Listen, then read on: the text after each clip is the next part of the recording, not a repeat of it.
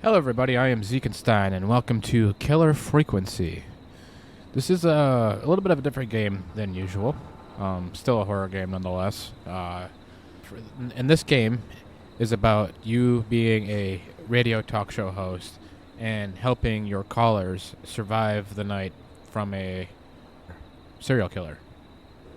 I'm going to be honest, I played some of this game yesterday, and the gameplay audio for some reason didn't record, so it was a silent video with just my voice.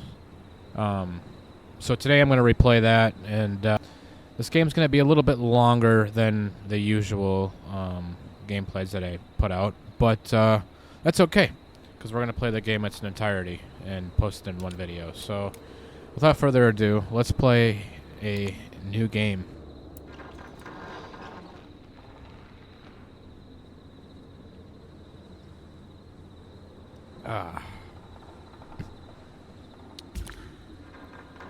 Alright. Yep. Just teaching you about the controls. Yes, we can pick up objects, and then we can throw them. We can look at them close. Yep.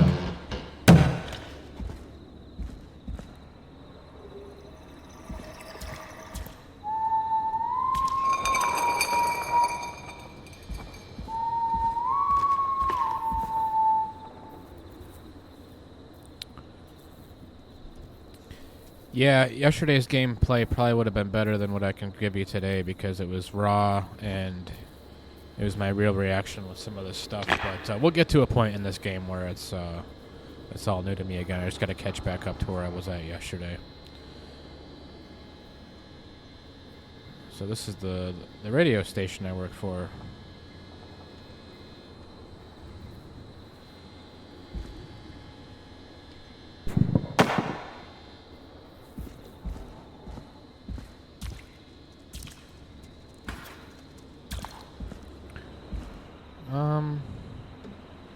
Can I open this? I don't remember if I tried.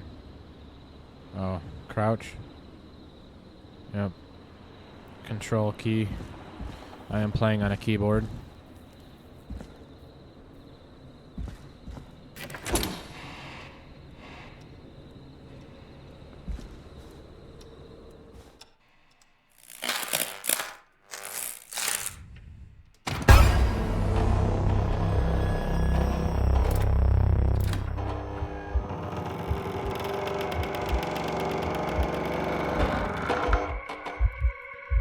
Yep.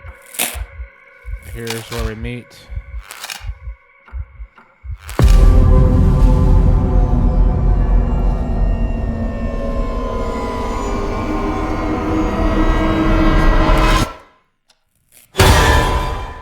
The Whistling Man.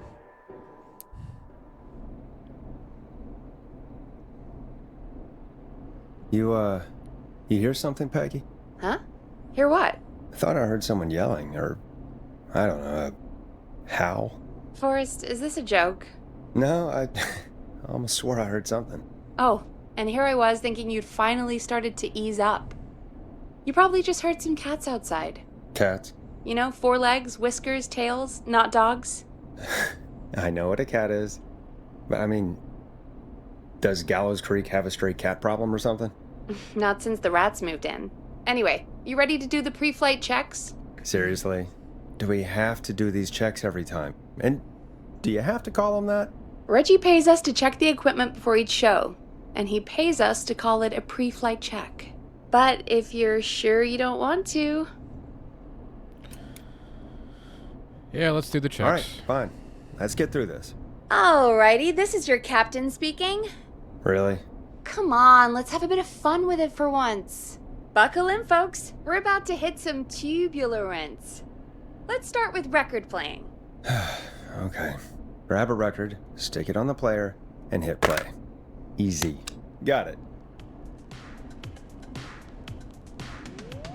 Great. Now turn it off.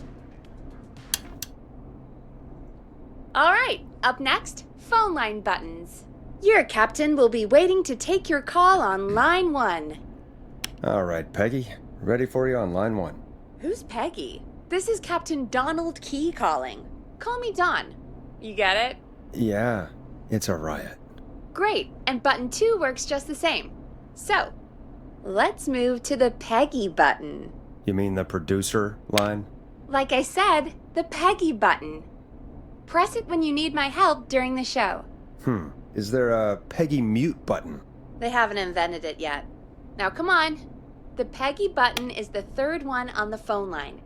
I labeled it for you. Press for Peggy. This is your brain, Forrest. Sorry I made you such an unfun turkey. I'm a turkey now, am I? Okay. Are we almost done? Sound blaster next. That's an easy one. There we go. Always good for a cheap laugh. Alright, we're almost done. Just the volume sliders left. These should let you affect pretty much everything. But let's test it with a record. Play a record and change the volume with the music slider. Alright. Seems to be all working. We done, Captain? We sure are. Coming in for landing. Local time? Should not encourage you. I knew you had a fun side. It's my fun side that gets me in trouble. Now, let's get the show started. After your introduction, our first segment is Guess That Scream. I thought that was a joke. Nope, and don't blame me for this one. It's Reggie all the way, and he demands we do it tonight. Okay, you're live in 3, 2... 189.16. Good evening, Gallows Creek. This is your host, Forrest Nash, and you're listening to 189.16, The Scream.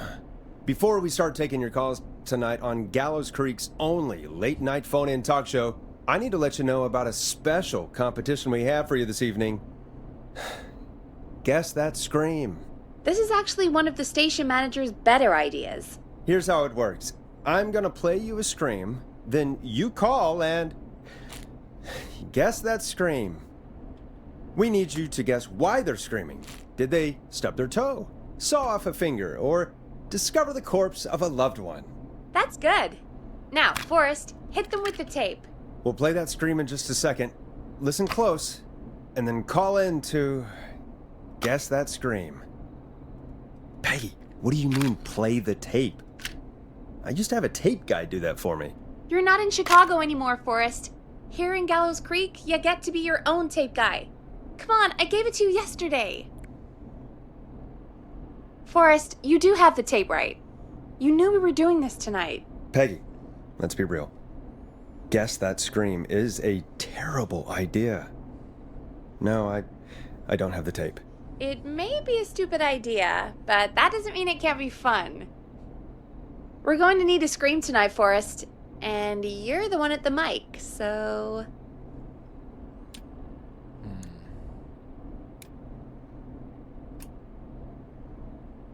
Really, Peggy? You want me to scream? You know this show depends on my golden voice, right? Come on, Forrest, just do it. That's enough dead air already. Just think of a scream and let it rip. Oh, God. Sorry about that. I'm back. Had to step away there for a second. Listen close, and then call in to guess that scream.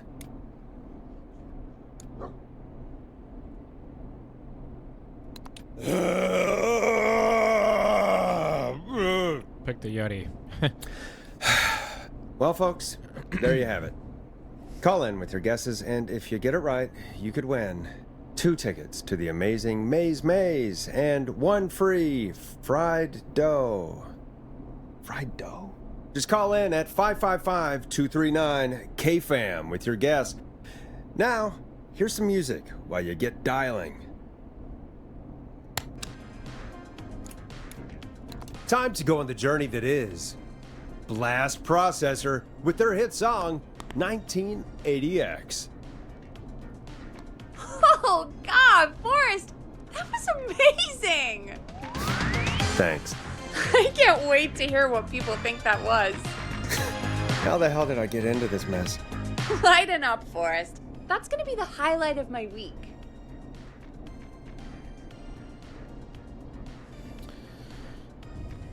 Oh, Forrest, there's a call coming in. Okay, Forrest, shut the music off.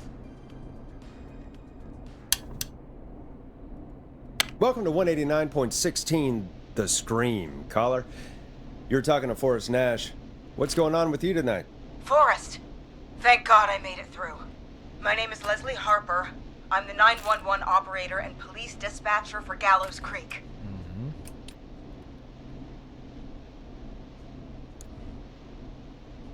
Slow night, huh? Well, Leslie, I guess it must be a slow night for crime if you've got time to call in. What can we do for you? Slow night? Forrest, I found a body. I need help. Forrest, I recognize her voice. Oh, you've come to the right I'm place. pretty sure that actually is our 911 operator. I think this is real. Peggy, I'm not going to be happy if this is a prank. I don't do prank segments on my shows. It's in my contract. Forrest, I really don't think this is a prank.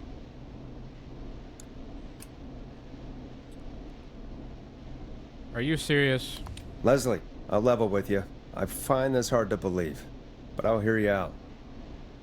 What exactly is going on? Sheriff Matthews is dead. What? Sheriff Matthews is dead? I couldn't get any response from the department.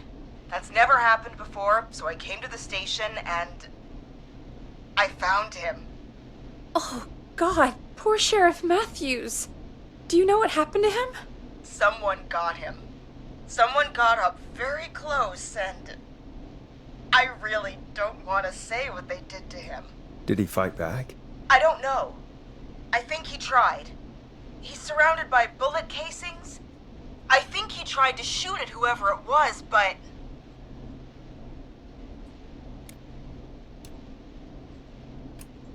Well, is anyone else at the station? Anyone who can help you? Or who might be responsible? No, I checked everywhere. Deputy Martinez is here, but she's knocked out, tied up, and locked in a holding cell. I called you right after I found her. God. Wait. Please don't tell me that this hick town only has 2 cops. Don't be ridiculous. We have 3, but Officer Gunderson is on leave in Cancun. Leslie, do you have any idea who could have done this? Not a clue. I didn't see anything on my way over. Leslie, you need to call over to Henderson or Quiet Ridge. They need to send someone over from their department. I tried, but I can't call anything but local numbers. Something's wrong. I'll have to go there myself, let them know what's going on, and bring help back with me.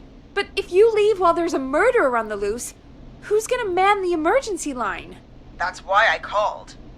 Forrest, I've routed all 911 calls to come in to you. Why me? I'm a radio talk show host, Leslie. I talk to idiot people about their idiot ideas. I'm not a 911 operator. Why me? You're the only person with experience manning a phone line around here. You're the only person equipped for the job. Besides, there are lots of transferable skills between the two. It's like an interview. You ask questions to get information you can use. Keep people talking, you know? Guide the conversation and know when to jump in. You do know that I'm so good at interviews, they sent me from Chicago to Gallows Creek, right? So I've heard. But that doesn't matter. And besides, there are 2 of you.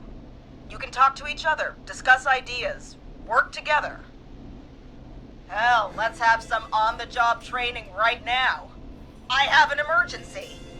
I need to get an unconscious Deputy Martinez out of that holding cell. It looks like whoever attacked her threw the keys into the cell after they locked the door. Is there any way you can reach the keys? No. There aren't any bars to the cell, and the door itself only has a food tray slot. And that's too narrow for me to reach through. There's gotta be another way in.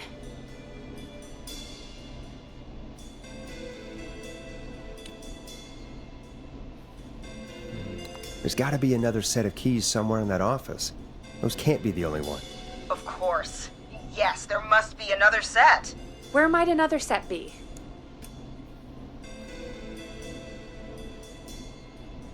Maybe Sheriff Matthews had a set of keys on him when he... You know. I couldn't see any at a glance, but I didn't really look up close. 1 second. Oh, I think I might be sick. sorry, Sheriff. I'm just gonna turn you over and... Oh. Please don't stare at me. Oh, wait. That might be them. I think I got the cell keys. Looks like Sheriff Matthews might have saved his deputy. Did the keys work? They do! Give me a minute to untie Deputy Martinez. I'll be right back. So far, so good, I suppose. How are you feeling, Forrest?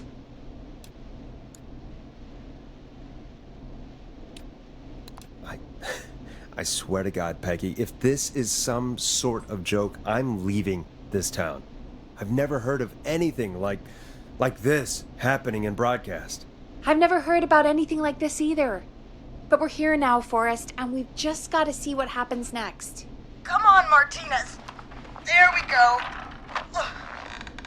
Just gonna sit you in your office chair. We'll head to my car in a minute. I'm back. Deputy Martinez is still out cold. I'm taking her in the car with me to get help in Henderson. If the killer came back now, Martinez would be a sitting duck.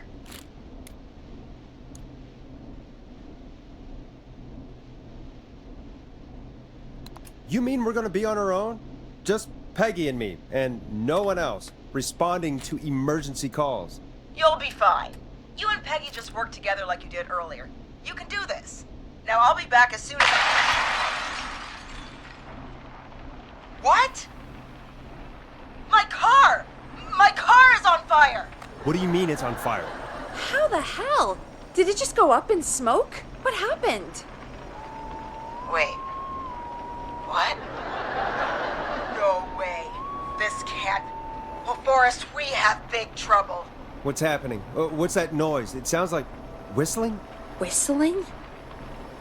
It can't be. Oh my God. I can see him, but he's dead, right? Right? But that mask, how the hell is he? Who, Leslie?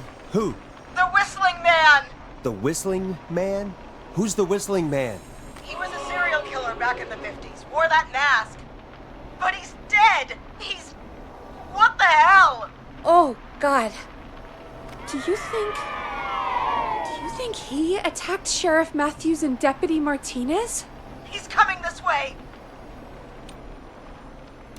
Leslie, stay inside and lock the doors. Right. Shit, we need a new plan. My car's torched. We need to think.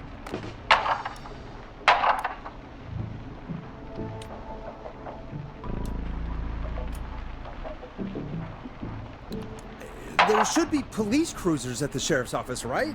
Like, you should take one of those. Yeah, that could work. Let me check if Martinez has any... just reach into your pocket there, Deputy, and... Yes, got him. Keys for squad car 3. I saw that parked out front when I got here. Nice one, Forrest. Good thinking. But, wait. How am I supposed to get us to the car? The Whistling Man is right there.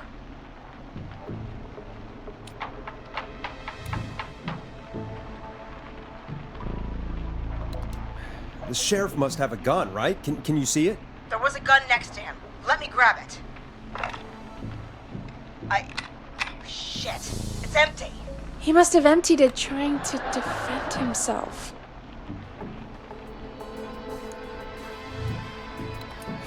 Are there any other weapons lying around that you could use? I didn't see anything earlier. Let me check Deputy Martinez's belt.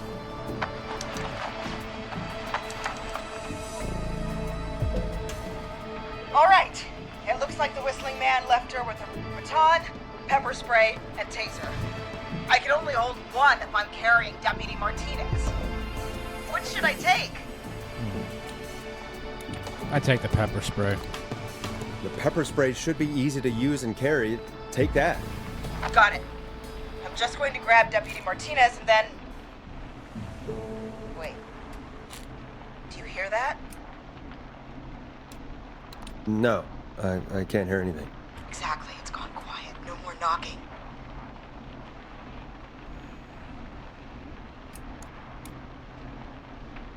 You said you could see the Whistling Man earlier. Can you still see him? Let me take a look. No, I don't see him anywhere.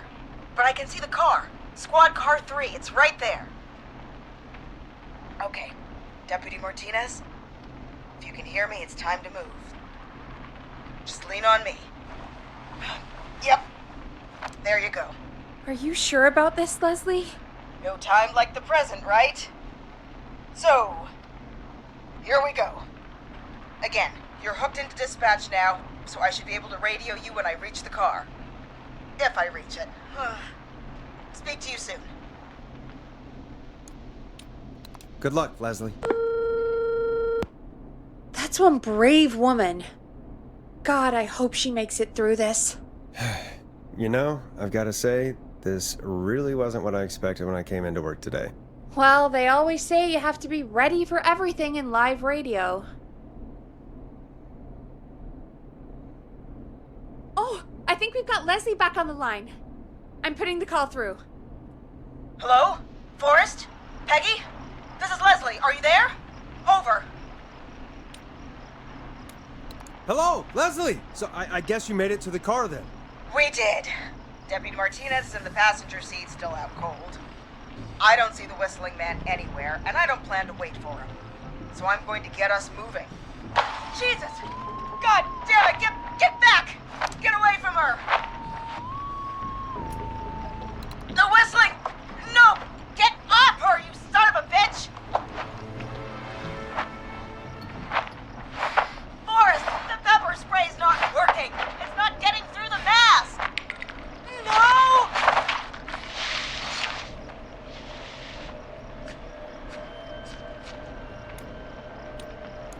Leslie, drive! Martinez! God damn it!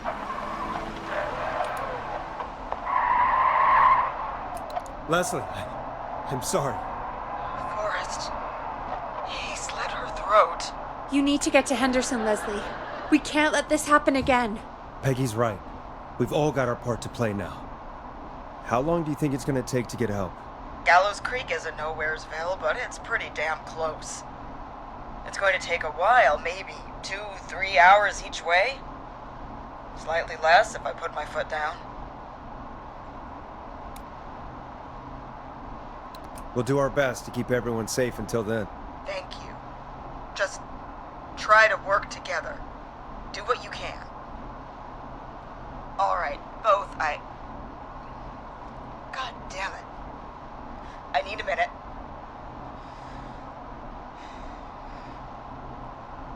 I'll be out of range soon. I'll radio back as soon as I can, once I got the cavalry. Take care, Leslie. And be safe out there. Good luck, Leslie.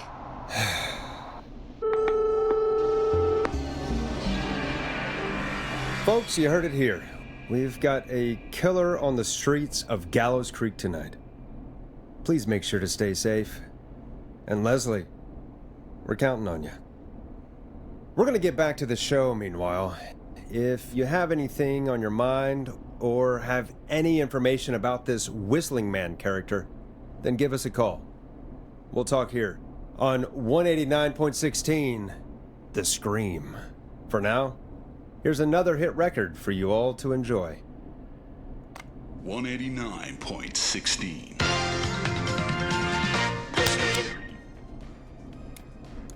Hope you enjoy this one as much as I do. This is not what I signed up for, Peggy. This is actually insane. Did she really say it's gonna take her 4 hours? This guy's gonna kill half the town in 4 hours.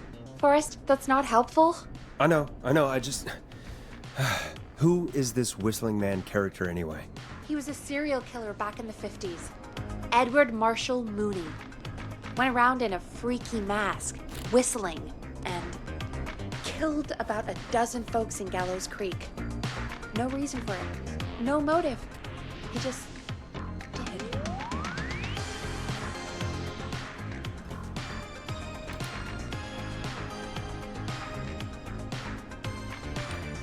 Okay. What happened to him? Well, police chased him up to Ellis Point one night. We call it Whistling Point now. and it was, well, it was on this night actually. The police cornered him and he jumped into the river. 1987. His body was never found. So is he alive? Dead? I mean, what's the story?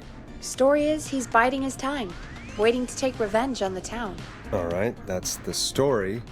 What's the truth? Other than we have a whistling killer on our hands tonight, I don't know.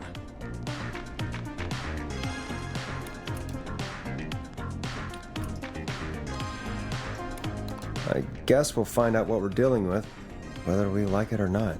I guess so. At least we got the word out, I guess. What kind of listening figures do we get at this time? On a Thursday after midnight, could be around 35? 35. Isn't 3,500? Huh. I didn't realize Gallows Creek was that large. No, 35 people. At best.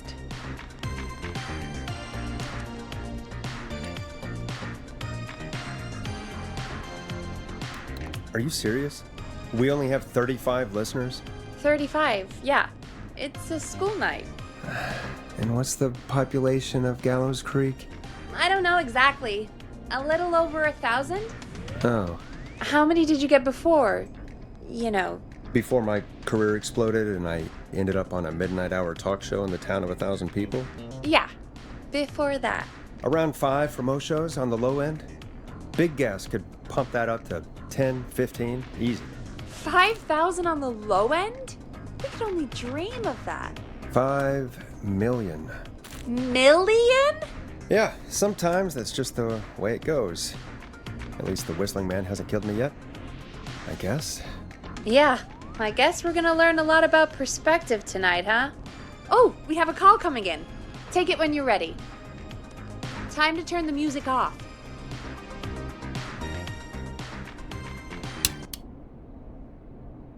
Hello, caller. You're live on 189.16, The Scream. Is everything, all right?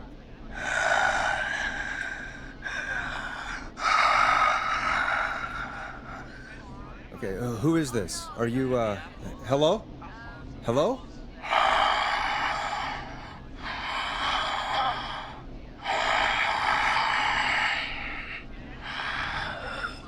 Okay, what's your name and why are you calling in?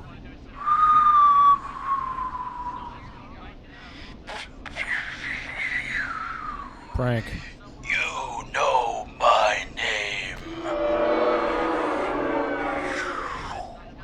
I've come back from the dead to kill again. No one's safe.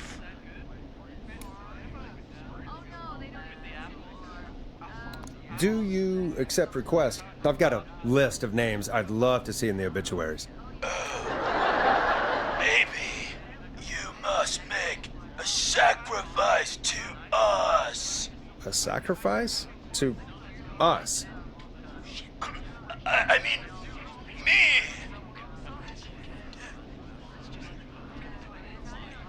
We want cheese-dusted pretzels. I want cheese-dusted pretzels. Or I'll cut your face off. Goddamn kids. I'm cutting them off. Not yet. I want to deal with them.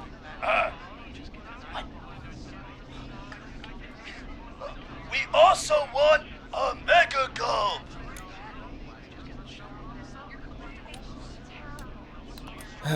Okay, so cheese-dusted pretzels and a mega gulp behind the gas station. You got it, whistling man. A wise choice. See you soon, Forrest Nash. Needless to say, I won't actually be going out to the gas station to buy anything for these kids. And none of you should be going out tonight either. We've got an actual killer out there.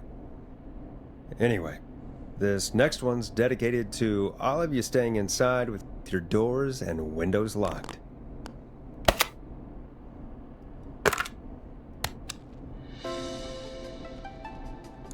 It's David Scopo with Moonlight. Peggy, the hell was that? Kids pretending to be a killer who right now is stalking the town? It's a thing. A thing? Oh, kids around here. They pull pranks pretending to be him. By pretending to be this whistling man character? They think it's funny, but it's not. It's not funny at all. And there's no chance that our whistling man was just a prank. That Leslie... No, that's real. Christ. Let's stay positive. We still have a show to do. We already have another caller on the line. All right. Let's do this.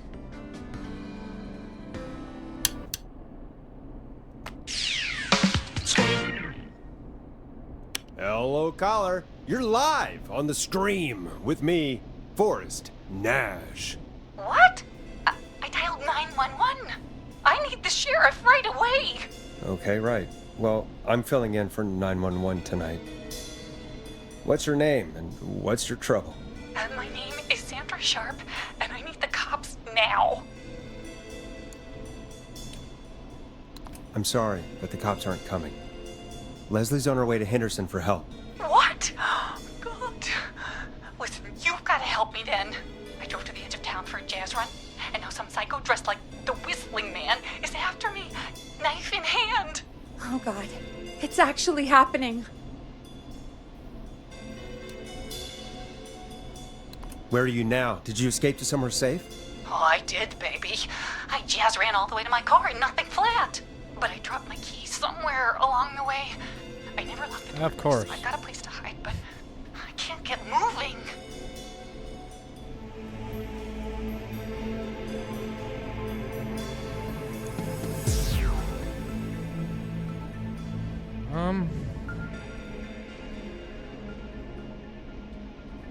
Is there anywhere else you can go? Is there anywhere else you can go? Do you have any friends nearby? Oh, I'm not going back out there.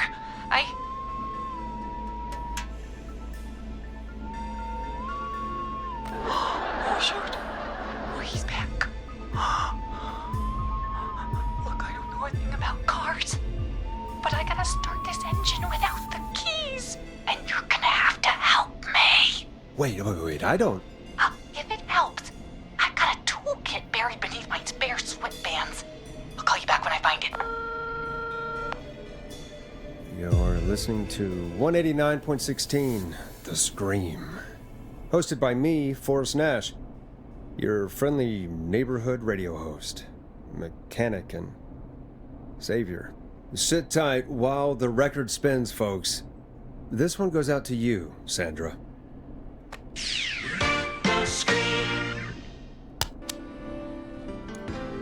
You're gonna love this next track. Doesn't the station have a show about cars? The Tamora twins or something? Timberline twins talk motors. Yeah.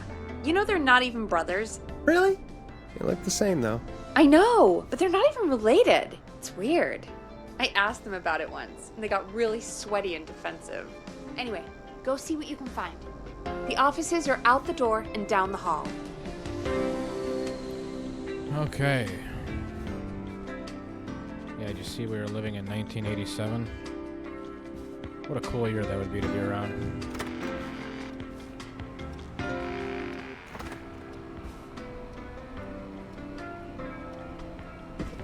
Look at this cool place.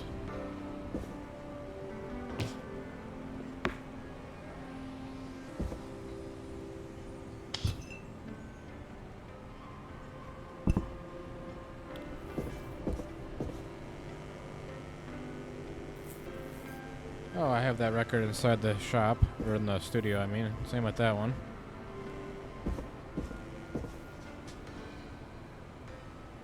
I don't know if I have this one, but I have all these three. I have these three for sure. So this is all the hits. Yep, got these ones as well. Alright. I'm looking for a magazine.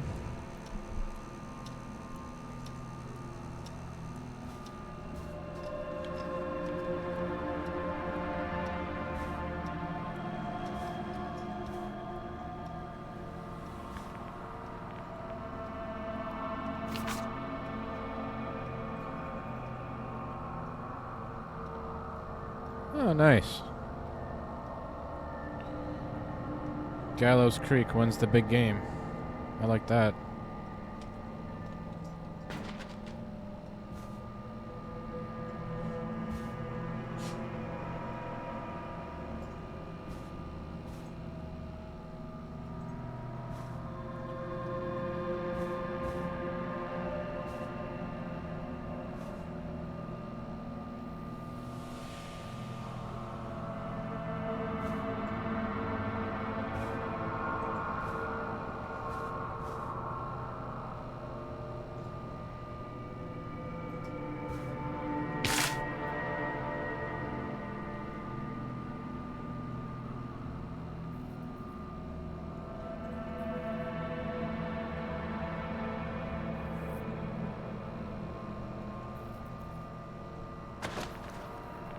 This has to be important.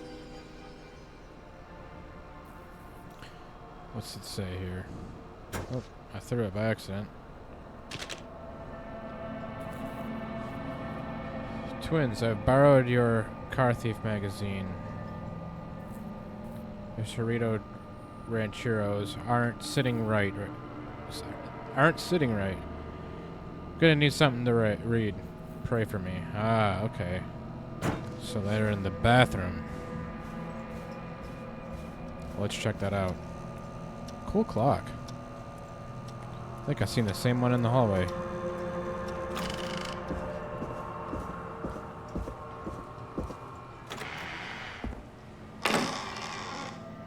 Ah, there we are. This looks useful.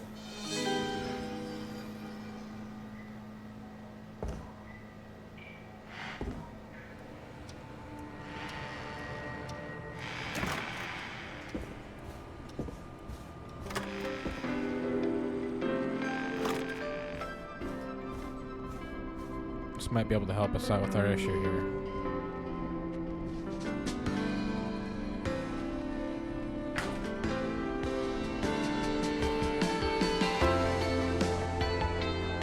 You find anything? Yeah, I found a magazine about hot wiring cars. Well, that sounds perfect. Okay, Forrest, shut the music off.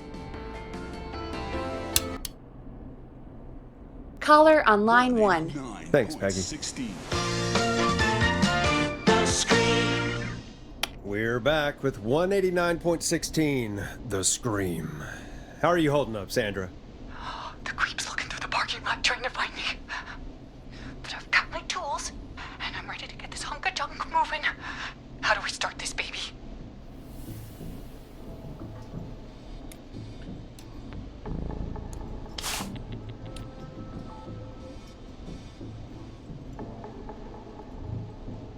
How do I open this magazine?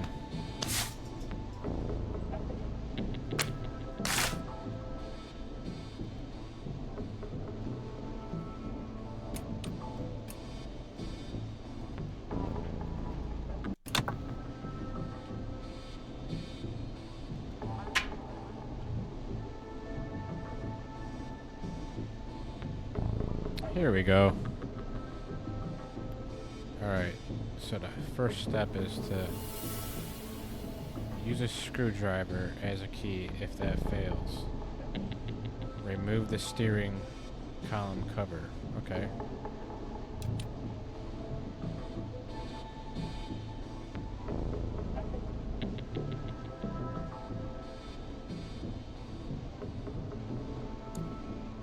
Put the screwdriver in the ignition and twist clockwise. Here goes, baby.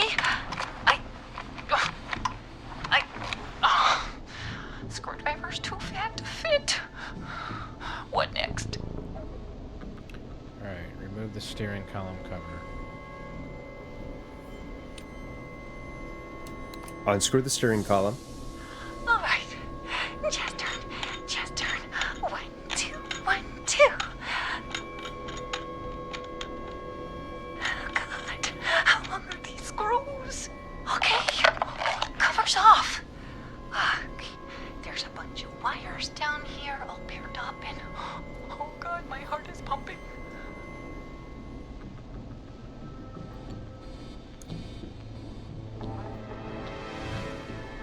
Do your jazz breathing. Don't panic. Okay.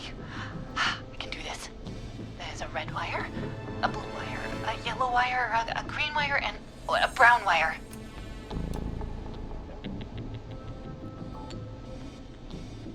Check the serial number. What's the serial number on the steering column?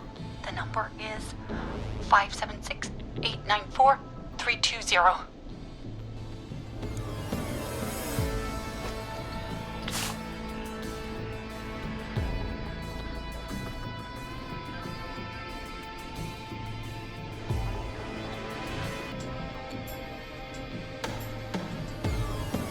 Red and yellow.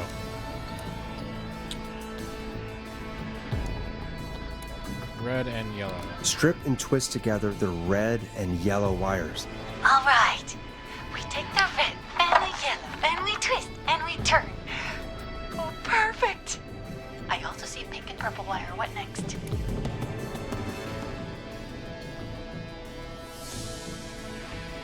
Strip the purple wire.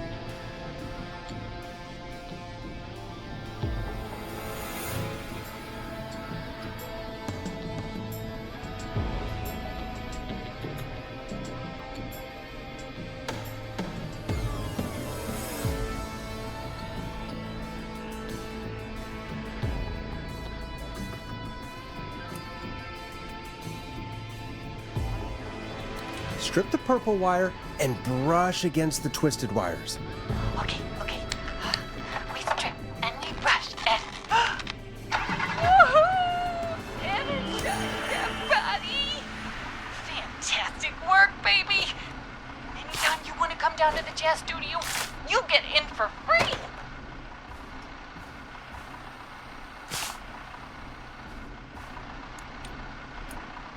I almost can't believe it, but we did it.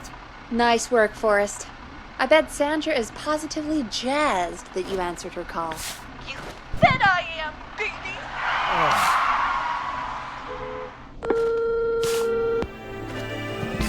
We did it, Forrest! We sure did. Here comes another hit track that we're excited to share with you. And remember, if you're also having car troubles, then tune in to Timberline Twins Talk Motors here on 189.16, Monday to Friday at 5. Take it away, Forrest.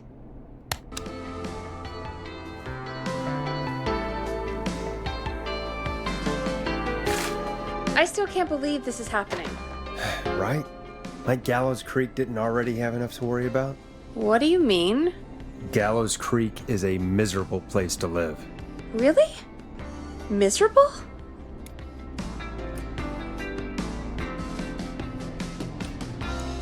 Peggy, be honest, it's a dump. There's nothing to do here. Hell, I'm almost ready to thank this whistling guy for at least making things interesting. Well, I like it here. People are polite and, friendly, usually, if you get to know them. Come on, there must be something you like about this place. I guess some folks have been okay. You're not terrible, after a while. Not terrible after a while? High praise coming from Forrest Nash. You know what I mean, Peggy. I do. It's Forrest Nash for I think you're swell. Anyway, I hope the killer is done for the night, and that Leslie gets back soon. Me too. Can we at least call off that stupid Guess the Scream contest now? Yeah, that'd probably be a good idea. Nobody even called in for that anyway.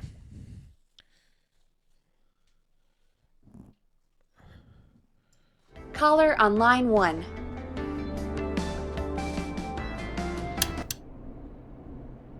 Evening, caller. This is Forrest Nash, host of 189.16, The Scream, and tonight's 911 stand-in. Hey, Forrest. My name is Brian. Brian Ponty. Brian Ponty of Ponty's Pizza.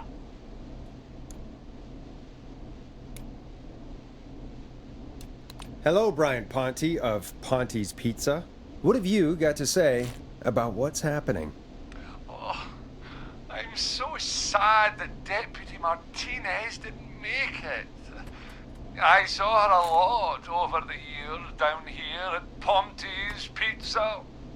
just terrible. Anyway, I just wanted to thank you for doing your best. So, I'm sending you some coupons for free pizza here at Ponty's Pizza. Just a little something to look forward to when all this blows over. Wow. Brian Ponty of Ponty's Pizza. That's really good of you. But you really don't have to, though. Oh, it's the least I can do.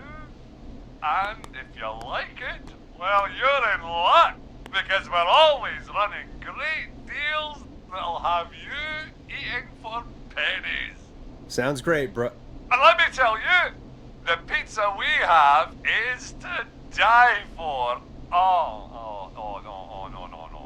Poor choice of words. Hey, don't worry about it. It's all right. Oh, thank you, Forrest. Well, I just hope I didn't put you or anyone else off coming on down to Ponty's Pizza. We've got a great special this weekend. Our famous beer and pizza deal. Wait a minute. Come on down to Ponty's Pizza this weekend. You've just got to pay for one slice to get yourself. God damn it, you're just calling in to advertise your shop. Peggy, hang up on him. Done. Oh, real quick, before I forget, it's probably time we played a paid ad. Now, a word from our sponsors. You know how to play an ad, right? Sure. Done. The world-famous annual Gallows Creek Harvest Festival is back! We got it all out on Giblet Field. We got the Little Miss Harvest Pageant, Princess Harvest Pageant, Harvest Queen Pageant, Cotton Candy, Corn Dogs, Cornhole, Corn on the Cob, Crokinole, Country Music, Can Jam, Jams, Jellies, Jamborees, Juggling, Roller Rickies, Roller Disco Lessons, Praying. We got baby crawling, balloon popping, balloons for sale, beard contest, horseshoes, hayride, hay toss, hey you there, safe donkeys and ponies, apple bobbing, firearm, fireworks, funnel cakes, fried dough, seed spitting, sand licking, cracker cramming, and cat shop.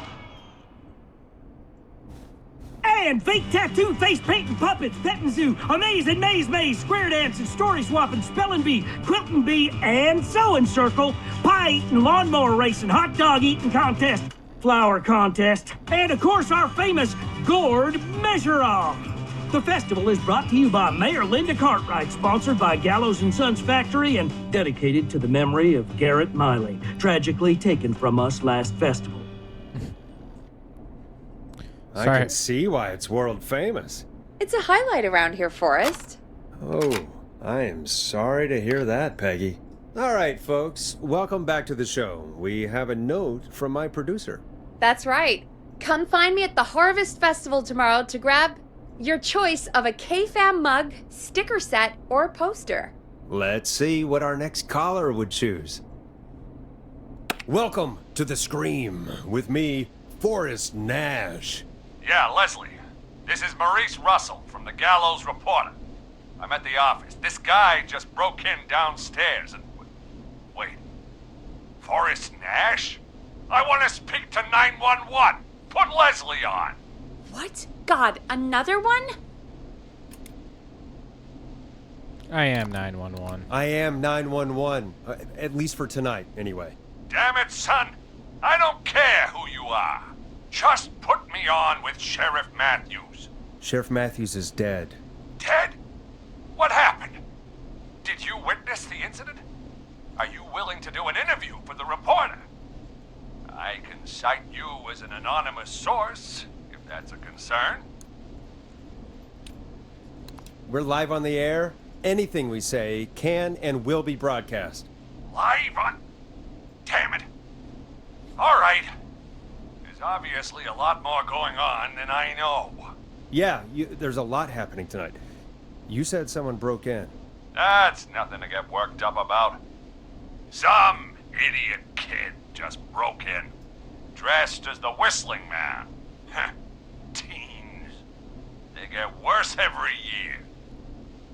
This punk wasn't even a disappointing twinkle in his daddy's eye when Edward Marshall Mooney stalked the town. But I was there. I covered it.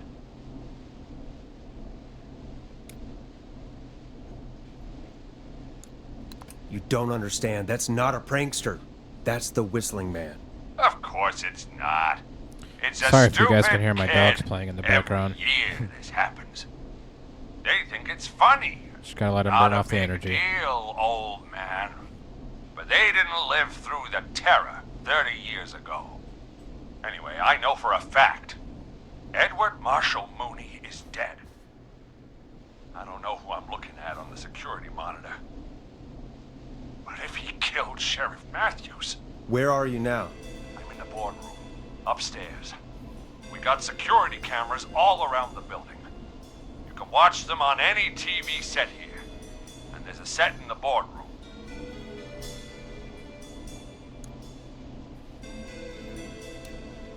Maurice, is there any way you can get out of there? I sure as shit hope so, kid. But I'm not sure how I'm going to do it.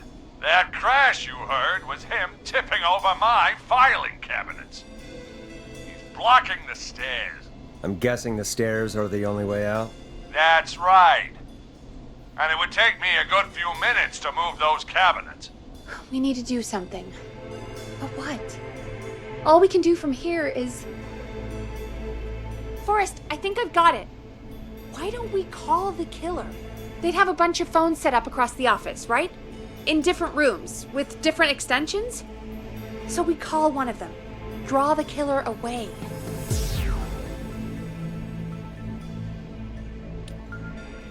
And get an exclusive interview with the killer. That could be interesting.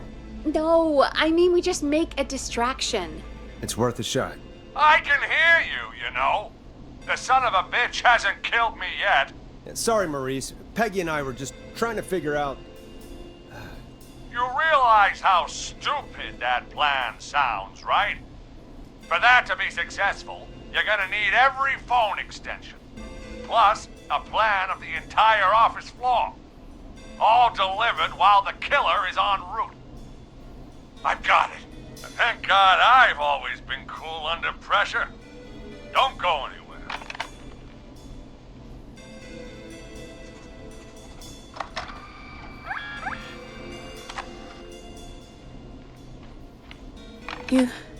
You don't think the killer got him, do you?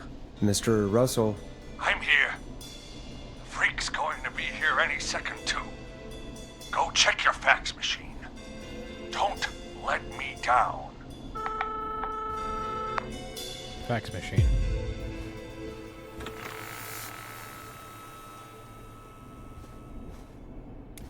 Go, Forrest! The fax machine's in the office Yeah, on I the just other tried. side of the hall. thanks, Peggy. Be right back. Okay, go to the office on the other end of the hall. Grab the fax from the machine. Easy.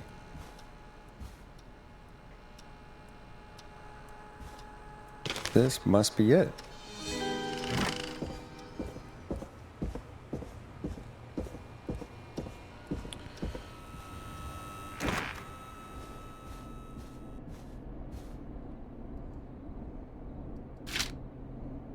Hey, did you get the fax? Yes, I have. Mr. Russell, you still with us? I am. You get my fax? Yeah, I got it right here. Good.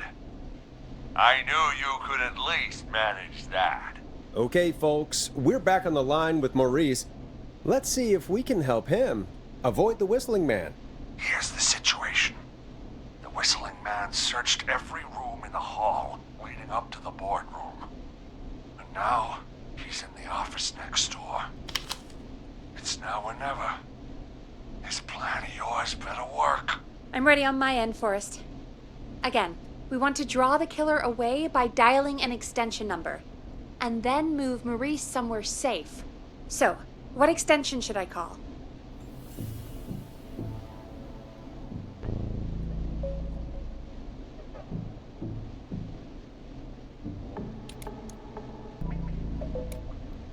Yeah, call the editor's office. Call the editor's office. The extension is 03. Got it. I'll put the call through when you're ready. All right, Nash. Where do I need to go? You're gonna go to the kitchen. You're moving to the kitchen. Yeah, that makes sense. Go somewhere he's already checked. Not bad, Nash. I'm ready to place the call. Are you ready, Mr. Russell?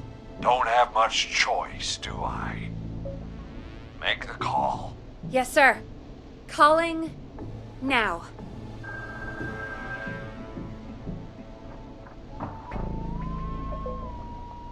I can't believe it! He's actually heading to my office! It was all Peggy's idea. Credit goes to her. Don't mention it. The coast is clear. I'm shutting off the TV so he won't see me on the security cameras.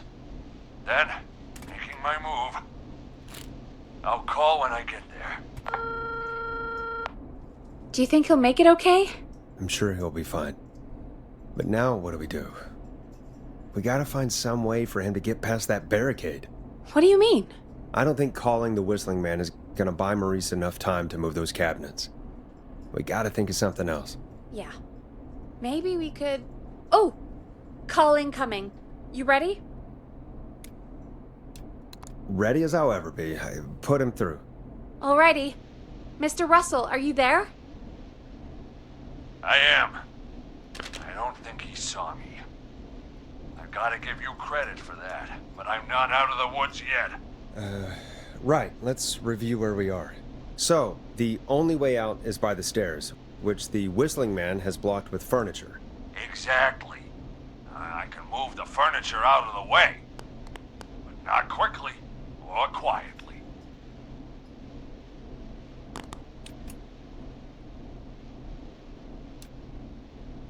Could you lock him in a room? That'd probably buy you time enough, right? Maybe. But the damn fire regulations say every door in the office has to unlock from the inside. He'd be able to get out just as soon as... Wait, no, I got it. The secret archive through my office, where we keep our most sensitive records. Ooh, a secret archive? Reggie would love that. What have you got back there? Juicy secrets about outer space? Ah, I didn't know you were into conspiracies, Peggy. I may have borrowed a few tapes from our manager's office. He has quite the collection. Will you two chatterboxes pipe down? I've got it all figured out. The secret archive. There's no lock on the inside of that room, only the outside. You can't break out. If we can get him in there, and I lock him in... We can catch the son of a gun. Exactly. Oh my god. Forrest, we might be able to end the nightmare right here. So should I call the secret archive then? You can't. The archive is a room for secrets, not gossip. So we don't have a phone in there. Oh, we're gonna need to change it up then. Any ideas, Forrest?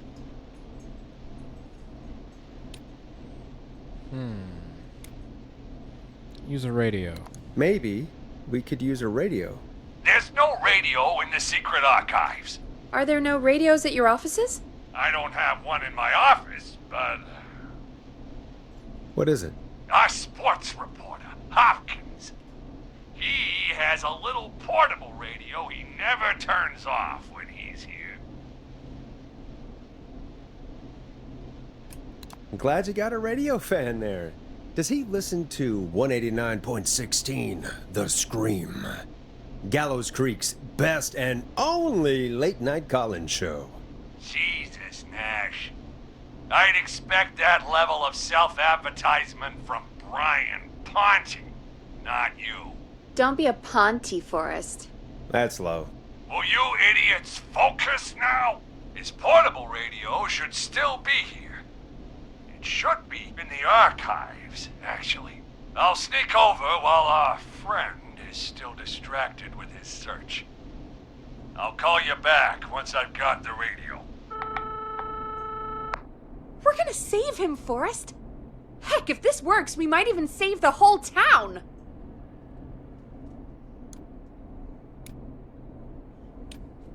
There's still a lot to do before we celebrate. Let's just see how it goes first. What do you mean? He's not out of there yet. He's still got to find the radio, unblock the stairs. I know, But we've got a plan for how to do that. And, oh, call incoming from the reporter. Putting it through now. Nash, hello? Nash, are you there? I'm here. Is everything okay? I found the radio. It's right where I thought it would be. It's all coming together. I'm just gonna turn it on quickly, make sure it's still got some juice. Maurice, turn the volume down. We don't want that thing blasting just yet. Yeah, I knew that, Nash. I was just doing that when you yelled at me. The radio works! If I make it out alive, Hopkins might just get that day off he wanted. He's earned it. Let's do it for Hopkins, Forrest. Wait. Ah, God damn it. If I can't have this stupid thing turned up, how am I supposed to draw the killer? I can't be in the room when it's on, or I'm dead. You just... Oh, that's a good point. But wait, we're the radio. We can just be quiet until you're ready. If you can do that, then... Yeah, sure. 189.16. Now, even when I know something for a fact, I like to double check. But after your earlier self-advertisement, Nash, I don't think that's necessary. I've got the radio on silent, but I'm tuned in. Now, I just need to get to my office. Sounds like we need to make another call, Forrest. Where should we send the killer? Oh, I forget which room you were in.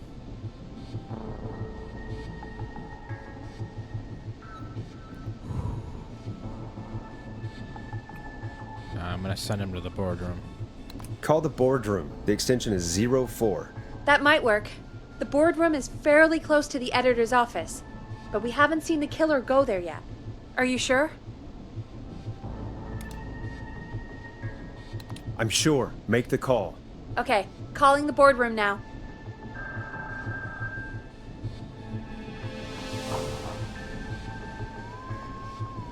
I hope that's not where he's at. He's on the move.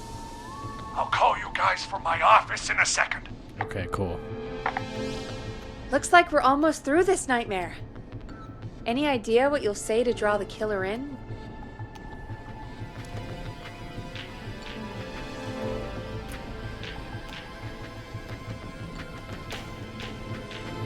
I'll pretend to tell Maurice to hide in the secret archive. The killer will hear me, go check it out, and we've got it. Oh, I like that. Make the killer think he has the upper hand, and then BAM! I appreciate the vote of confidence. Ooh, call coming in. Here we go. I'm here. The radio's set up in the secret archive. Just give me the signal, and I'll turn it all the way up. Where will you hide in the meantime? Good question. It's under my desk, but you can see under it. Haven't thought that far ahead I've got yet. a big cabinet, but that'll take me a second to get into. Anywhere else? Not really. There's the secret archive itself, but that's where the killer's going. I could try the cubicles, but they're pretty far away. Your judgment has kept me alive so far, Nash. What do you reckon? Say hide in the cabinet. Hide in your cabinet. All right. Well, this is it. I'm going to go turn the radio up to full blast now. Don't say anything until I've had time to hide. You got it? We know the plan. You can trust us. Here we go.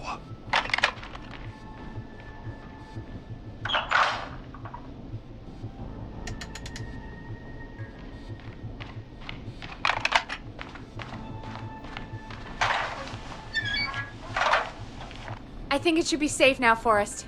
It's going to be all right. He won't look for you there, I promise. And Mr. Russell, be quiet. It's important you make no sound. Quick, Mr. Russell, hide in the back room in your office.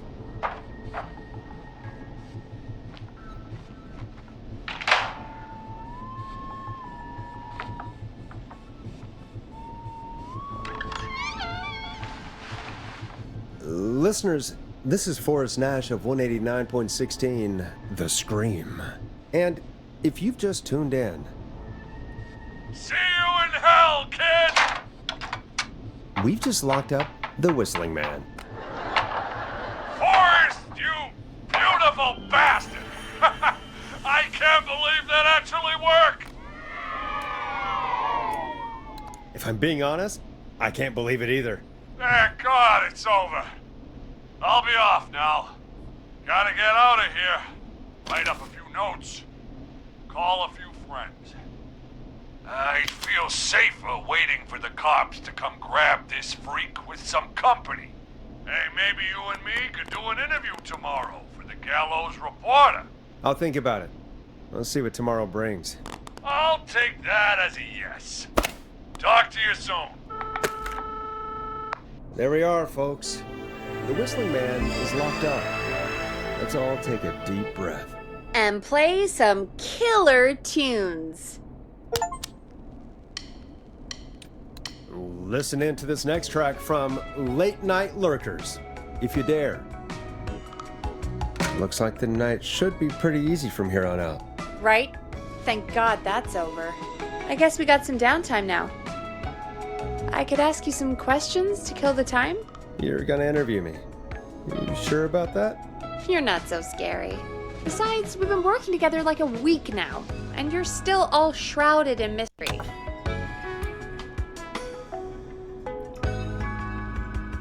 Did it occur to you that maybe I like being a mystery? Too bad. Question 1. Tell me about your family. What? Come on, Peggy, that's too general. Okay. Did anyone move with you to Gallows Creek? Nope. Now that's too specific. Too specific? Do you have any siblings? I don't. I'm an only child, and my folks are dead. Oh, I'm sorry, Forrest.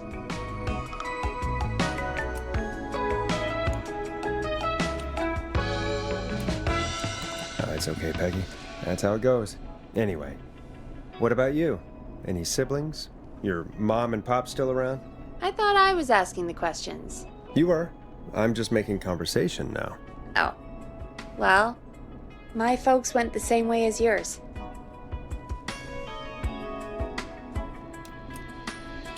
Huh. What a coincidence. Yeah. My dad walked out when I was about 13. He'd been a wreck for a while. Then he got himself into a wreck, and, well, that was Dad. Mom didn't take it well.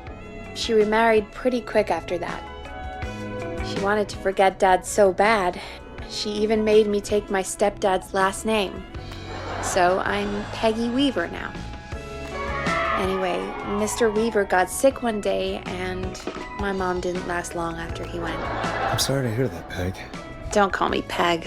Yeah, sorry. I was just trying to be... It's okay, I know. I'm sorry. I'm defensive about that name.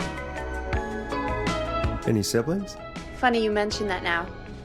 No, not anymore. I had a sister, but I haven't seen her since before my dad. Hold on. Someone just rang the door buzzer. What on earth could someone want at this hour? I don't know. Do you want to go check it out? Me? Not really. You sure you don't want to go? I can't leave the booth while we're on air. One of Reggie's KFAM but the host regulations. can, huh? I'll pass you the key to the stairs.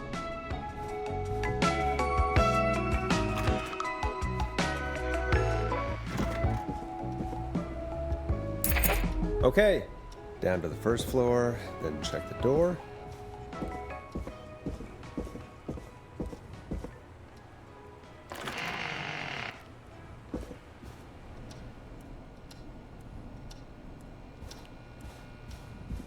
Wow, that was ominous. A tape. Nice. Play on air. Okay. Oh, this is pretty neat. I'm gonna look around down here real quick before I go back up.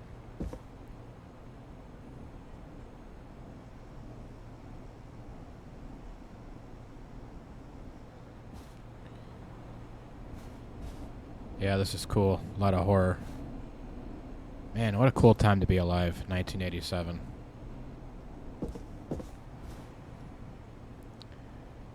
I wasn't around for it, but I can only imagine. The earliest of my memories is the mid-90s, and sometimes I wish I could relive it.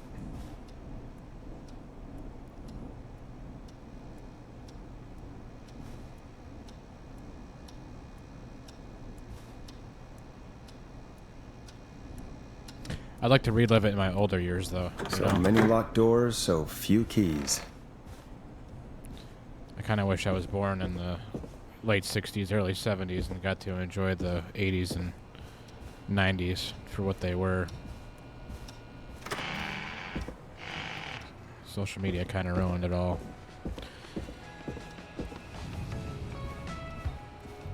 Let's go see what this is, so I can play it on air, like the directions say. Better be good if it's gonna interrupt my show.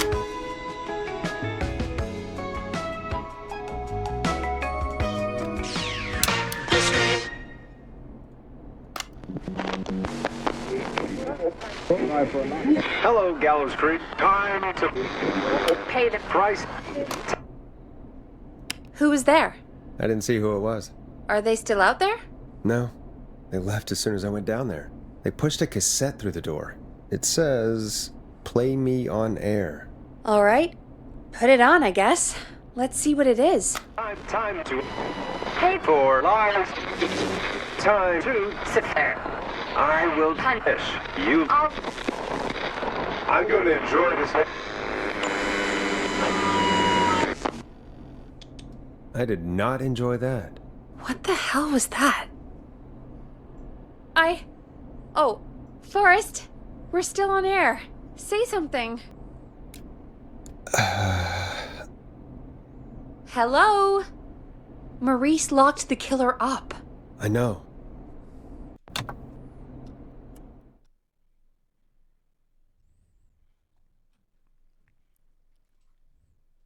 Hey, we had a call come in.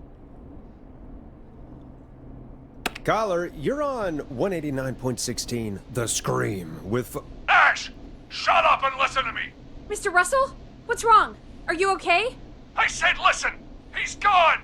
The whistling man is gone!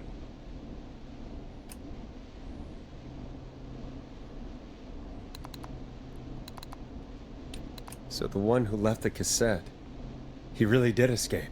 You mean you knew he escaped? And you didn't tell me? We only just found out. We weren't even sure it was him. Mr. Russell, where are you now? What happened?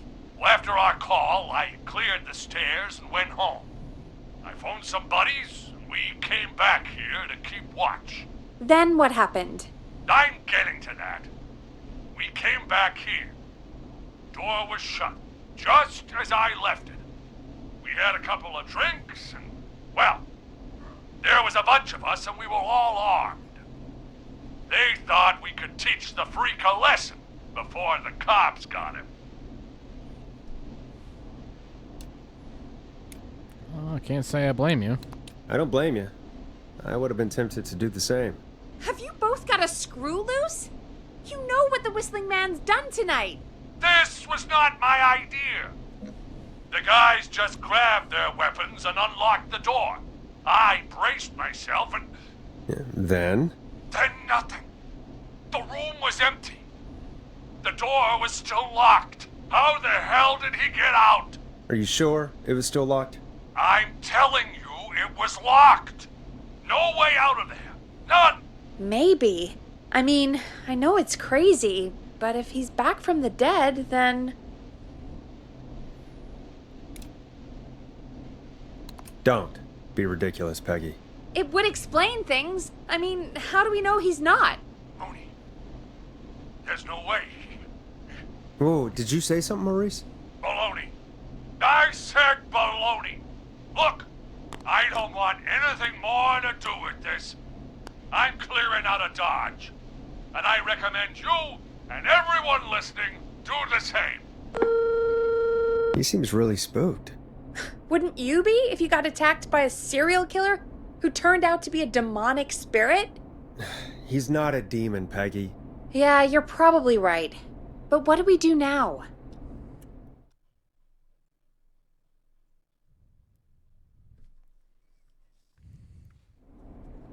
Thank you again, Mrs. Mackenzie, for the helpful tip. The bagger at the grocery store cannot whistle. We'll remove her from the suspect list. Let's go to a break. I need you for a second. All right, folks. We need to take a quick break. This one's for all those folks out there keeping the hatches battened.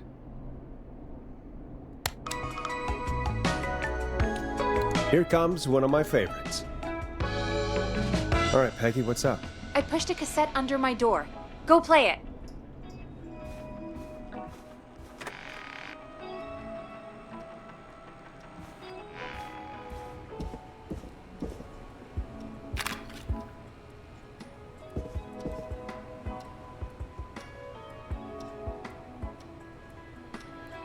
Play me ASAP, off air.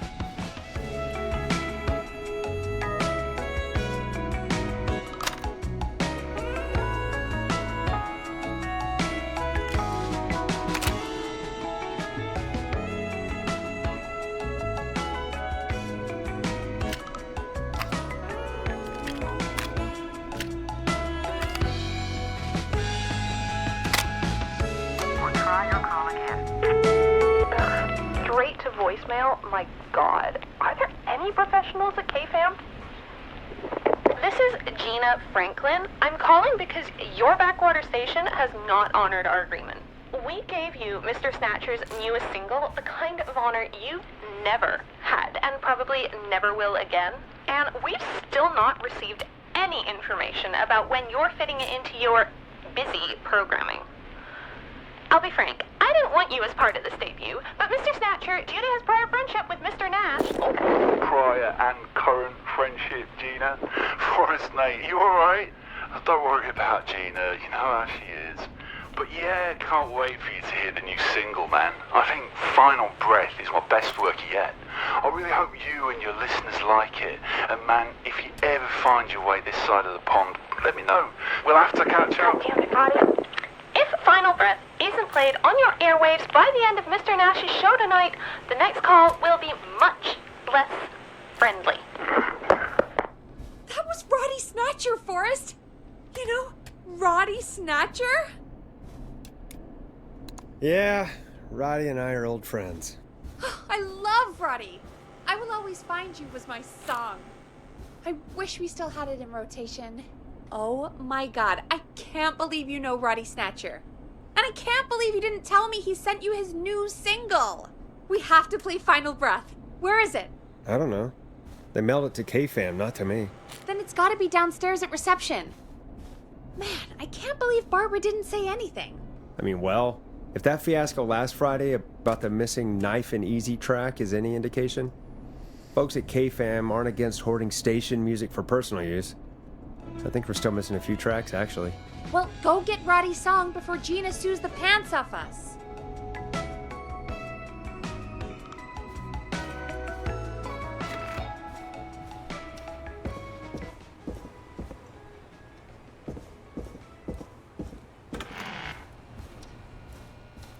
Down at the reception desks. The record should be down here somewhere.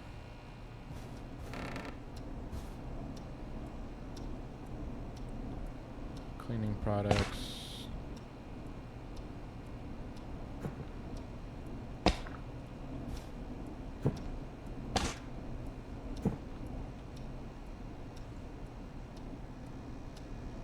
No records yet. What's that? This must be it. Yep, Final yes. breath.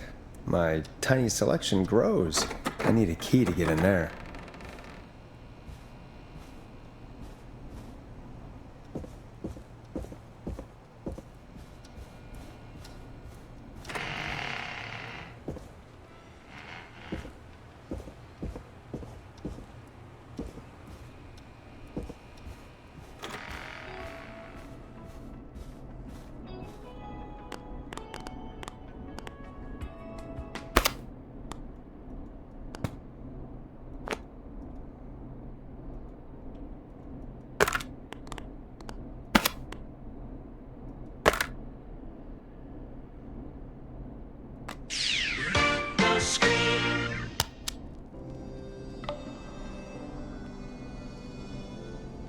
Hey, did you get it? Got it.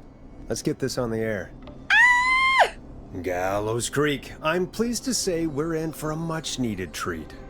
Up next, courtesy of the British sensation himself, is a track you won't hear everywhere. Here's Final Breath by Roddy Snatcher.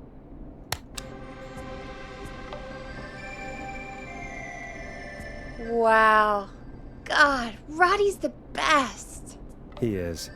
And more importantly, we should be safe from the worst of Gina Franklin.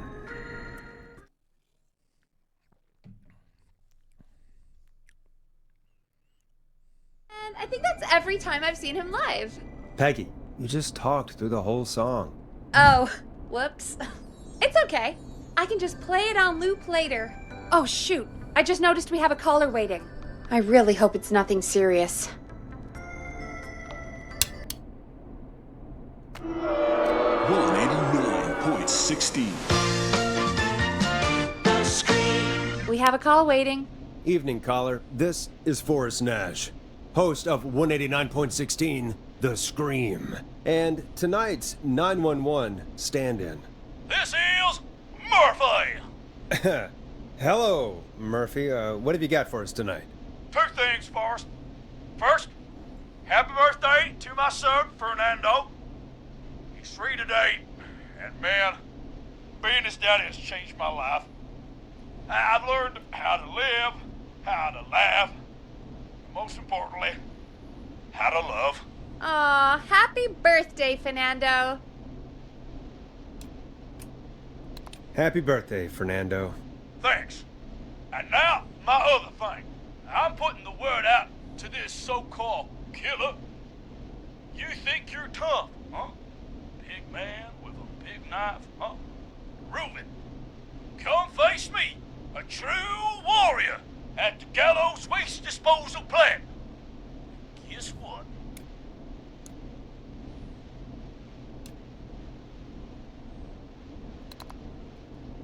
This is a bad idea, Murphy. I got all the tapes in Master Robbie's Dojo series. So get ready, whistling man. You just let loose the junkyard dog. Oh, no. And there he goes. Ladies and gentlemen, keep your fingers crossed for Murphy as he tries to become our hometown hero. Anyway, we'll be right back after this commercial.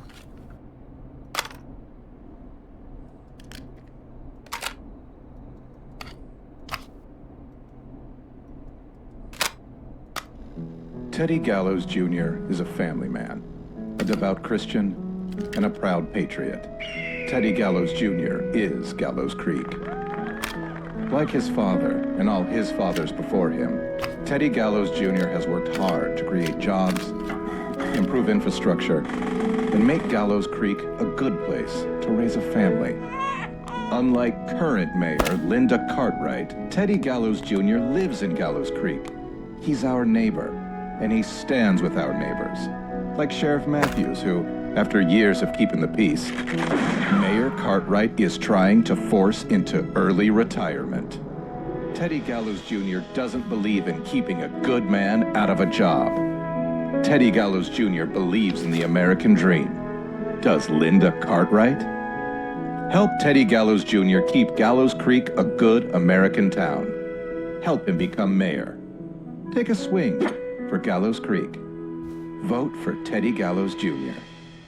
My name is Teddy Gallows Jr., and I approve this message. God, what a jackass. 100% grade A asshole. Linda Cartwright isn't super herself, but she's not... Yeah, we don't have any more of those ads to air tonight, do we? No, just the one. Good. I have to ask, though, take a swing for Gallows Creek? He set the home run record for Gallows Creek High. Of course he's one of those guys. Yep, he played lots of sports back in the day, and he never lets anyone forget it. Right. Let's just get back to the show. Well, folks, hearing that reminds me that every vote matters. That ad really made me want to take a swing at Teddy Gallows. You mean take a swing for Teddy Gallows? Yeah, sure. Let's find out from our next caller who's got their vote. We got a caller. You know what to do. Hello, caller. You're live on The Scream with me, Forrest Nash.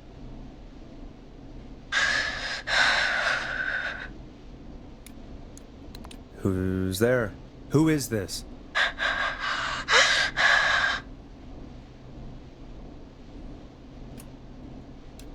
Hello. Are you still with us? Forrest? He called me? That horrible whistling down the phone. He's coming for me? Jesus.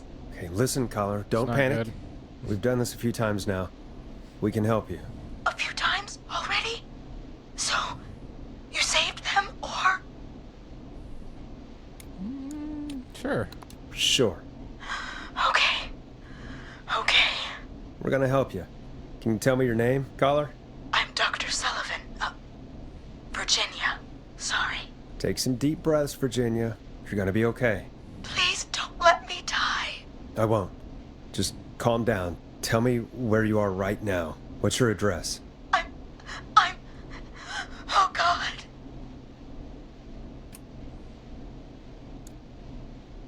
Is there a neighbor you can call for help? No. Everyone's away tonight. There's just a fraternity down the street. You live by a frat house. Yes, they're having a party. That takeout coming in all night. One covered in beer cans. They're getting wasted. And I'm about to get... Oh, God. Virginia, what's the name of the frat? It's... Oh, God. I can't think. I can't... Any idea what the frat might be, Peggy? If I knew where she was, I might know, but... Wait, the takeout! If we can get takeout to the frat, we can get a message to them to go and help. Virginia, who did they order takeout from? I don't know. Come on, Virginia. Try to remember. I can't do this. Well, folks, seems like our Virginia hung up. While we try to figure out what takeout to order, here's some music for your own midnight snacks. You'll like this next song. Peggy, what places do takeout in Gallows Creek? Off the top of my head? Well... There's the barbecue place, Grilling Spree, and you can order from Chalupa Cabras. Oh, and of course we have Ponte's Pizza. That's it, I think.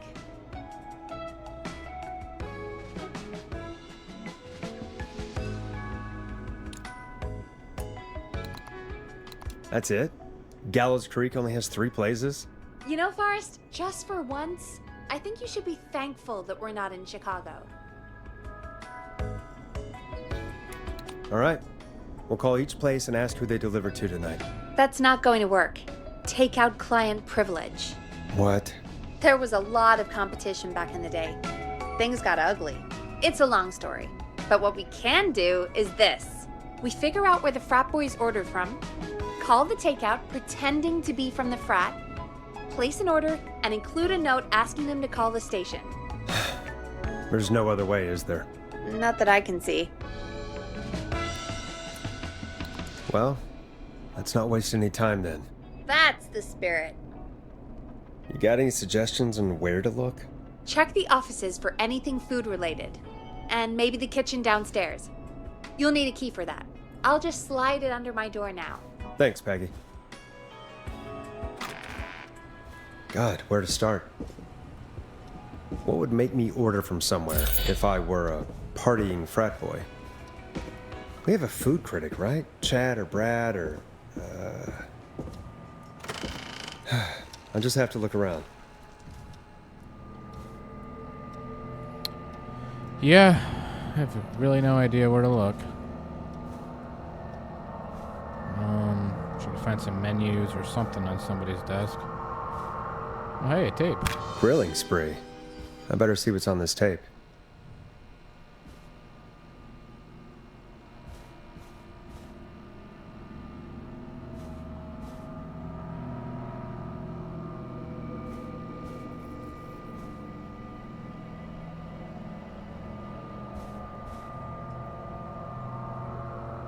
Tickets. I don't see anything in here. I'm gonna go put this back in the studio and then we'll go check the kitchen then.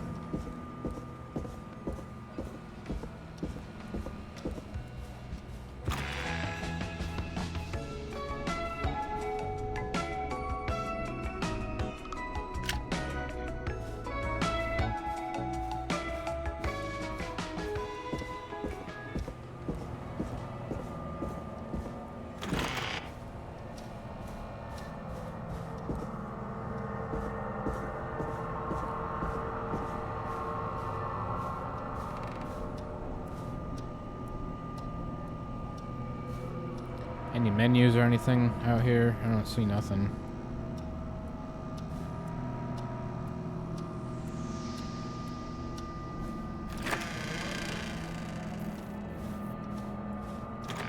Kitchen?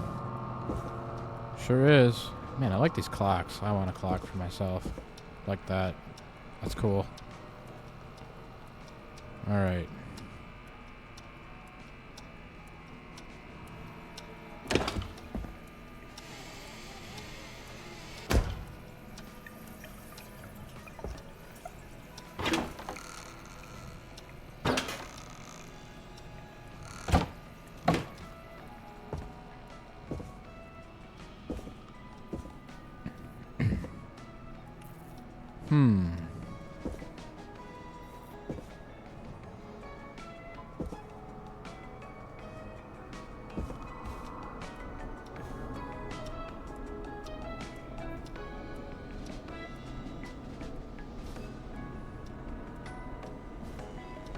Nice. New music to play.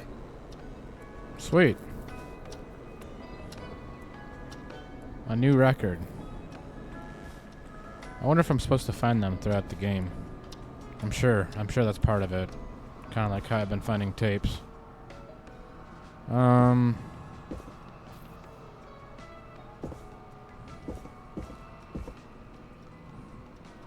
pizza Looking through box. trash. All right. This is a new low. Ooh. It's got a phone number on Interesting it. offer. I wonder how well Gallows High performed.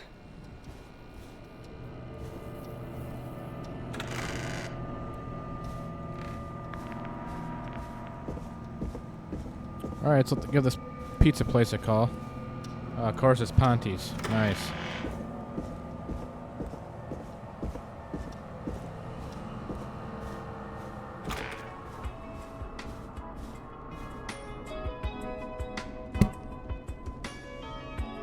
Hey, find anything useful? Yes, I have. That's great. Are you ready to get back on the line? Let's make the call. When you're ready, shut the music off. Okay, Forrest, what'll it be?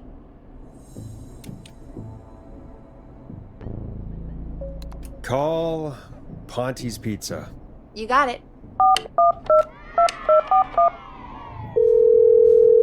Ponte's Pizza is on the line. Ponte's Pizza. May I take your order? Hey, dude. What's going on? May I take your order? I need some garlic bread. Oh, I need the bread! Can do. Where do you want that delivered? Same place as before, you know. The frat house. Got it. And we'll have that over to you right away. Oh, and one more thing. Can you add a note to the order that says to call K-Fam? K-Fam? Oh, consider it done. The folks at K-Fam are huge fans of Ponte's Pizza, you know. I should really call them and let them know.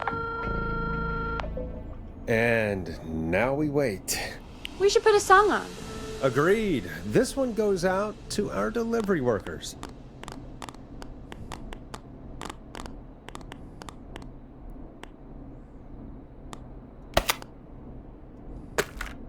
All right. It's funky, it's groovy, it's Stab in the Twilight by Knife and Easy.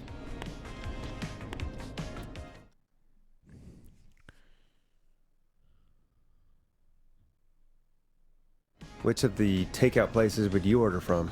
To save Virginia? No, where would you actually eat? Oh, I mean, they're all pretty equal.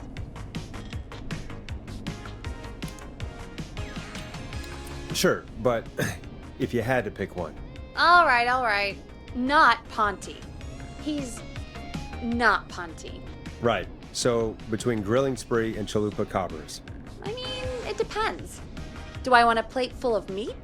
Or do I want really good nachos? Meat. It can change depending on the day, you know? Yeah, fair enough. Maybe I... Hold that thought, Forrest. We've got a call coming in. Hello, caller. You're live on the Scream with me, Forrest Nash. Hey, this is Fratman Plunker. We got some garlic bread and a note to call this number. Yes.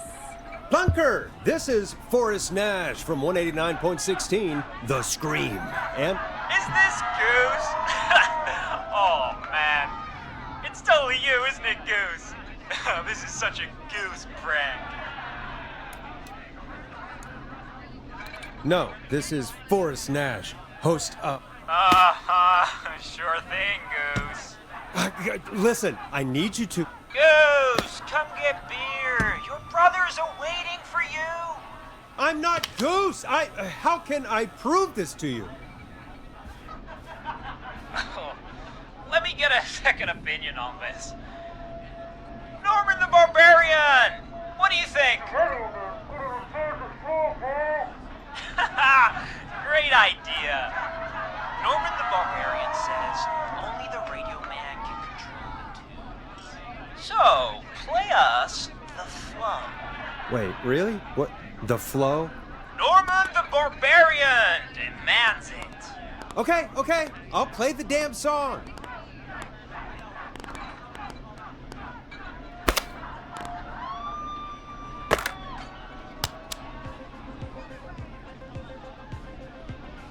Oh, shit! Okay, Radio Man. You got my attention. What is it? Thank God. Listen, you've got to get over to your neighbor's house. All of you. Just... Say no more. Plunker's moving the house. Forrest, line 2. Hello, you're live on 189.16, The Scream. Forrest, it's the killer. He's at the door. Grace. Oh my God, it's you, isn't it? God, I didn't talk, I promise. Whoa! The party has arrived! Oh, thank God. He's gone and... Oh, is that you, Radio Man? Don't worry, we brought the beer. Good times are here. I could use a drink. Thank you, Forrest. You're welcome, Virginia. And thank you to Plunker and his fraternity brothers. Some heroes wear capes, some wear sheets as togas. Hey, Forrest, did you hear what Virginia said earlier? What was that all about? Clive, I didn't talk. Do you know what she meant?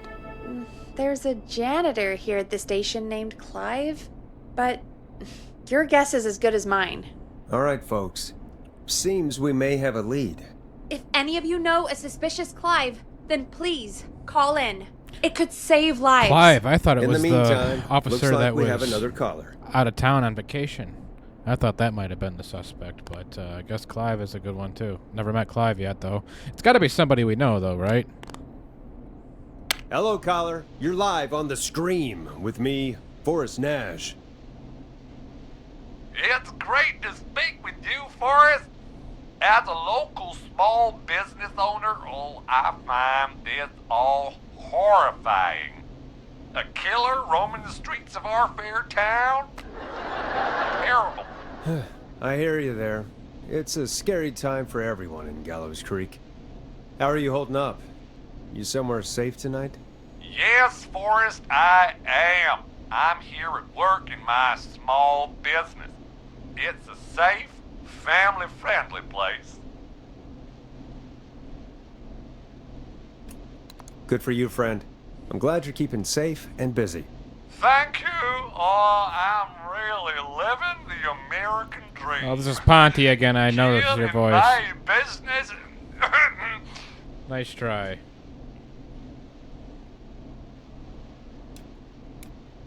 You must really, really love your work. Oh, I do.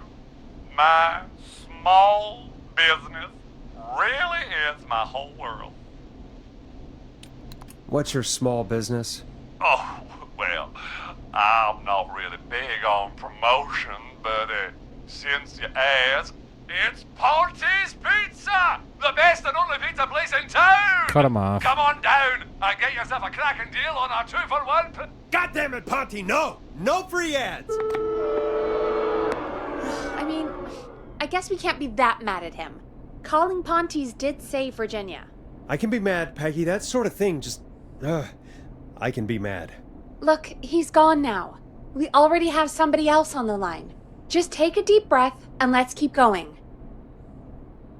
Evening, caller. This is Forrest Nash, host of 189.16, The Scream. And tonight's 911 stand-in. Hi. Hello? Am I on air? Sure are, caller. What's your name? And what have you got for us tonight? Name's Eugene Stein, and I've got a heart full of love, Forrest. I'm hanging out in the middle of the maze, listening to your show, looking up at the stars and waiting for her. You got a special lady coming out to see you. Yeah. Molly. We planned to get lost in the maze tonight. To take our first journey together into the love labyrinth. That's why I'm calling, actually. I thought she'd be here an hour ago. And since I've listened all night to how cool you play it, I thought you were the perfect guy to ask. Should I call her up and ask if she's coming, or wait and see? For real, kid? If you've been listening all night, do you really need to ask me? Yes, that's why I'm calling.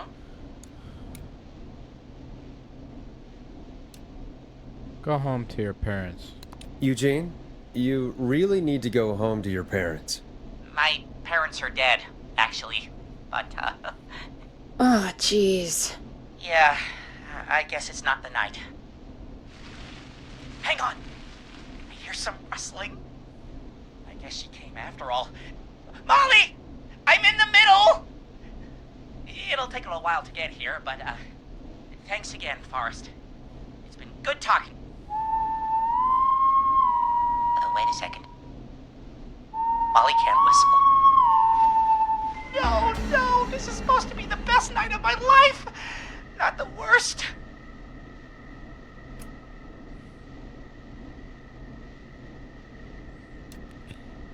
Stay calm, Eugene. We'll get you out of this. Carm! I'm about to die a virgin! Listen, Eugene. Breathe, hide, and call back in a minute. We'll get you out. I'll do it for Molly. But please, hurry. Well, listeners, while Peggy and I deliberate, here's a track for all you lovers out there.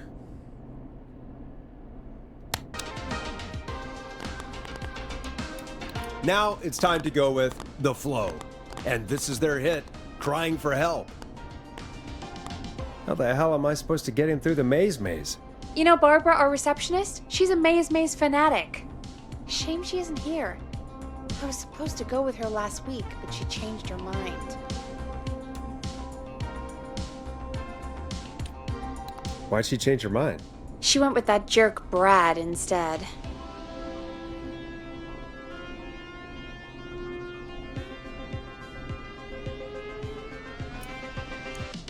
Does everyone in Gallows Creek go on dates in the maze? A lot of folks do. There's something nice about getting lost, I guess. And besides, there's not much else to do here. Maybe we should call Barbara then? If she's so big on the maze. We could, but I don't actually know her number. But she probably has maze stuff somewhere. Go and see what you can find. That'll hopefully be enough. Which one is Barbara again? Barbara! You know, Barbara! Forrest, I've seen you speak to her. Help me out, Peggy. She's the receptionist. Sits at reception. Never does any work because she's talking to Brad all day. Ring any bells? Right, yeah. Sorry, I guess it's just the stress of... No excuses. Just go and find something to help us. All right.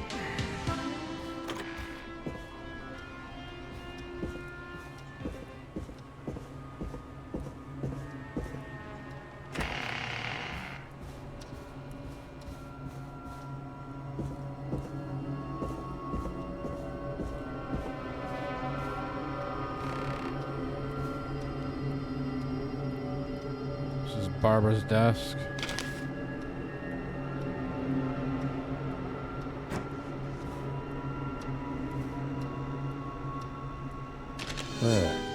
Looks like Brad broke her heart. Barb, Wonder I don't know what how she'd to have say done this. with all that maze stuff. Barb, I don't know how to say this, but I think we should see other people. I hope we can still be friends, though. Brad, P.S. You owe me $5 for the festival ticket.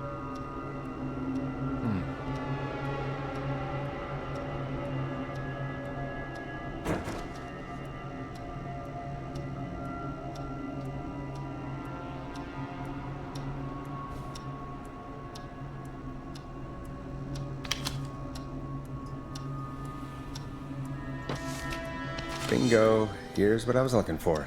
Ah, the maze.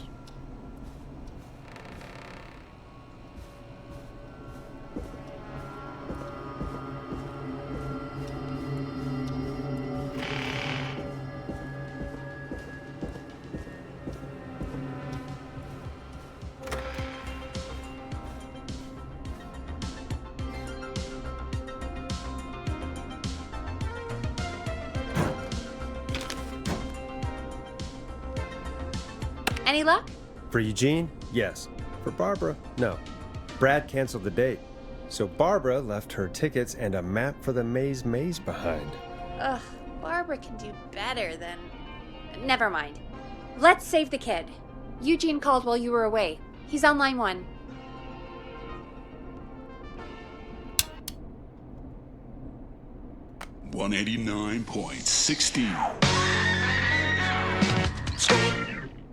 Welcome back to 189.16, The Scream. I hope you lovers like that track. And I hope we can help our lover in the maze. Eugene, you're back on air. I'm lost, Forrest. I just ran and I don't know where I am. I'm at a crossroad, facing a tractor statue. There are hay bales painted gold on my right.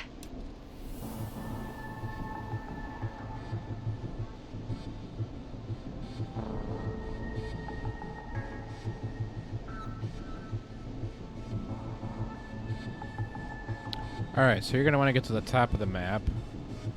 So if you're facing 1 and 2 is to your right, you want to go left. So go left. Go left.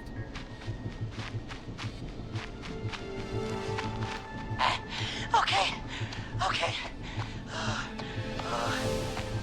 I went left, then tried a right. I have a pig statue in front of me and a creepy rocking horse on my left.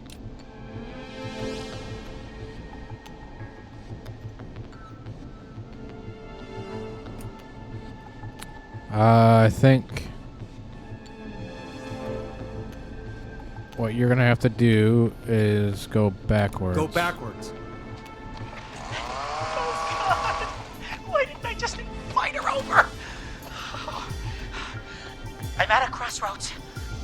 There's a pitchfork statue up ahead. Which way? Left. Go left. Left, right?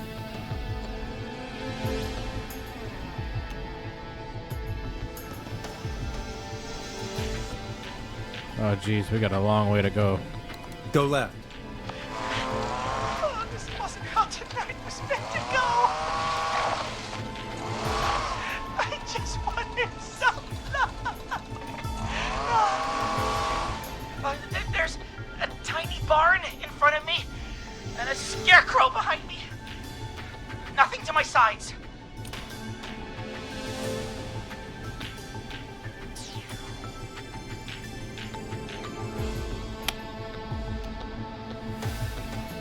tiny barn ahead of him,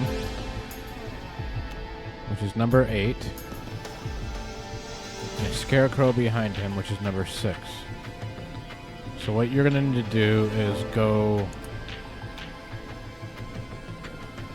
right. Go right.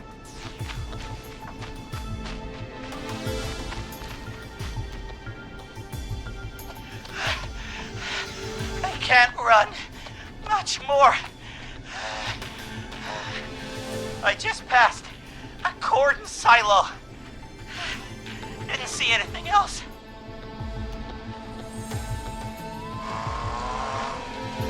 Please. Where do I go? Just past the corn silo.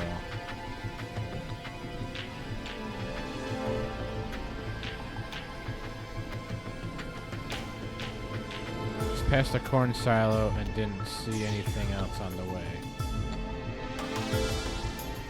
Then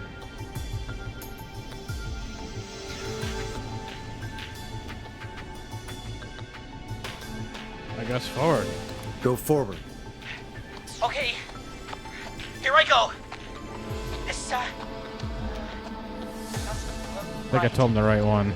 Or the no, wrong one, I mean. No, I'm going back to where I was. Jesus! Oh, shit! He's cutting through the walls! Where do I go?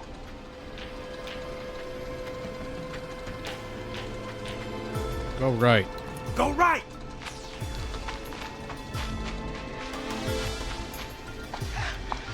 I see it! I'm out! And my bike's still here! Oh, thank God! Thank you, Forrest! I love you, Molly!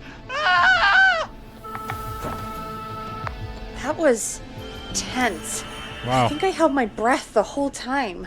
Shame the maze got all cut up. Yeah, better it than Eugene, though. By the way, why do you think Molly missed their date? Do you think she's okay? Unfortunately for Eugene, I think she probably never left home.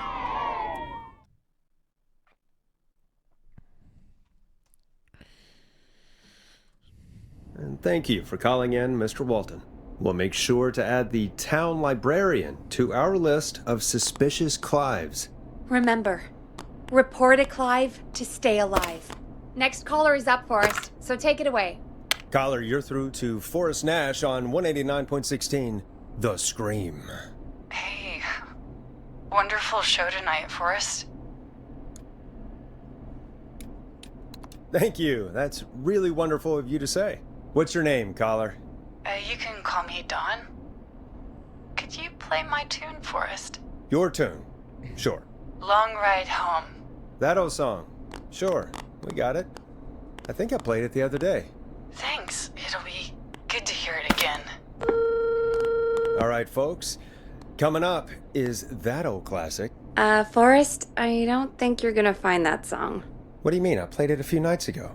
I know, but, we don't have it anymore. What are you talking about? I threw it away. You threw it in the trash? No, I threw it out the window earlier today. And why did you throw it out the window earlier today? Brad was annoying me all afternoon. He Real played mature. it on repeat because he knows I don't like it. So I grabbed it and threw it right out of one of the office windows. Not my finest hour, but I can only take so much. I'm sorry Brad was being a dick. Thanks, Forrest. Let's just play a different song. We've got more important things to think about anyway. Gotcha. Okay, folks. Here comes some unrequested music. Sorry about that, Dawn. Maybe try again tomorrow night. Sorry.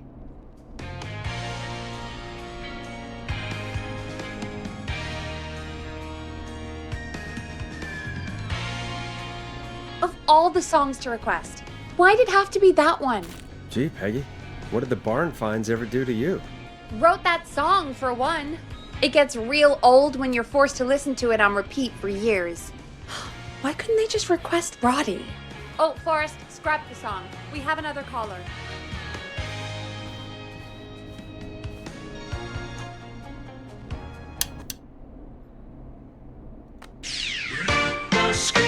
Suppose I should take this call. Sorry to cut the music short, folks. Callers take priority tonight. Welcome to 189.16, The Scream. This is Forrest Nat. Forrest? Oh, thank God. It's me again. Murphy! Hello again. Hey, what brings you back? Oh, the killer got me, man. Why did I ever trust a guy named Master Robin? I warned you not to. Hindsight is 20/20, okay? Forrest, we need to do something. Goddamn piece of... He came to the Gallows waste disposal plant. Beat on me, man.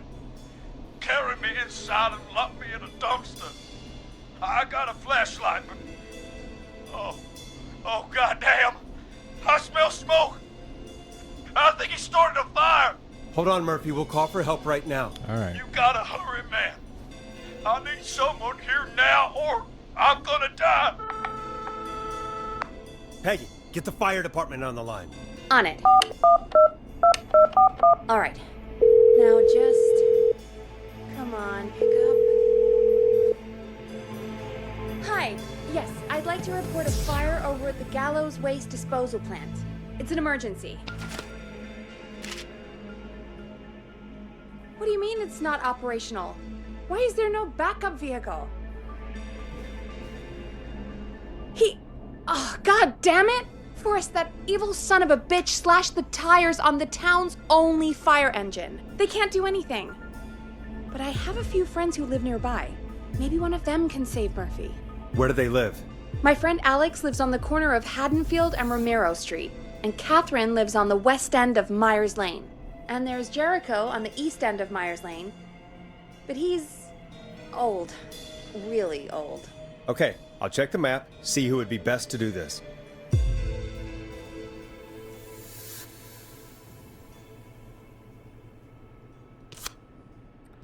Alex lives off of the corner of Haddonfield Road, right next to Romeo. So, like, right there.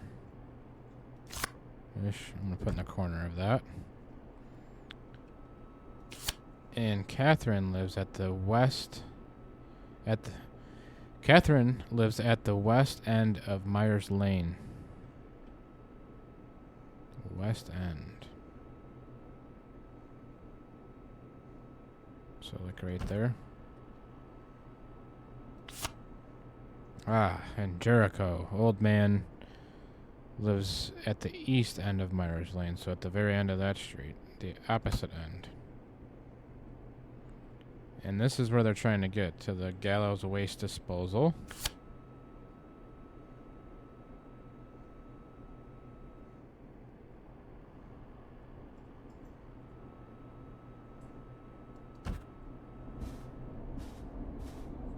All right, Forrest, who should I call? Who can help Murphy?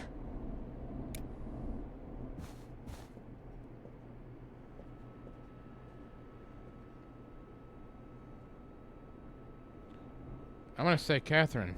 Let's go Catherine. Call Catherine. All right, give me a second.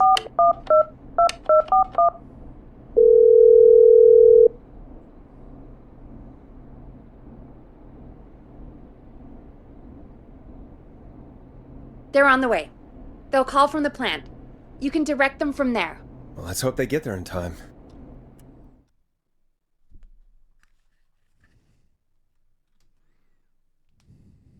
Call coming in. It's Catherine. She and Murphy are now both on the line. Hello, Catherine, are you there? What's happening at the plant? The whole damn thing is up in smoke. God damn it. I'm going in. Oh, my reception is terrible in here. God, my eyes sting.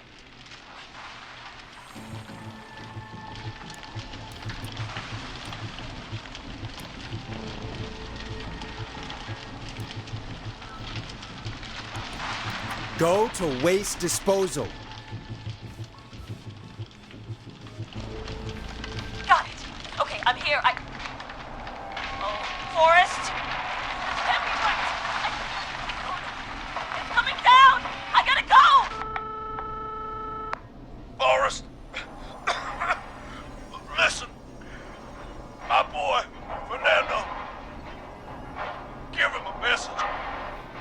my final words. I will. What is it? Tell him.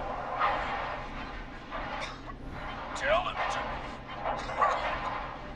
him to study kung fu from a real master.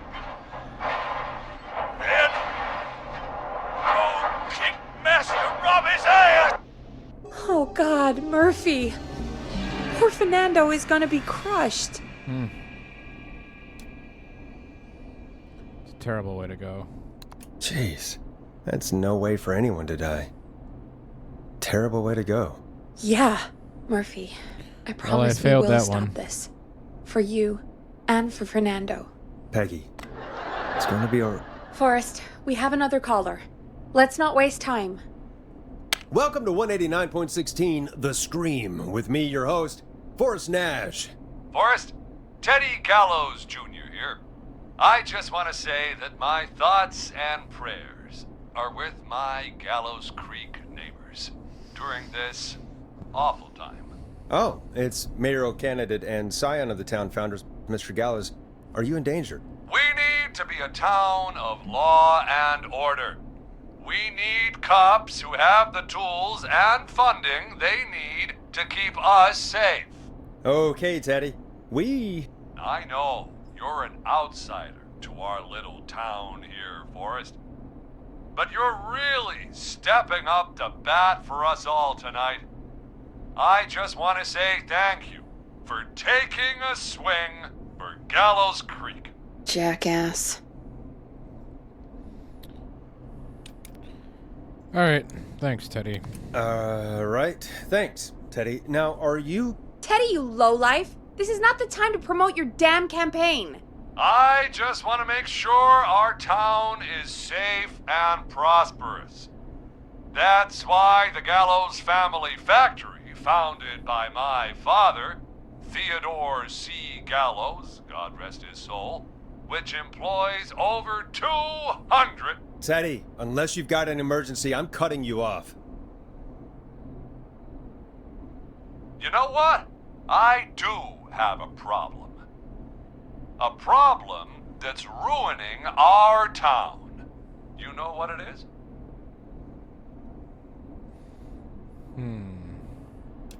Probably the Whistling Man tonight. Yeah, how about the goddamn serial killer? The problem is that woman, our current mayor, Linda Cartwright. Yep. Oh, here we go. She just isn't one of us. Linda Cartwright is un-American, unstable, and... You're not better than anyone, Teddy. Just because you inherited half the town, Your producer sounds a little unstable, too. Don't you dare speak to me that way. Cut him off, Peggy. I can guarantee this kind of thing will not happen when I take office. The moral decay of... And that's enough of Teddy Gallows Jr. for one lifetime. I always feel disgusting after hearing him talk. Just play an ad, Forrest. I need a minute. We'll be right back after these messages. Hey, great party, man. Thanks. Can I grab another beer? Hey, sure thing. Let me grab you one out of the fridge. Oh no, we're out of beer. What am I gonna do? The party is going to be over. Fear not. A Grilling Spree will give you a free 6-pack of beer if Gallows High wins this Tuesday. Say what? That's right. Order a meal deal from us and you'll get a free 6-pack of beer if Gallows High wins. A free 6-pack? Righteous. You heard me. 6 beers if Gallows High wins. Sounds like you've already had enough beers. I hope we murder them. Me too, Billy. Me too. Come on down to Grilling Spree or call on 555-749-8335. We've got barbecue you'll die for. Yeah. 189.6. Hey, Forrest. Do you know what the Grill Reaper's favorite grilling spree order is? I have a feeling you're gonna tell me. Spare ribs. Just get me back on the air.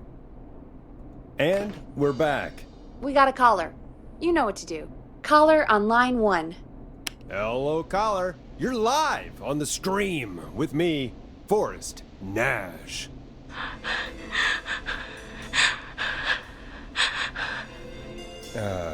Hello. Caller. Who is this? I need the police. I'm Forrest Nash. I'm standing in for 911 tonight. What's wrong? There's a guy hunting me and my friends. I think he's killed some of them already. That's him. He's just outside. I can see him from up here. God damn it. He's just a kid. Is there a way out? Can you run? Oh my god. Oh my god. You stay with me, kid. Focus. I can't do this. Yes, you can. Focus. Tell me, what's your name?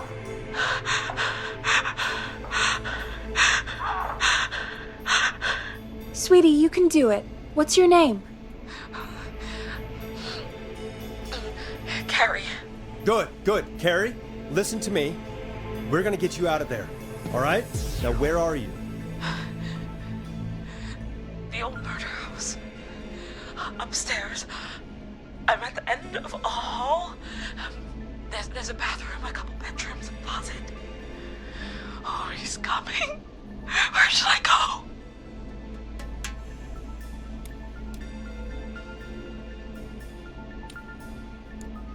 Go to the bedroom.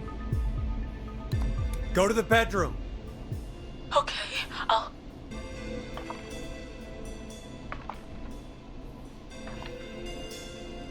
I'll admit, I wasn't listening to that part. I don't know if I told you to go in the right spot. He's gonna kill me. Forrest, I don't think we can... Run!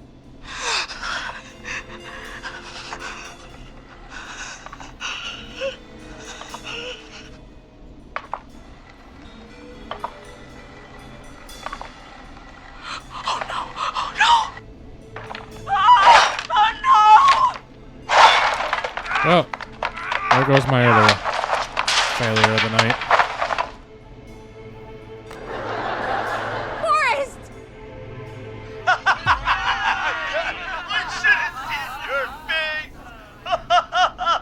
What? What? It was a prank. What? Are you kidding me?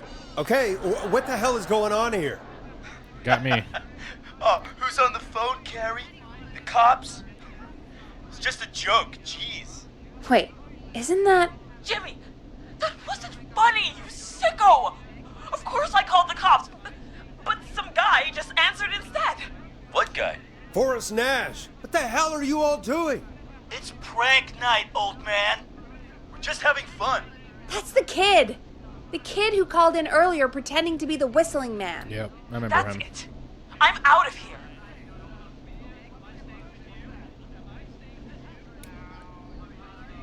Go home, Jimmy. Jimmy? Everyone? It's really not safe to be out. Please, go home. And waste whistling night? No way. That little idiot. Whistling night? I'm gonna be saving Jimmy here before long, I bet. Especially stupid, since that one kid died back in... Would you take off that stupid mask if it's hard to breathe? Who's under there anyway? Is that you, Seth? Idiot. Seth is right next to you. That's, wait. The killer, Oh right? no. Who are you? Oh no, man!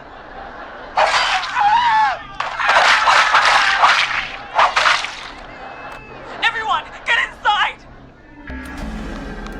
Everyone, run! You two, barricade the door. Scott, Heather, you barricade the back. As long as he's out there and we're in here, we're safe, right? You bought time, but not much. Forrest, we have to... Heather, I already called the cops. Forrest picked up. He's the best we're gonna get. Who is with you, Carrie? My friend, we drove out to the old murder house and... Oh, of course! The van! Who's got the keys? Jimmy had them. Jimmy.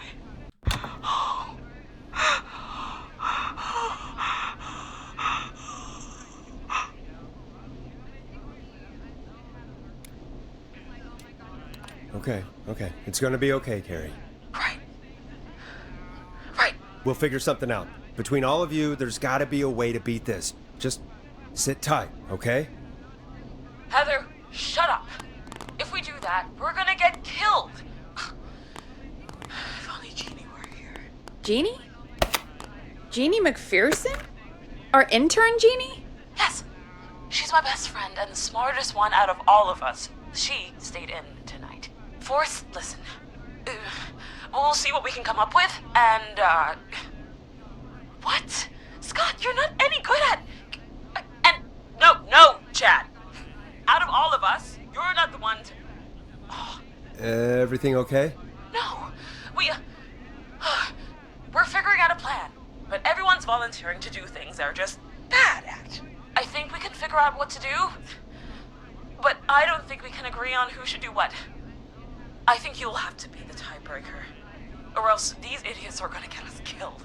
But Shut up, you... Ugh. Forrest, I'll call you back. But I don't know anything about your friends. These damn kids never learn. Breathe, Peggy. It's okay. They do this kind of thing every year, Forrest. People get hurt. All right, folks. We're gonna work out a way to save Carrie and her friends. This next one goes out to all the trapped kids out there. Enjoy this classic by Smooth. It's their hit song, The Word. Peggy, you mentioned something about their friend working here? An intern? Yeah, Jeannie. Seems a nice enough girl, but a bit head in the clouds, you know? Not sure why we took on an intern. We really didn't have the office space for one. Poor thing got tucked away in a dark corner somewhere downstairs, I heard. All right, I'll go see if I can find her desk. Hopefully she has something we can use. Let's go look for some clues at her desk. Peggy said her desk is downstairs. I think I know what desk she was talking about. It's that corner desk down in the reception room. Right over here in this corner, I believe. Jeez, they really tucked Jeannie away.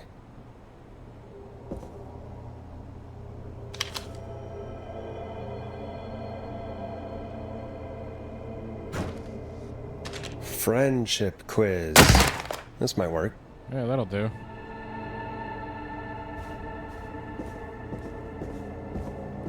Alright, let's see what we can get off of this.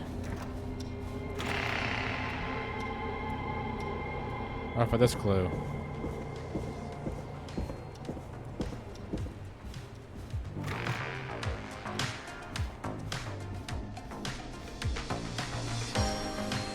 Hey, you find anything that'll help us out? Yeah, I found a friendship quiz with all these kids on it. If you think that'll help, then good enough. Carrie's on line 1, whenever you're ready. Okay, Forrest, shut the music off. This is Forrest Nash, back again with an unlucky caller on this unlucky night. Carrie, are you there? Yes, we've got a plan, but we can't agree on who should do what. You want me to be the tiebreaker? Exactly. I'm ready. What's the first step? Okay, first things first, we'll need a spotter. Someone who can keep an eye on the killer. We'll need someone on the roof.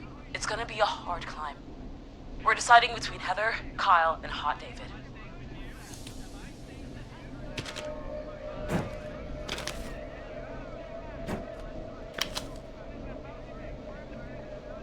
Well, Heather's the climber. She's the one that most likely climbed to the top of Mount Everest, according to this friend sheet. Heather's got this. Yes, Heather, he picked you. Now please, stop talking about all your cheerleading trophies. Part 2. The Whistling Man padlocked the gate back to the road. Before we drive out of here, we need someone to pick the lock. Seth, Jennifer, and Scott all want to do it.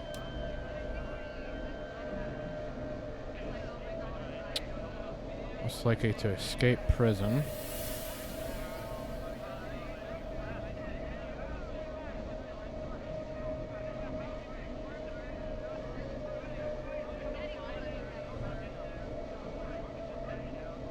Okay, let's see. Jennifer. is the one to most likely escape. Or no. Seth is the one to most likely escape prison. Oh, end up in prison. I'm sorry. The one that most likely escape prison is Jennifer. So let's go. Jennifer. That. Jesus, Jennifer, you carry a bump key? Why didn't you say so earlier? Anyway, that brings us to part 3. Getting the van keys. I'll volunteer for this. Okay. I don't know Jimmy as well as you guys, so it'll probably be easier that way. Then it's part 4.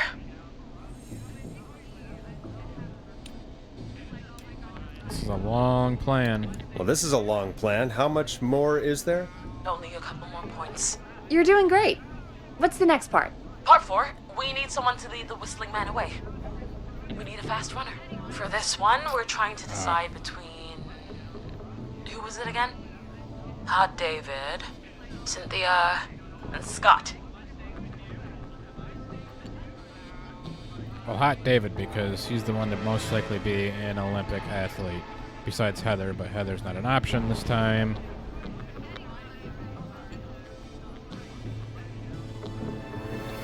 So yeah, I like Hot David the best. Hot David. Yeah, you spend a lot of time running shirtless. You got this, Hot David. Sweet. Okay, let's recap. We get the eyes on the roof. A runner distracts the killer while we grab the van keys and pick the lock on the gate. Now the tricky part. The getaway. Ooh, what's the plan there? Well, we can't all outrun the whistling man. But he thinks we're just a bunch of stupid teens. So, let's use that against him. Part 5. We trick the killer into a trap. Someone can pretend to be injured. Who would make the most believable bait? Who you got? We got Lisa, Tammy, and Cynthia. Okay, Lisa and Tammy can most likely win an Oscar. They're tied for that, so I'm just gonna go ahead and say Lisa. And the next one can be You're Tammy. right, Lisa. Having to smile at rude customers is perfect practice. That should take care of the killer. And then it's time to get out of here. Finally, part 6. We need someone who can drive us through the woods and back to Gallows Creek alive. Who's our getaway driver? Should it be... Who have we got? Chad? Scott? Cynthia? Whatever. Forrest, you know what to do. I'm gonna say Scott because it says he's most likely to beat everyone on go-karting. Scott. I know we all love watching American Skid. Yes, Yeah. Just do what they did in the movie. Thanks, Forrest. We'll just take a few seconds for ourselves, and then it's go time. Sounds good. Talk to you in a sec. Good luck, Carrie. That actually sounded like a pretty good plan.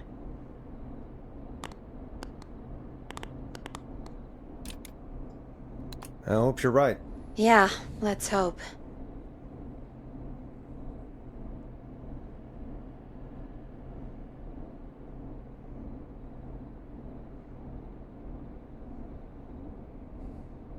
Oh, the kids are back already.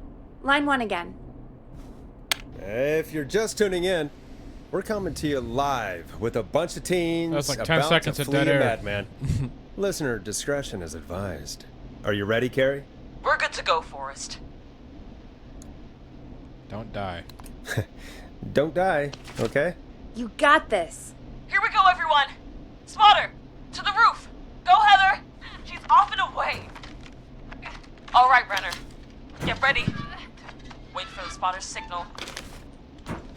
Spotter says go.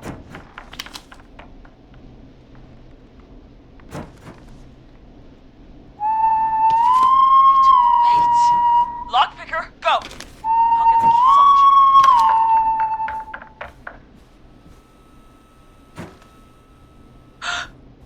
Oh, Jimmy. Oh, his face is... The keys, Carrie. You need to get the van keys. His face is lying next to him, Forrest. He got. Oh, God.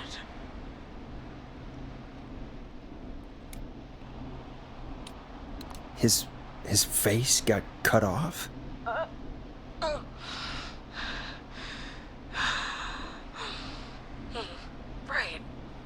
Right. The van keys. We got him. It's Jennifer got the gate unlocked. And Hot David should be back any second. Perfect. It's working. I can't believe it's actually working. You're doing great. Focus. You got this. We got this. Next step, trap the killer. All right. Wait. Get into position. Everybody else, hide.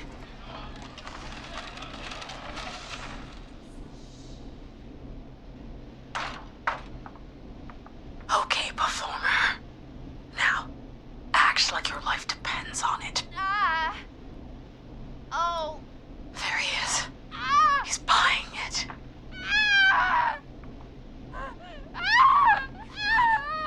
Now! Push the bookshelf over!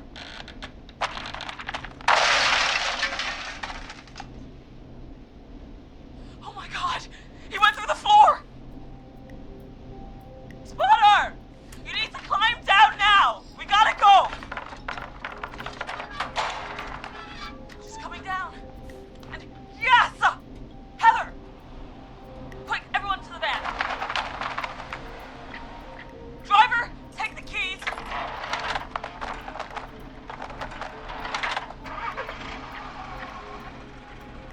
The damn gate swung shut.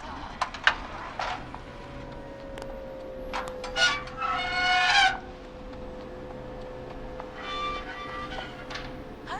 What? It won't stay open. I'll hold it. You drive through. Carrie!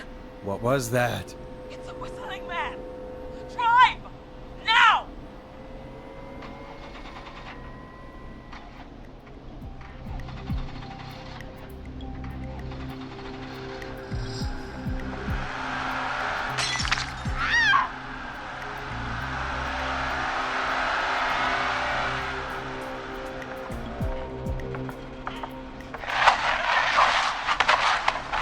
Let me go! Let's go! Let's drive! Oh my god. Please, no! No!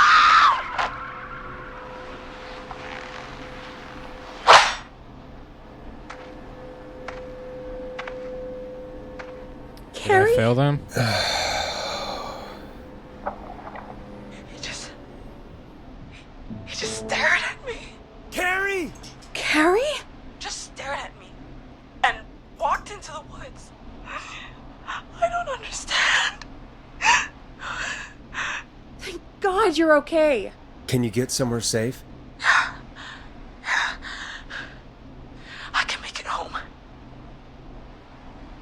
Thank you both for helping. If you hadn't, It was your plan, Carrie, and it was a great plan.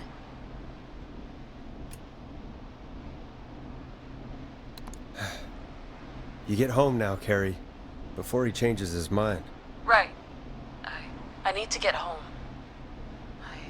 Breathe, Carrie. You're okay now. I'll call you when I'm somewhere safe. Talk to you then. Folks, that was a lot. Our thoughts go out to the parents whose kids won't make it home tonight. For any kids listening in, please stay inside and stay safe. And parents, hug your kids extra tight tonight. Here's a song for the girl walking home in the dark.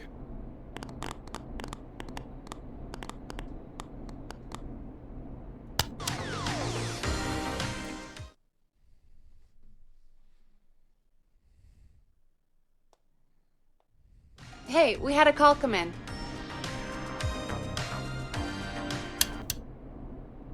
Forrest Nash here. Listeners, we've got another caller live on 189.16, The Scream. What's on your mind, caller? Hey, Forrest. I just wanted to phone in and say that I think I speak for everyone when I say that you're providing a real service for Gallows Creek tonight. It's cool what you're doing, man. Well, I'm just doing my job, friend. Anyway, Tell me about yourself. What's your name? Are you keeping safe tonight? Yeah, man, I'm good, thanks. I'm at my roller rink, trying to get everything ready for the Harvest Festival tomorrow. I had a guy from Starling Security here earlier installing the Starling 4000 system, so I'm a little behind. As for my name, my friends call me Roller Ricky, and I now consider you a friend, my man. We're friends now, huh? Well, that's kind of you to say. Thanks. Yeah, man. Sounds like roller skating is more than just a job to you. So is this vocational? I wasn't always Roller Ricky. Once upon a time, believe it or not, I used to go by just Ricky. Yeah, back then, things were pretty rough. I used to roll with a bad crowd. Not all bad, but there was one guy. Anyway, some bad stuff went down. I harbored a lot of guilt for a long time and turned to the bottle. I didn't really talk about it or even know how to talk. It's just how it was. That bottle took the best years of my life. Or so I thought. It's never too late, Roller Ricky. How did you turn things around? I joined a support group. I opened up about my problems, and sharing that burden just took so much weight off. It's a long story from there, but I found roller disco. I learned how to have fun again, cutting loose and making shapes. Now whenever I get down, I get down. I'm finally free from it all, man. It's important just to talk to somebody. That's the first step. Ain't that right, Max? Aw, hello, Max.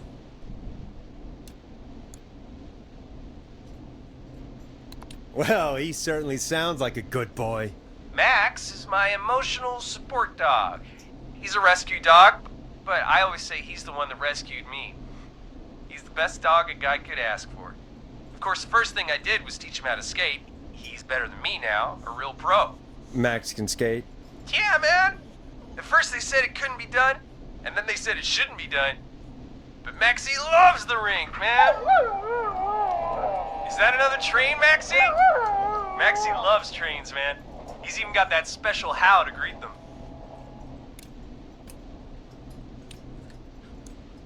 Maxie sounds like a really special boy. Maxie appreciates all the positivity you're throwing out, my man. You know, I'm actually hosting free skating lessons tomorrow at the festival. I think it's a great opportunity to give back to the community. Man, all this talk of skating's got me itching for a boogie. Before I switch my radio off for the night, could I request a song for us? Something I can groove to, you know, something funky. It'll be me and Maxie's final boogie breakdown tonight. Then I think we'll take it down a level. I can do that. Thanks again for calling. You and Max, be safe now, okay? Bye, Maxie. You got it, man. Peace. Well, folks, this next Well, one what's the song? goes You out never to requested Roller it. Ricky and Max. Enjoy.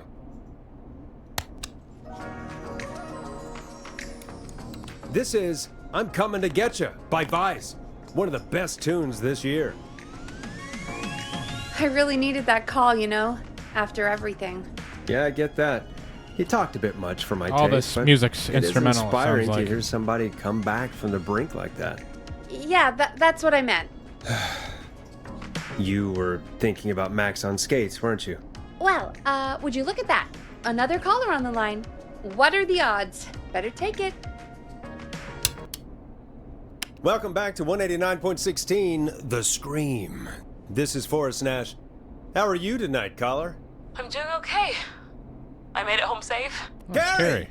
Hey, I just wanted to thank you for doing what you could earlier. You know, even though not everybody made it, and, I don't know.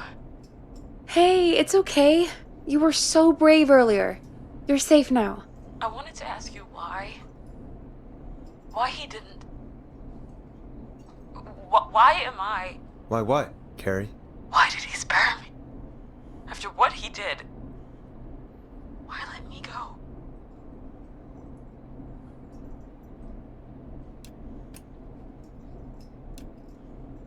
Maybe he only wanted to hurt the pranksters. Maybe. Did he just think everyone was making fun of him? Did he always hate these hazing rituals? I mean, if he did, why wait all these years to...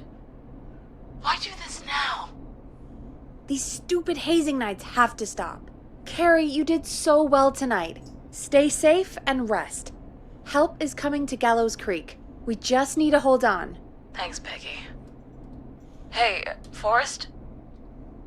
Could I request a song? Of course, Carrie. What song? Any song by Blast Processor. And thank you.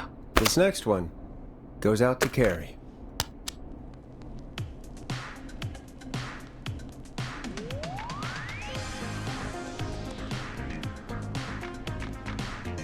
You know, what Carrie just said has really got me thinking. About what? The whistling man left her alone. Why? There must be a reason. When it comes to masked whistling killers, I don't think a reason is a key part of their process. Well, it's something to consider. I need to take a break. If you want to stretch your legs, now's the time. Just hit the Peggy button when you want to get back on air.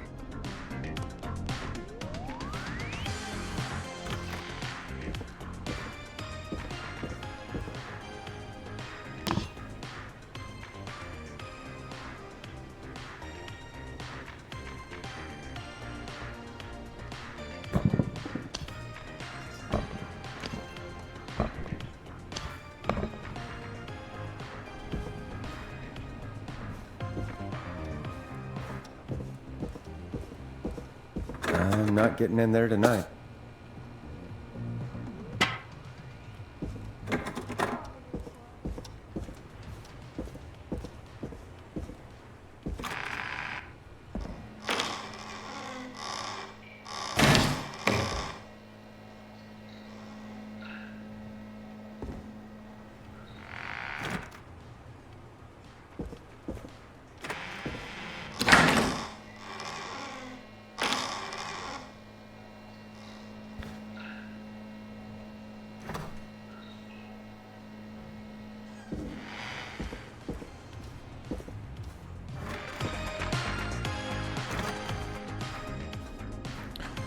Oh, let's get back on the air. Let's get going, Peggy. Alrighty, we could run another segment or... Scratch that, Forrest. We have a caller.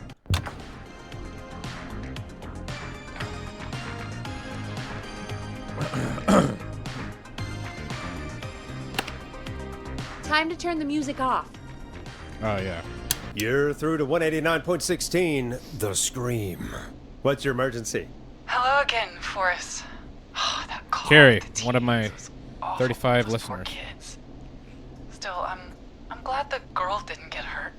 Thanks for your concern. Are you in trouble? What's on your mind? I wanted to ask you again to play my song, Forrest. You said you were gonna play it, but you didn't. You never Your said name what was song it Dawn, was. right? What, Peggy? Yes. Oh, well remembered.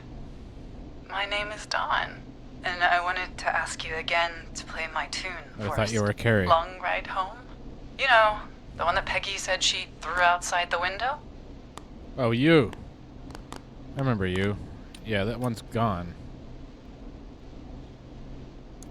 We don't have it. We don't have that song. As you just said, Peggy threw it out the window.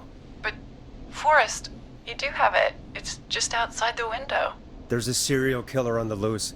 I can't just go outside hunting for a record. I'm really sorry, Dawn, but we just can't get it right now. But wasn't the whistling man just at the old murder house? That's miles from the station. It won't take you a second to grab it. Try again tomorrow. Call us back tomorrow when this is all over, Don, and I'll gladly play it for you then. No, that won't do. Don't worry.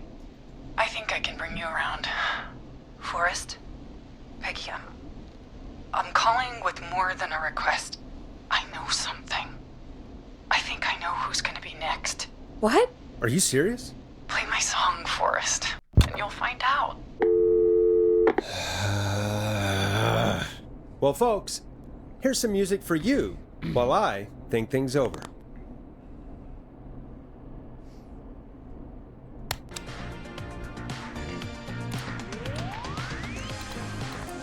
Is she serious, Peggy? She's serious about hearing that song, that's for sure. Peggy, I mean, is she serious about... I don't know, Forrest, but we don't really have a choice, do we? If she's telling the truth... Then why don't you go and get it? It's one of Reggie's KFAM regulations. I can't leave the booth while we're on air. Peggy. Just... you can do it, okay? Something's up with my co-host, You're a too. good man, Forrest. She never leaves I'll slide the you the booth. key to the fire door. Maybe not. I don't know. Wait. Our fire door has to be unlocked? Yeah, it... You know, I never thought about it, but yeah. We should talk to Reggie about that later. Anyway, I'll hold the fort down while you're out. Maybe I'll even get a caller. That could be exciting. 189.16, The Scream. With me, Peggy. Alright, well. Glad playing this song for one listener is worth unlocking our safety doors.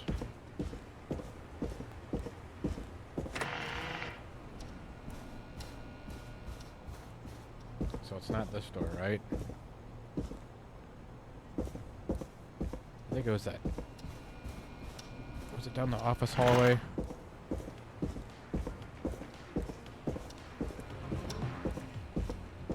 I don't think it was this one. That's not opening. Excuse me.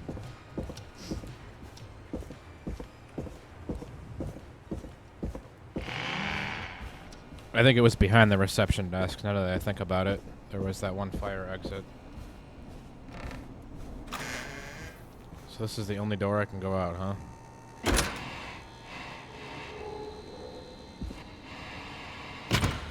Oh, wow.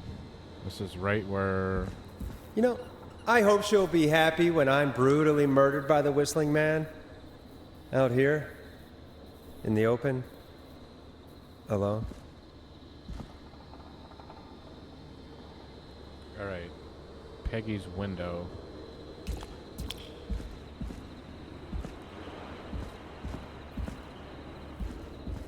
Was that on the other side? And the killer's been listening to the station all night, so... he heard the plan on me going outside to change the record.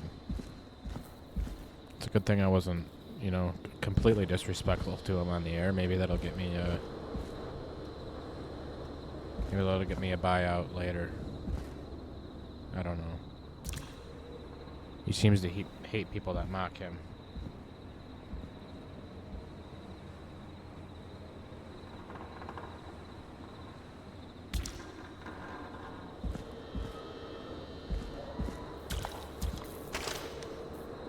Here it is. Long ride home.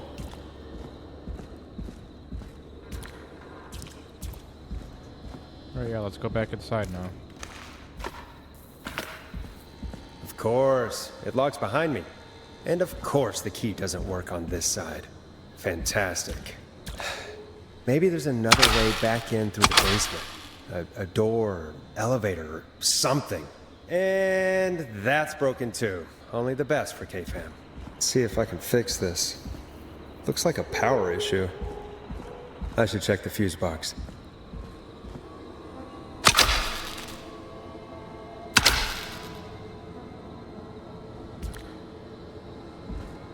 The fuse box.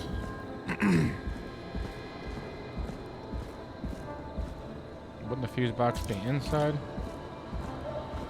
Okay, here's the fuse box.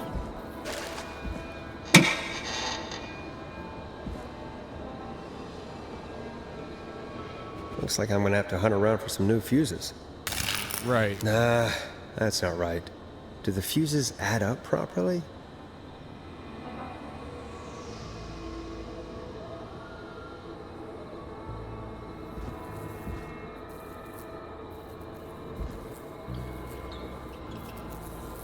So I seriously gotta look for new fuses?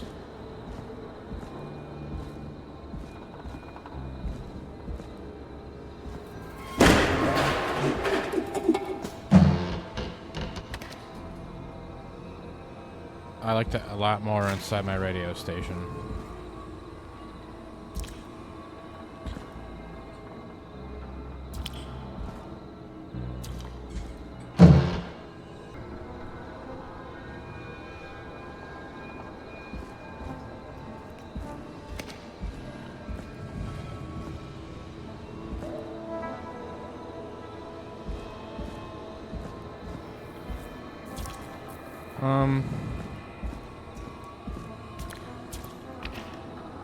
Oh, here's a fuse. Just randomly laying right here. Awesome.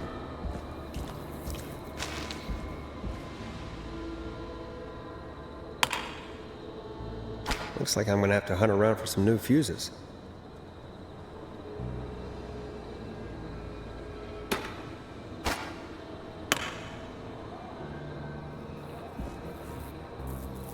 Oh, what's that? Is that a fuse?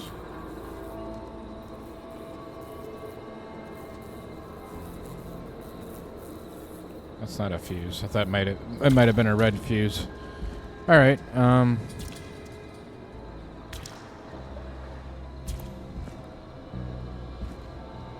Let's look around a little bit more out here.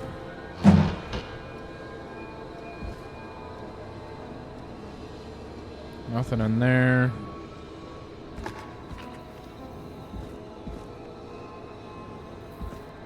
Nothing over here. Oh, here's a fuse. Okay. This is number fuse 2 of 3 that I need. I need 4 total. I had 1 good one already.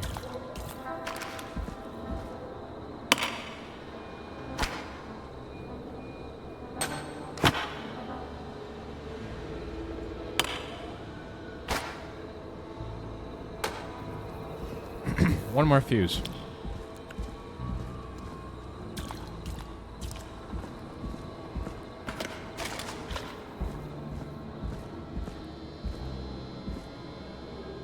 Oh, is that it?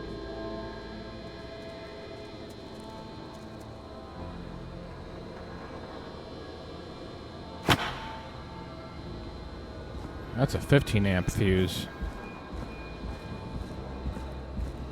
I don't know that this will do me any good. Let me read this thing. Oh, can't even read it.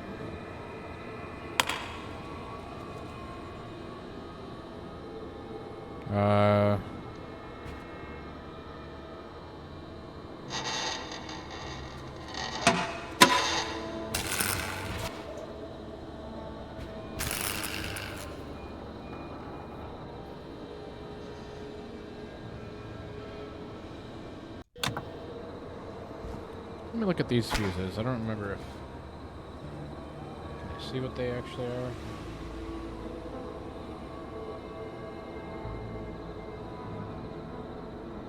Looks like a 30 amp fuse.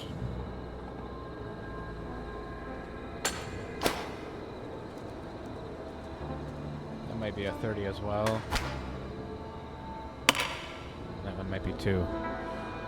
So maybe it's not just any fuse. I gotta find the right fuse. That's a 30 amperage one.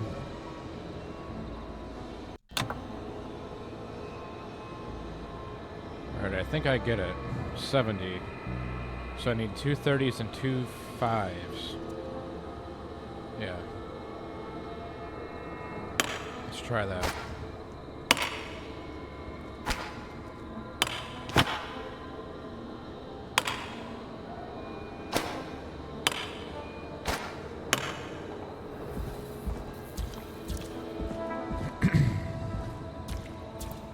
So I believe I need 1 more red fuse.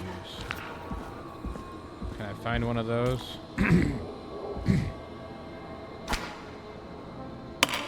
That's a 20 amp one. I don't think I need that. I like how I got options out here.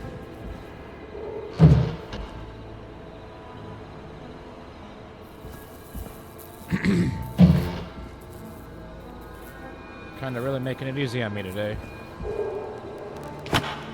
Another 5. I have enough of those.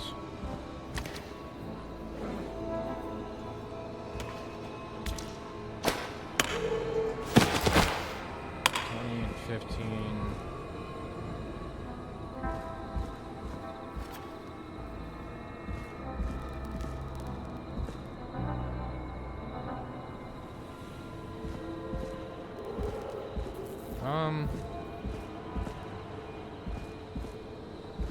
Red.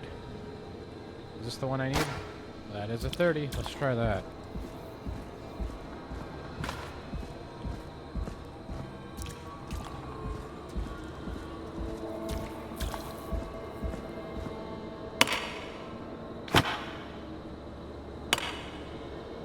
Bingo!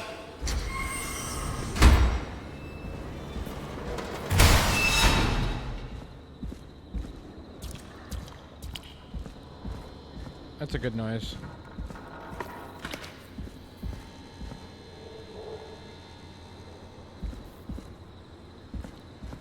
Oh, cool. I could probably survive that fall.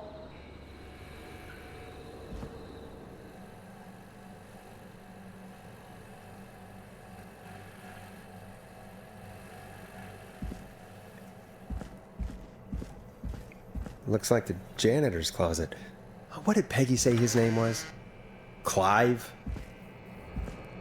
Clyde, yeah, who was actually a suspect.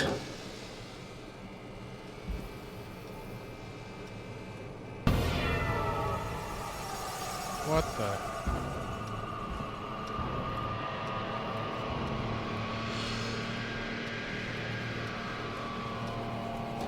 What the hell?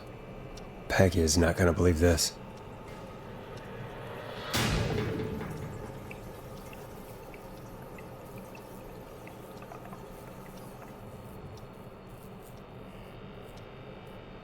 Well, we're working right on top of Clive.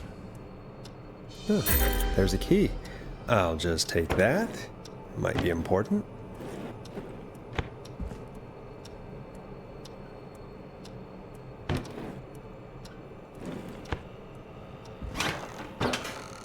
Surprised he's working right out of his work office. Gotta make it look like nobody was here. So I got a key. Can I get into this?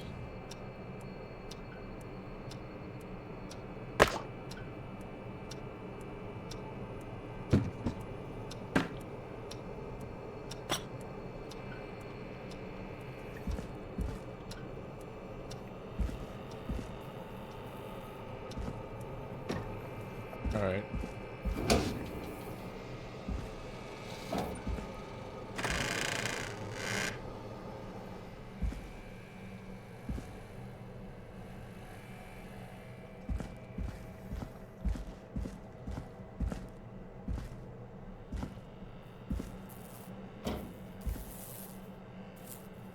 I don't really want to know what's in these trash bags. No interest in that.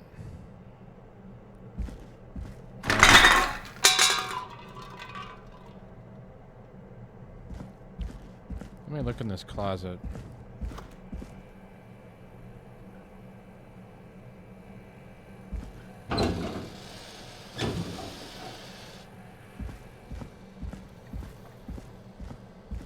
Nothing there. Alright. Hopefully I can get back to the studio. I wonder how the show's going.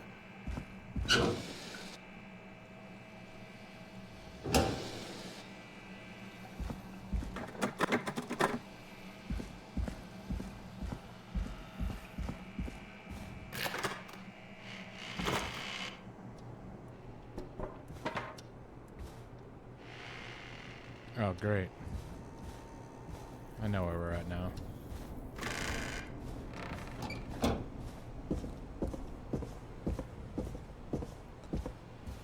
Okay.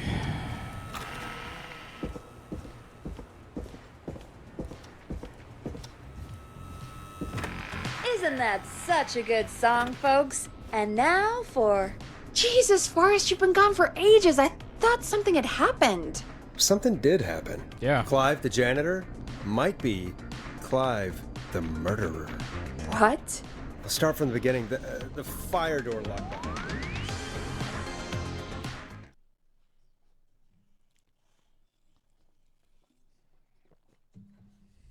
Why did you heave that thing all the way up here?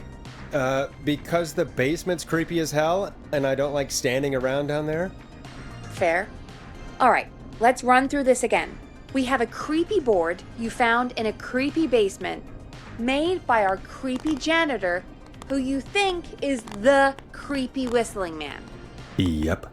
And on the creepy board are the names Chuck Brody, Kim Walker, Rebecca Allen, and Aunt Williams. Correct. And you think one of these people will be the whistling man's, Clive's, next target. That's right. And we've got to find them. You said there are 4 locations listed there too? The hospital, the power station, the gas station, and the trailer park. Clive must think the target is at one of those locations. Forrest, you're gonna have to figure out if any of the potential targets are at one of these locations tonight. Hit the button if you need any help. My dog's distracting me. She needs attention. And I've completely missed what Peggy said.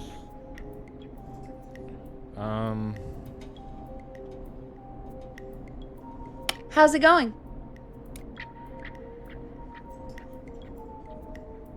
It's not going well. I could use some help.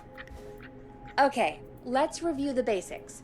We need to work out who the next target is. There's 4 locations, right? And 4 people. We need to figure out if anyone is at any of the 4 locations tonight. And if they are, we can call them and warn them. There must be some connections between the notes. That makes sense. Great. Need any more help?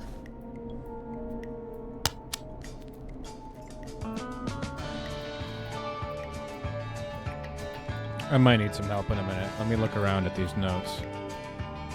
Okay. Chuck Brody. Which is you.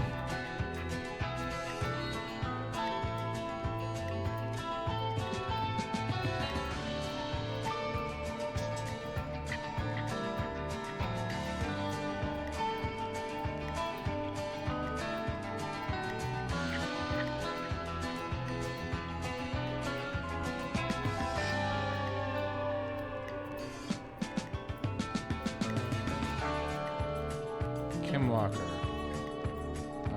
Local doctor.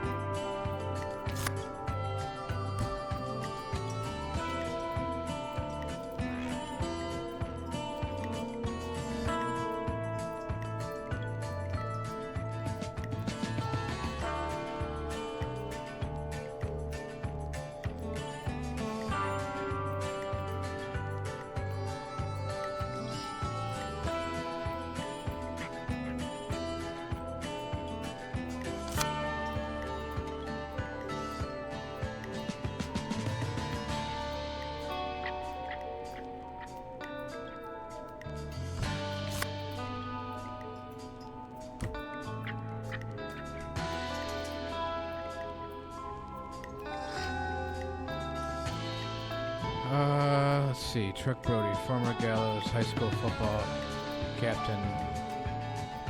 Captain Chuck Brody suffered a career-ending injury as a victim of the festival disaster late last year. To help his road to recovery, buying him some lottery tickets. Hopefully he gets lucky and can get back on his feet. Pun intended. Drop tickets in the bucket below. So that was at the festival disaster. The festival.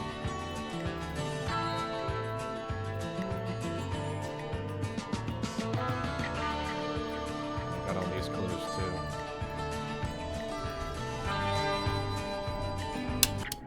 Alright. Time for some dead air. Tell me some more, please. Yes, please. Sure. I think you should be methodical with this. Try grouping the notes by who they're about. You could also have a look at the dates and make a timeline.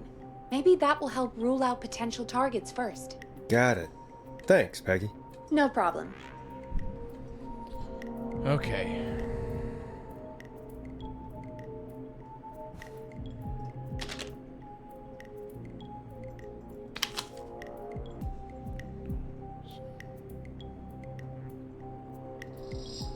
We would like to celebrate the marriage of Kim Walker and Peter Stein on the 30th of May, 1970. Best wishes to the happy couple. Kim Walker, she's not one of the...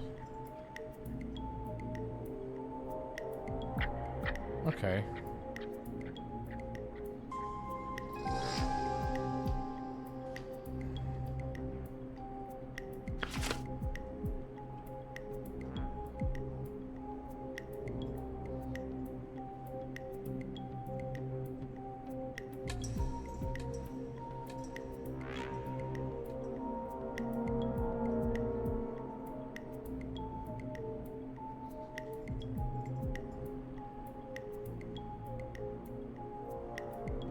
R.A.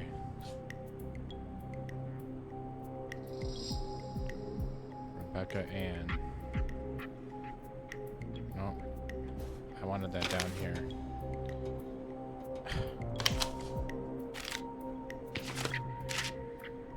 There we go.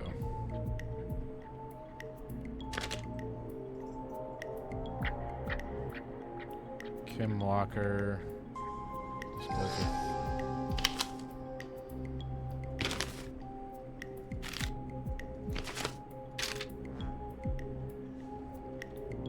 I'm gonna reorganize all this once I get some space here. Justice for festival victims. Okay.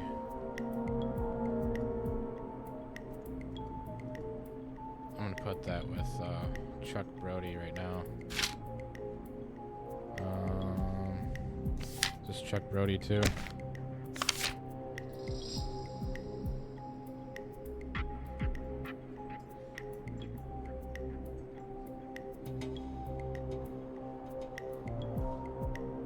I'm gonna go ahead and say yes.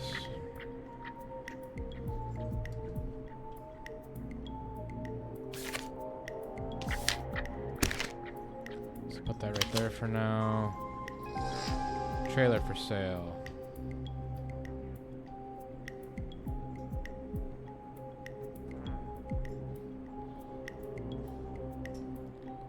Tyler Wallace.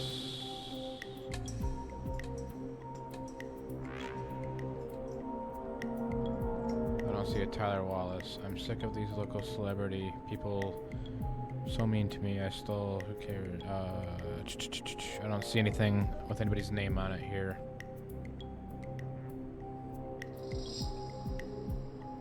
I gotta figure out who belongs to the trailer park first, and then I can put that to somebody's name. All right. Next.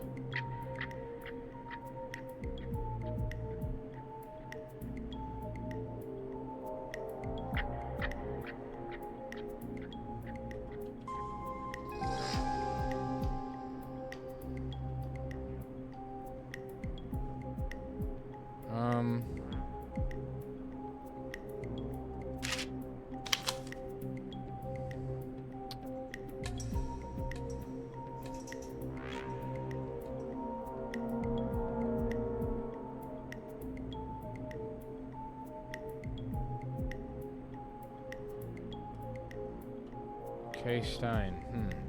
Wasn't that one person's announcement for the marriage last name to Stein? She got married to somebody's last name was Stein. Peter Stein. No, that was a Kay Stein. Oh, was it Kim? No. Did she keep her last name or did she get... See, Kay Stein right there. Right. Here's that I'm gonna have to actually read these articles. Sheriff Matthews warned citizens to look out for suspicious behavior after multiple car thefts.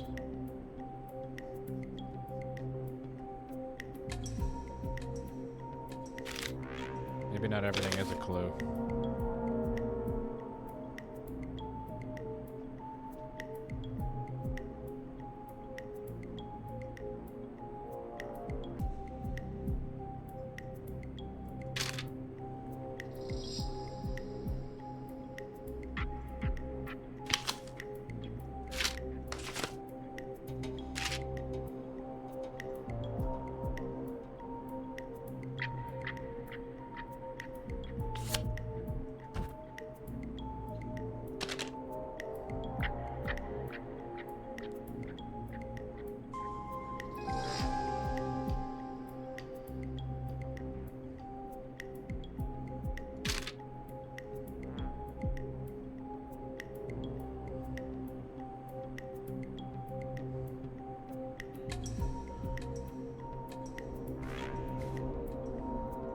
How's it going?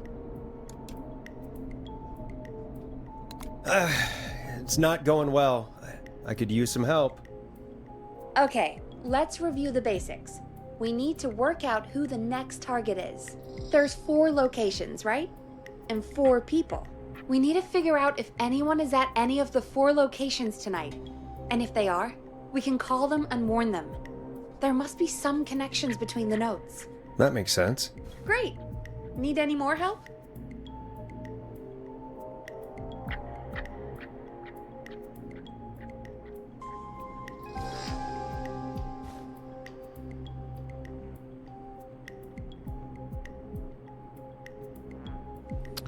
So, today's date is September 3rd. So let's look at that. Is anything happening today? No, that's old.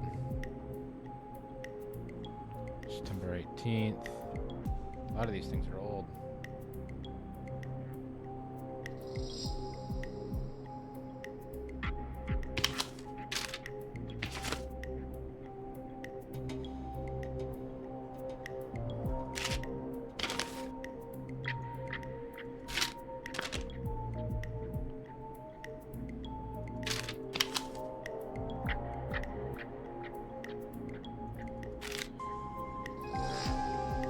See anything for today yet. I'm getting close though.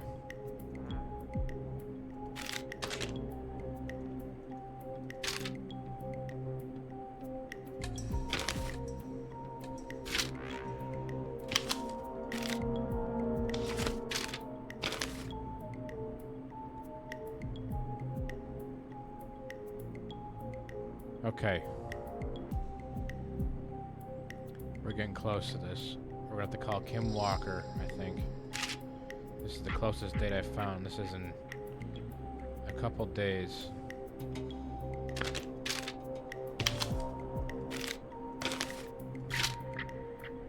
Kim Walker at the hospital. I'm good now. Thanks, Peggy. No problem. How's it going? I'm ready, ready. Peggy. Are you sure? We've only got one shot at this.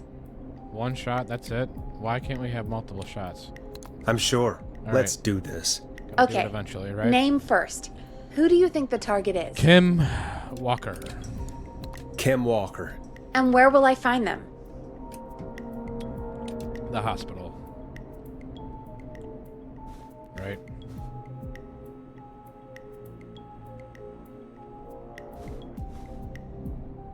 The hospital. Okay, I'm dialing. One moment.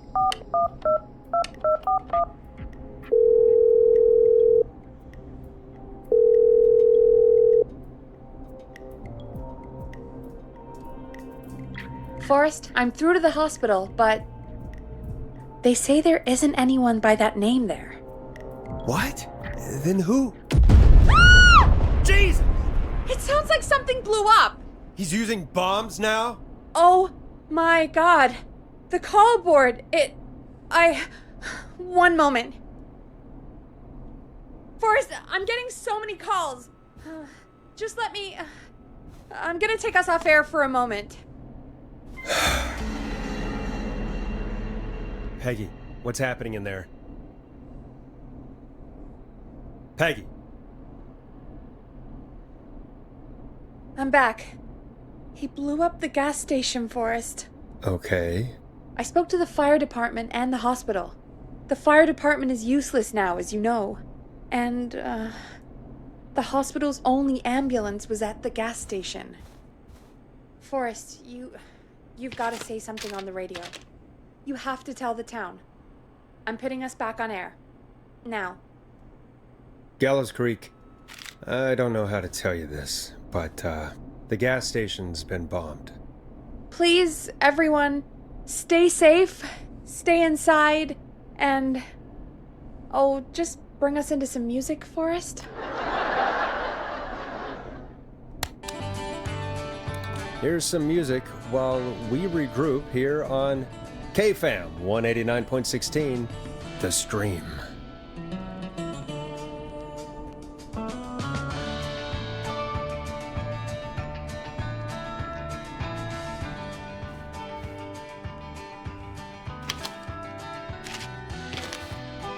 There's gotta be more in the basement to show us who Clive is targeting.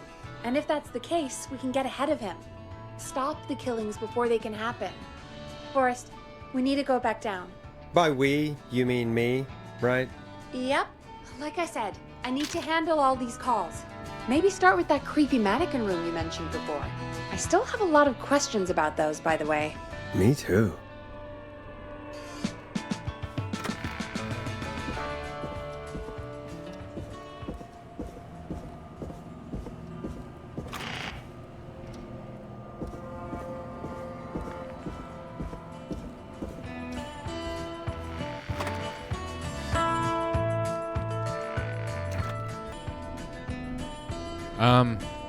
Yeah, feeling much better today. Still a little tired.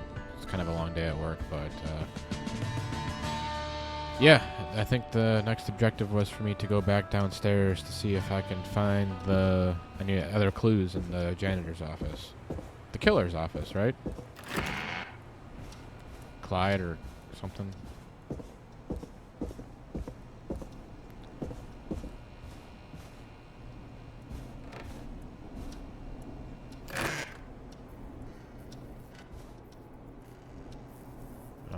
Yeah, it was down this stairwell, wasn't it?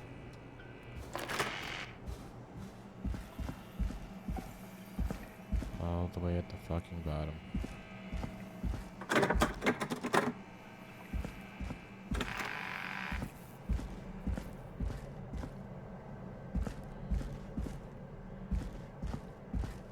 Yeah, I believe it was right here.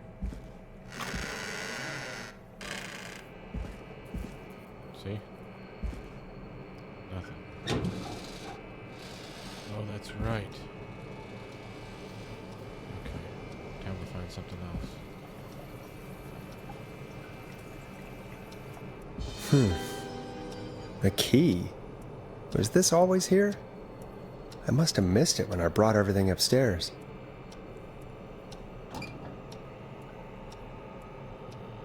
What key?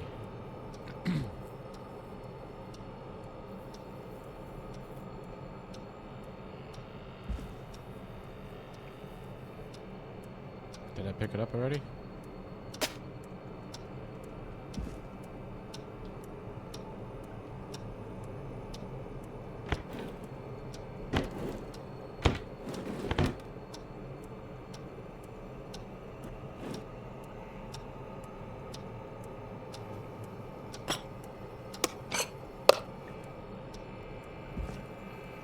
Did I pick the key up? Where's my inventory? You said something about a key.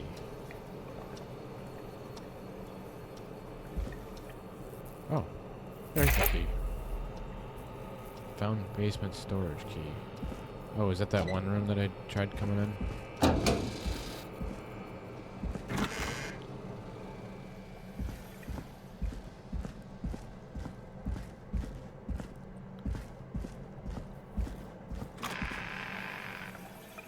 Yeah, I think it's this room.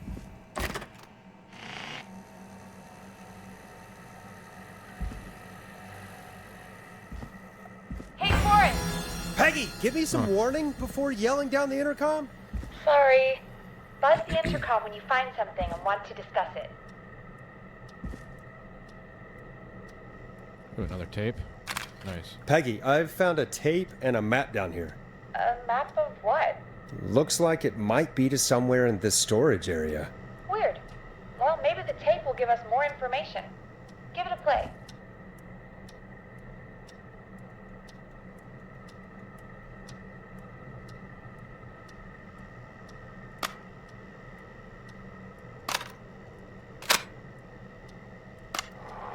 George Barrow, 1968. That's when this all began for me. Follow the maps, find the tapes. I'll be waiting. Wait, George Barrow? We all heard that he drowned after a night out drinking. Was it actually Clive? Has Clive really been the whistling man for that long? He says I need to follow the maps and find the tapes. I guess that's what this map is about. I think we need to see what else is hidden down here. Be careful, Forrest. Keep looking. Buzz the intercom when you found something.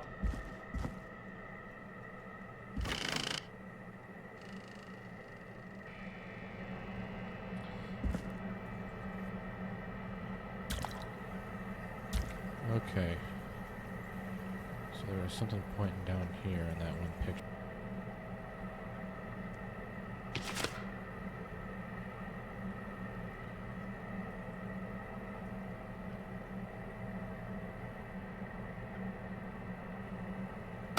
Time of autopsy is 7 a.m.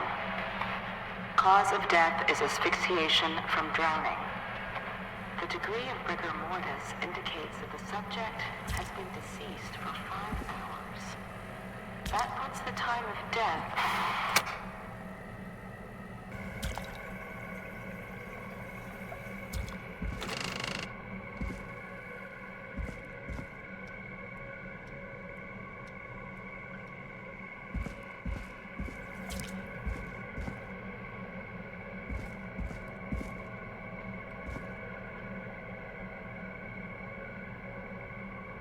This is what we need right here.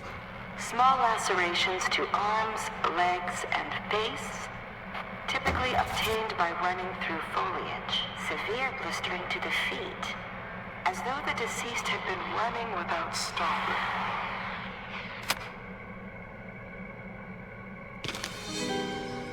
This looks useful.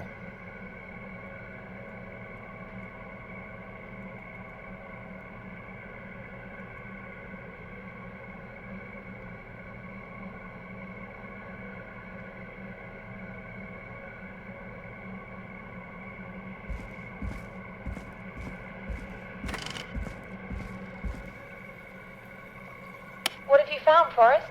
It's an autopsy tape.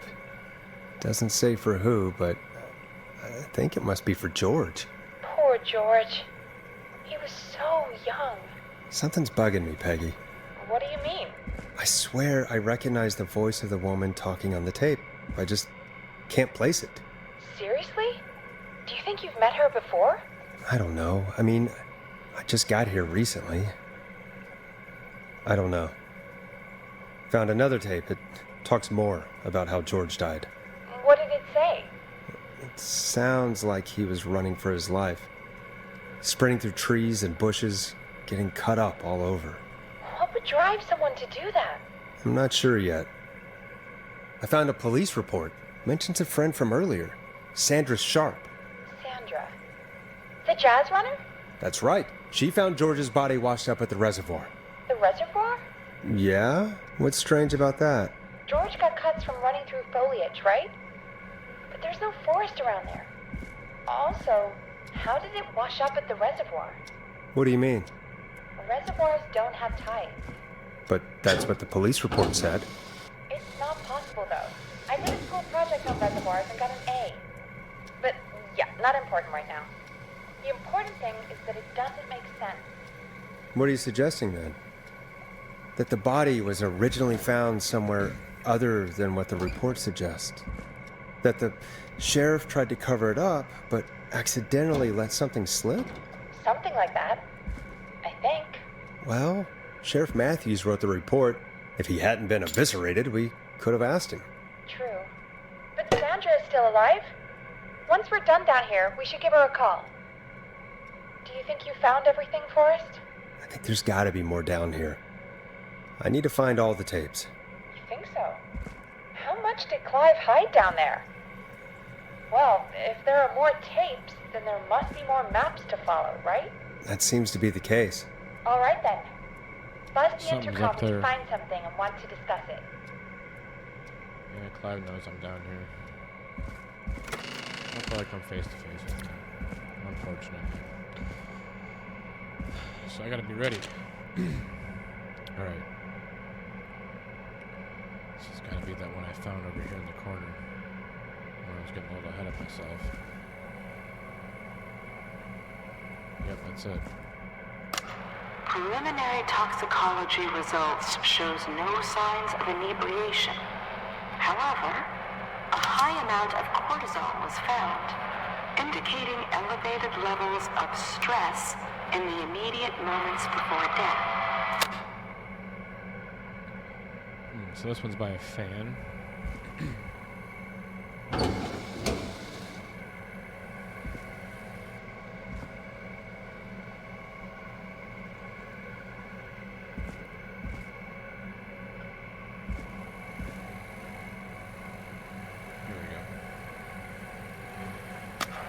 Additionally, there appears to be a post-mortem injury to the arm. It looks like it was trapped in a car door.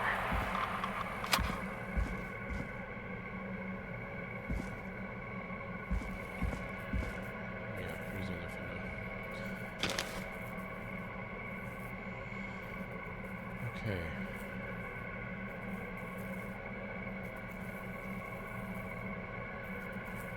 Something's in that cabin.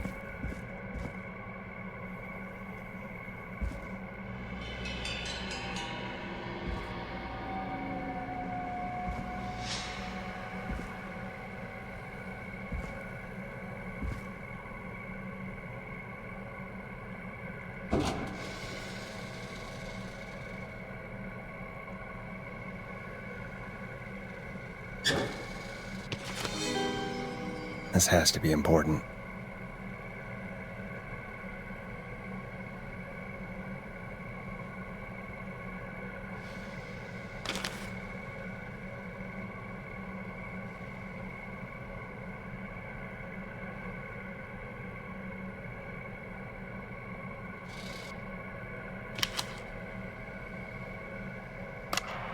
It is the coroner's opinion that the subject likely feared for his life and was chased, resulting in a fall from a height into a body of water where he hit his head, was knocked out, and drowned. Following that, he was moved. Dr. Sullivan, we need to have a talk. That recording. Shut it off. Uh-oh.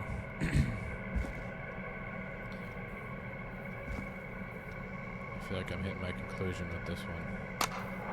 If you're listening to this, then I'm probably dead. What the? I'm a man who likes to stay informed.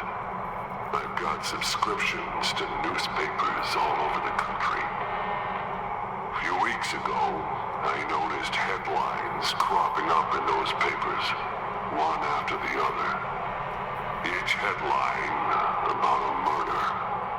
Each murder, the death of someone I knew almost 20 years ago.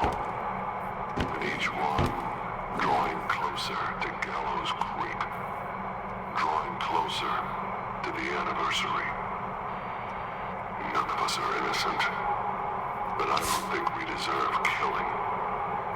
All I hope now is that I can save some folk from the worst. That I can, I don't know, do something to make up for what I did back then, I guess. I didn't kill anyone, mind you, but that's past mattering. Now, there's more I could say, that I should say, but my employer made it clear that my family would pay a high price if I ever spoke out. So, hopefully I've said enough for you, listener, whoever the hell you are, to start putting the truth together. What the hell? Peggy is not gonna believe this.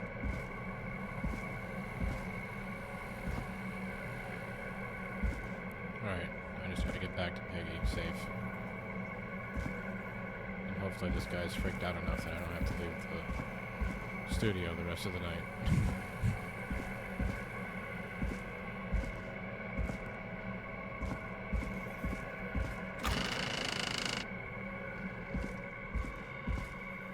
What have you found, Forrest? There's also a tape about a toxicology report. There were no signs of drinking or that he was on anything. What? But everyone said he went swimming drunk and drowned. It was in the newspaper and everything. I found a written autopsy report. What does it say? According to that, it's just like you said at the start. George drowned after getting drunk. Said he liked to fight, too. But that contradicts the tape. I know.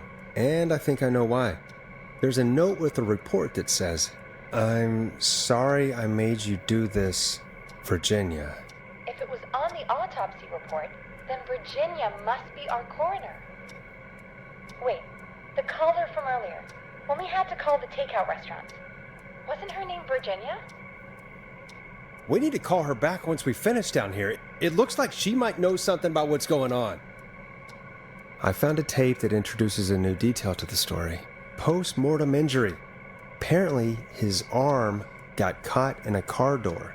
A car door? Yeah, after he died. How do you suppose they can tell? How can they tell? I'm a radio producer, not a coroner. The written report I found doesn't mention it at all. How did his arm get trapped in a car door after he died? Unless he got it when the police collected his body? I guess someone else must have moved him, after he was dead, to where he was eventually found. But the report, what is going on here? In another tape, the coroner comes to the same conclusion as I did. George was running from something. Maybe an animal? Maybe, but then there's this next bit, where the coroner thinks he was moved post-death. So she agrees with us. At the end of the tape, someone burst in and demanded Virginia stop recording. I think it was Clive. This is starting to make sense now. This is a conspiracy to cover up what happened to George. I think I found Clive's last recording. I think Clive might be gone. Gone? I found a confession. Not for any killings, but for playing a part in covering up George's death. He left this behind in case he died. He hoped someone would find it. Do you think the whistling man already got him? Possibly. We've had a lot of callers tonight, but maybe not every victim made it to the phone, you know? We don't know how many there really are. Christ, Forrest, that's dark. I know, but Clive said he had read about other murders in other towns, and that the murders were all folks who knew about the incident. And the killings were getting closer to Gallows Creek. He said he wanted to do something good for once. The board in his office. He wasn't tracking people down to kill them. He was tracking them down to save them. Why didn't he just come out with all of this? He said his employer threatened his family if he spoke out about any of it. His employer? The one who orchestrated the cover-up? Oh, Clive. I'm sorry for thinking you'd killed all those people. Do you think you found everything? I think so. Forrest, what's going on here? Someone wanted that boy's death to seem like an accident. And they hired Clive to make it look that way. Come back upstairs when you're ready. We need to figure out our next step. Okay. So it's not Clive. Thank God you're back, Forrest. Yes. I've been running out of stuff to pad our airtime with. Peggy, you work in radio. Forrest, I'm stressed. I mean, really. How are we supposed to keep a show going with all this happening? This is our job, Peggy. We gotta do it. You're right. So, what's the plan now? I think we should call Virginia back. All right, I'll get her on the line. Okay, Forrest, shut the music off. Hello again, Gallows Creek. This is Forrest Nash.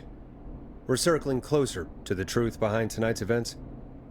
To this end, we're calling back one of our earlier callers, Virginia Sullivan.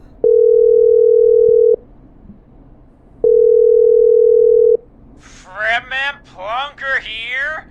Who's this? Is it you? Goose? Plunker, hey, it's the radio man, Forrest Nash. Radio man? What's up? Solving mysteries, saving lives. The huge. Right on. Plunker, what are you doing at Virginia's house?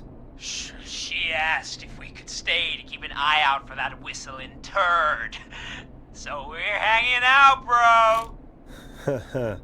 Well, that's big of you, Plunker. No, it's nothing. Can I speak to Virginia?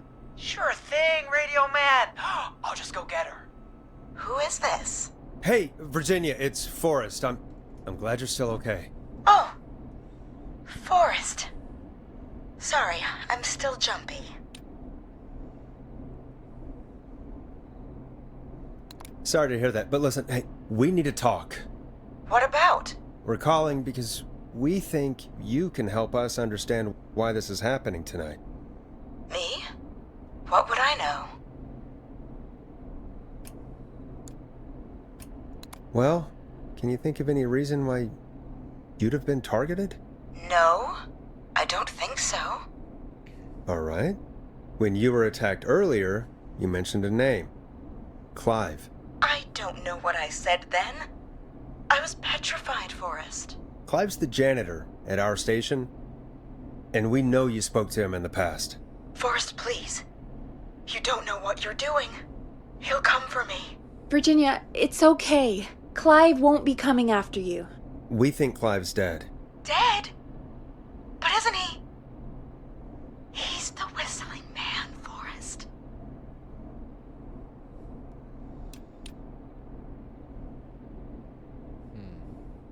Why are you so certain Clive's the whistling man? Because all those years ago, It's okay, Virginia. He's gone. We found evidence to suggest well... And we found your autopsy reports for George Barrow. How? I saw him destroy them. Well, he didn't. I don't know if he kept them or made copies or what, but we found them, and we know it's related to what's happening tonight, which is why we called you. Why did you write a false report? All right. One day, I came into work to find a boy on my slab. And as I finished the autopsy, this man, Clive, he just burst in. And he started making demands to give over the reports, to falsify what I found. Of course I said no, but, well, when someone wants to make you do something, they can use the carrot or the stick. For me, he used both. You see, my sister is sick. She has a chronic condition that's never going away. It's expensive to treat, and it was getting to where I couldn't afford it. And Clive promised me that his employer would pay for my sister's treatment if I did what he said, and that if I ever spoke about this, he'd beat me to within an inch of my life. I don't know why he had me do it, but my sister needed me. You have to understand, she needed me. We understand.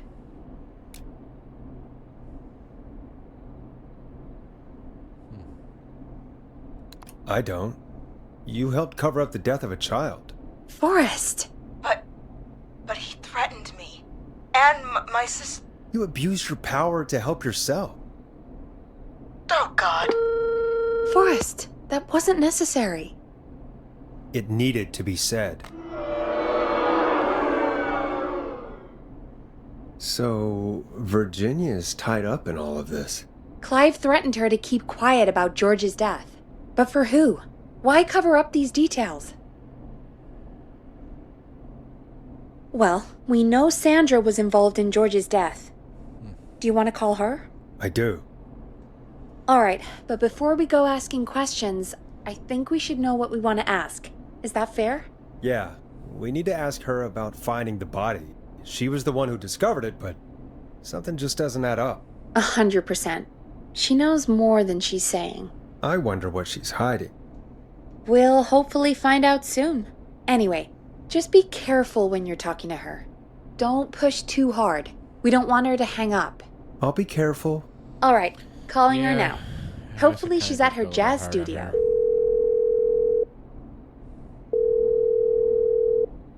Aha! Forrest, you're through. Hello, this is Sandra at Jazz Pizzazz Jazz Studio. Who's this?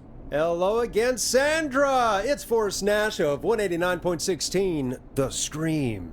And you're live on air. Oh, I always thought folks called into a radio show, not the other way around. How jazzy. What can I do for you? Well, we're trying to understand what's behind the attacks tonight. We had a few questions. Why, Forrest, of course. Heck, after the way you saved my life, I'd say yes to just about anything you asked.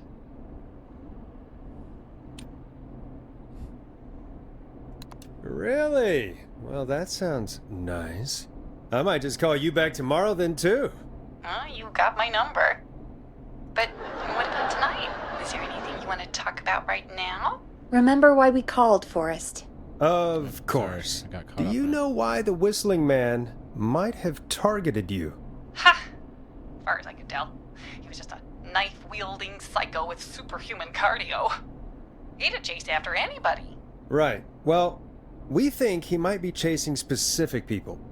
People who know about the death of a boy named George. Oh, I don't know anything about that. Sorry.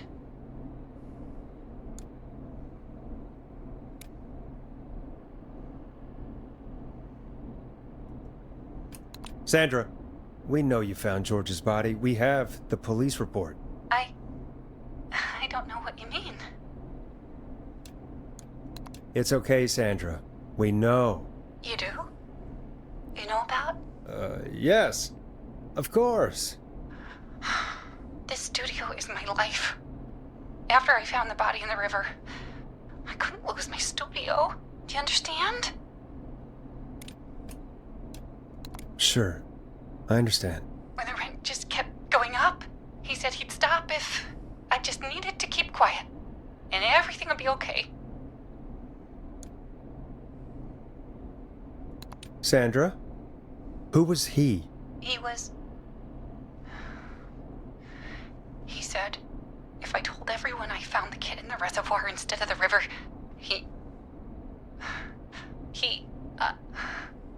I'm sorry. I can't do this. And she's gone. I don't think that could have gone any better.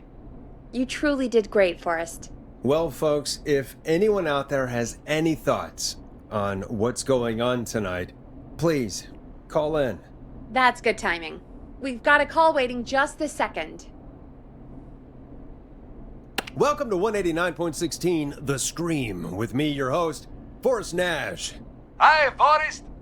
I know this is really out of the blue with everything happening tonight, but I wondered if you could send a special birthday message to my uncle. I think this is Ponty's Pizza, but I want to... You know what? I'm going to entertain I'd it. welcome a change of pace. I'd be glad to. Thank you, Forrest. He's my Uncle Ronnie. His first name's Peter, but he never liked his name.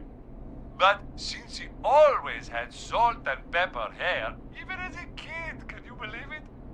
Folks always called him Pepper. Thanks for the history lesson. Is there anything besides happy birthday you would like to say to Mr. Pepper? Oh my god damn it! Yes! Tell him he can get the best birthday deals and party packages here at Ponty's Pizza, starting at You son of a bitch! Stop calling us! Sorry, Forrest. Let's just move on. We've already got another caller on the line. This is 189.16 The Scream. I'm Forrest Nash. You're on the air, caller. Oh boy, here we go again. Caller. This is a prank.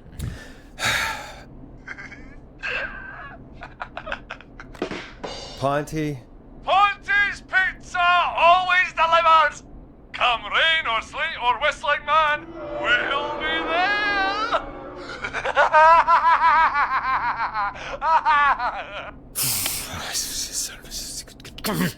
Forrest? Forrest? Are you okay? Forrest? I hope the Whistling Man gets him with his own pizza slicer. Jesus, Forrest? Sorry. That was too much. It's okay. It's been a high-stress night. Don't worry about him anymore, okay? Not for tonight, anyway. I think he's spent for now. We've got another call, whenever you're ready. Ponty's Pizza again. Folks, don't spend your money at Ponty's Pizza. That's all I'm gonna say about that. moving along, I'd like to welcome another caller to 189.16 The Scream. With me, Forrest Nash. Who may I say is calling? Well, hello again, Forrest. Don. Don? We played your song, Long Ride Home. Did you hear it?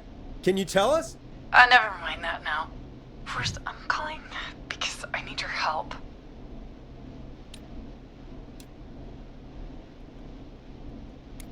Don, we had a deal. Kept my end. Who is the next target?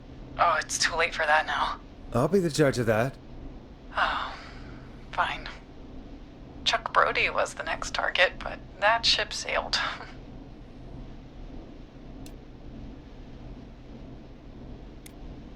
How did you know it was Chuck? Well, if I tell you, I might just put more people in danger. People are already in danger. This might help. Forrest, I don't have time. I need your help. Do you mean Yes, he's after me now. you? I think so. He must have heard me on the radio helping you.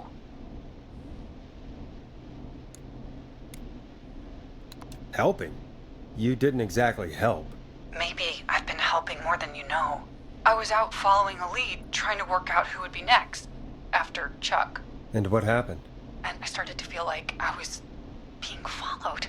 I came back to my apartment building, but this newfangled security system has me locked out. I need you to help me get inside. Could you use a key, go elsewhere, ask a neighbor, ask a neighbor. I assume you've already used your key, so I'm not gonna... Can a neighbor let you in? I only moved in last week. I don't know anybody yet. There's not even a buzzer here, only the keypad for the entry code. I need that code to get inside. Which apartment block do you live in? Maybe one of our listeners lives there too. It's the new Woodside apartment building between the town hall and the trailer park, but I doubt any of your listeners live there. I don't have many neighbors. Sounds like a prime piece of real estate. The sound really carries at night. Shit.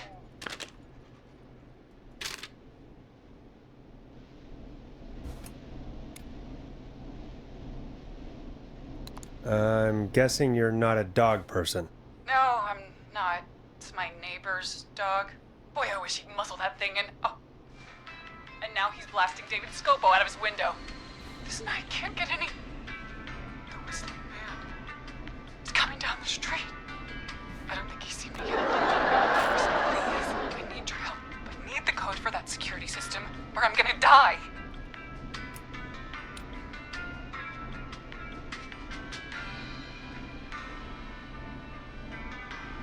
What's the name of the security system? There's a sticker on the box. It says Starling Security 4000. There's a keypad, and it looks like it wants a 6-digit number.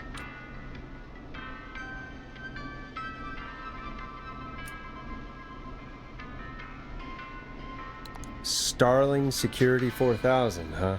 That's right. Very newly installed. I need the key code before the whistling man gets me. Yeah, of course. Don't worry, Don. Thank you, Forrest. I knew I could count on you. I'll sit out of sight. Call me back soon. All right, folks. Here's a little tune for you all to enjoy while I try to break Dawn into her apartment. You were pretty quiet there, Peggy. Forrest, was it just me, or was there something... Yeah, it wasn't just you. Something was weird about that. Yeah. Well, tell you what. We have a Starling 4000, or whatever, here at KFAM. Clive bought one for the station. Maybe we can find something to help. Well, I'm not sure who. But to help someone.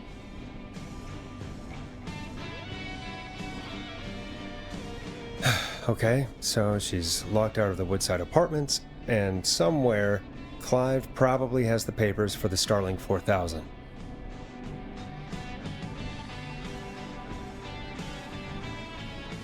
Welcome back, Forrest. Find anything? Nothing by way of key codes. I see. Any ideas, Peggy? Dawn says she's stuck outside the Woodside Apartments with the whistling man nearby. She's locked out because of some new security system. Yeah, the Starling 4000. Right. And we had the same security system delivered here. Clive was going to install it, so check the basement. I'd guess that's where Clive would have stuff like that. Thanks, Peggy. No problem. Don't take too long. All right.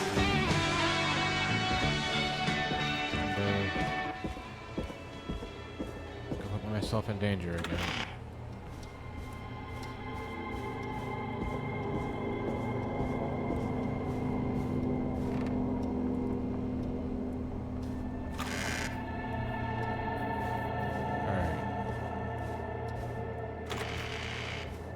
Starling 2000, was it?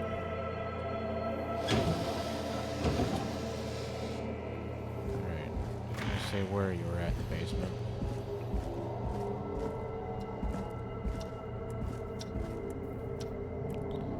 I don't even know what to look for. Like a box?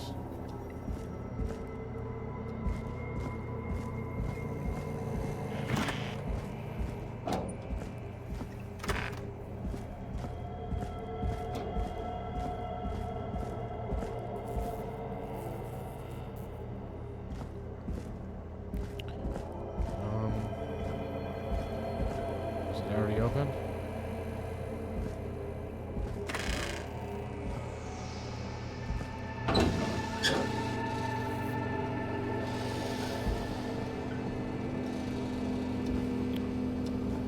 Okay.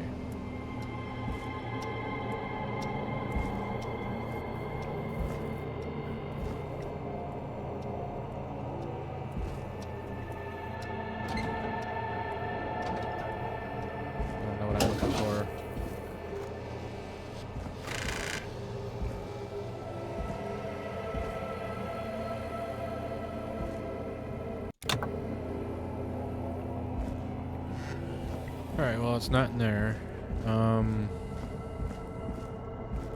Starlink's 4000. I think that's how you say it. I guess the only place to look is in here.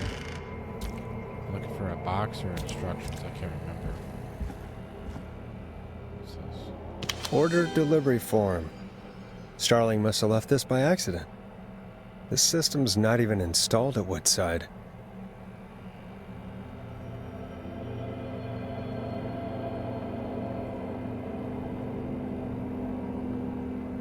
Starling 4000. Oh, heck yeah. User manual. Alright. Ah, these codes should come in handy.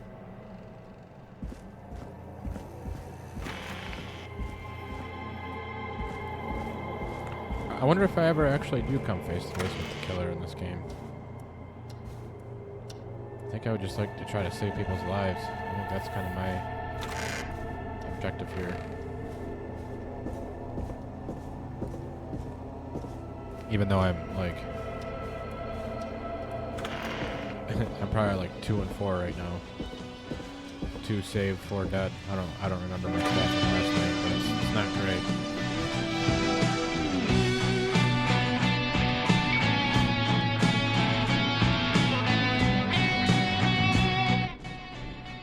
Welcome back, Forrest. Find anything? The Starling 4000 security manual. It's got a bunch of codes. Good. And did you find anything else? I saw a list of everyone else who bought the Starling 4000. Know who was on there? Oh my god. Roller Ricky! Do you think we should give him a call? Is that crazy? I don't know what you'd say, but...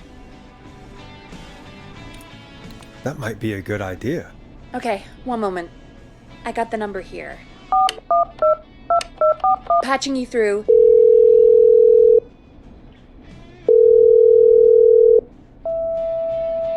Shit. He probably can't hear it over the music.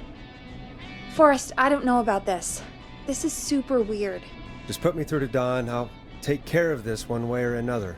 Okay, if you say so. When you're ready, shut the music off.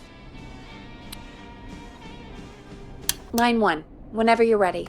189.16. Don, are you there? This is Forrest Nash from 189.16, The Scream. Oh, thank God you're back. I've been afraid. What's the code to the gate?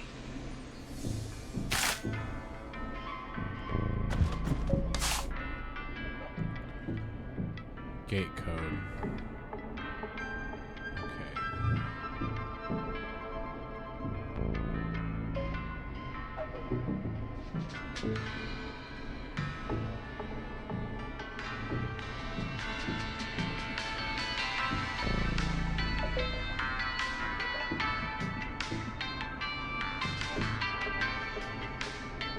I'll say entry code is the gate. 715914. The code is 715914. Thank you, Forrest.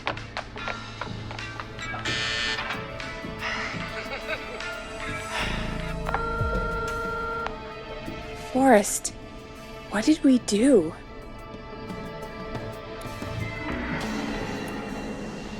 I don't know, actually. Guess we'll find out. Is she the Forrest, whistling one? there's another call Whistling coming in. man? Evening caller, you're live on. Girl. Forrest! The psycho's somewhere in the roller rink, dude. I just saw a shadow. God damn, how do you even get in? You've gotta help me, man. Forrest. Maxie, no! Come back. I can't find my rifle, man. I don't want to hurt anybody, but I can't let anything happen to Maxie! Maxie! Maxie! You didn't do anything wrong!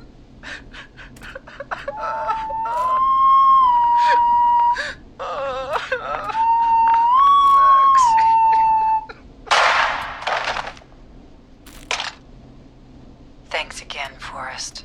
Oh, God, poor Ricky. Okay, Gallows Creek, here's some music while we process what just happened. So it was her.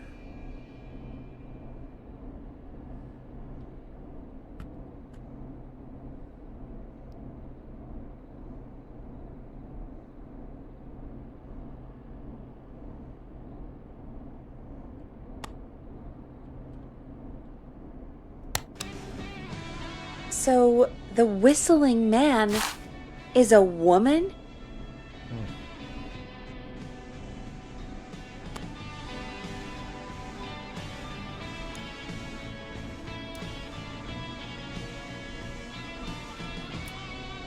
I know. I can't believe it. She called up. You spoke to her multiple times. I had a feeling I was talking to somebody that was a whistling man. I just didn't know it was her. That actually did catch me off guard.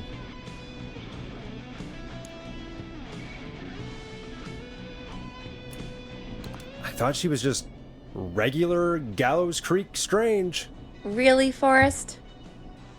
Why do you think she requested that song?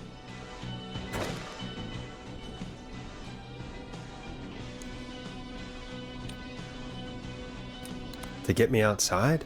Maybe, but how? She didn't know the song was outside to start with. That's right. She never actually attacked me out there. So? What now? I guess I should make an announcement. We do have new info. Okay, kill the music and you can make the announcement. Okay, you're live in 3, 2... Hey folks, this is Forrest Nash here. I hope you're all safely locked inside. For those of you listening to that last call, you might be wondering what to make of it all. Here's our take. We now believe the killer is actually a woman, one who might manipulate you into letting her in before she attacks you.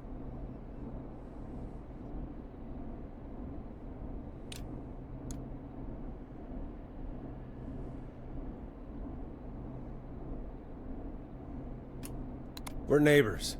Look out for each other and stay safe. The killer was calling themselves Dawn.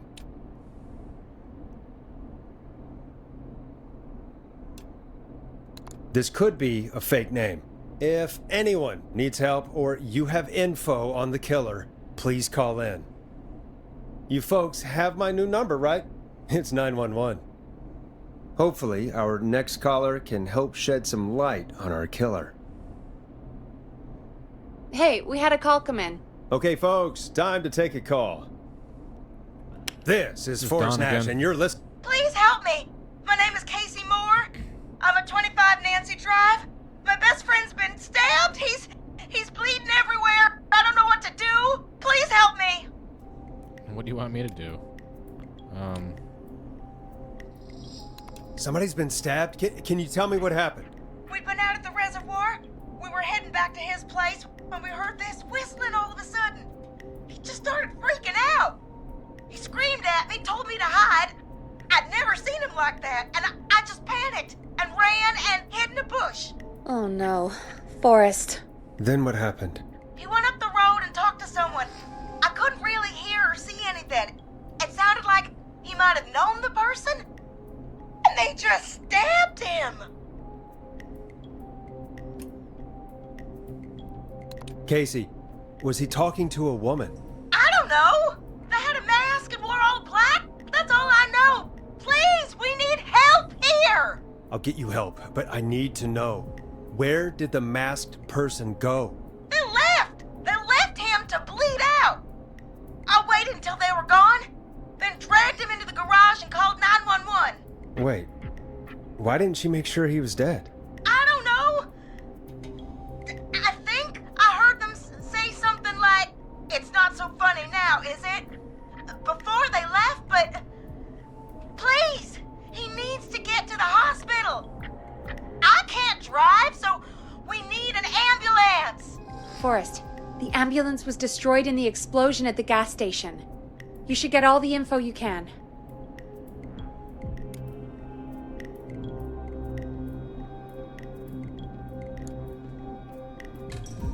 What's your friend's name, Casey? It's Jason Parker.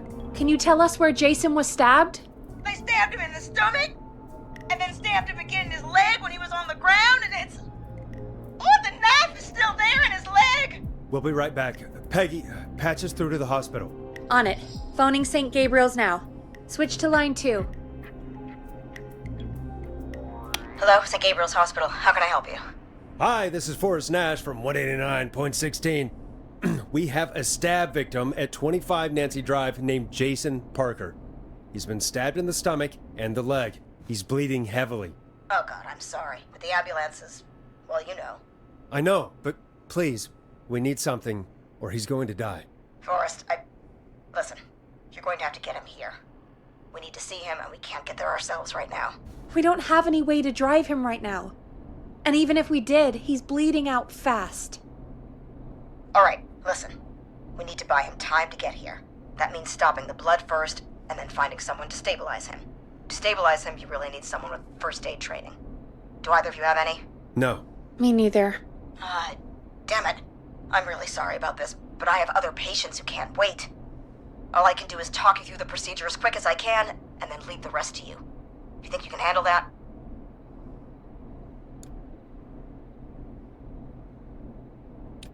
We don't really have much choice. Hit me. Okay, from the top. If he's bleeding out, then you need to get him comfortable and try to stem the bleeding. Lay him down. Apply continuous pressure directly to the affected areas. When the bleeding slows, get a clean cloth of some kind and hold it over the wounds. Get them comfortable. Apply pressure. Clean cloths when slowed. Got it, I think. You said he was stabbed, right? If the object he was stabbed with is still in him, don't take it out. It's stopping the worst of the bleeding right now. If anything, you should secure it so it stays where it is. I wouldn't have thought of that. It makes sense, though. God, that was a lot of info. But I think we can handle this. Glad you got it so far, because there's more to go.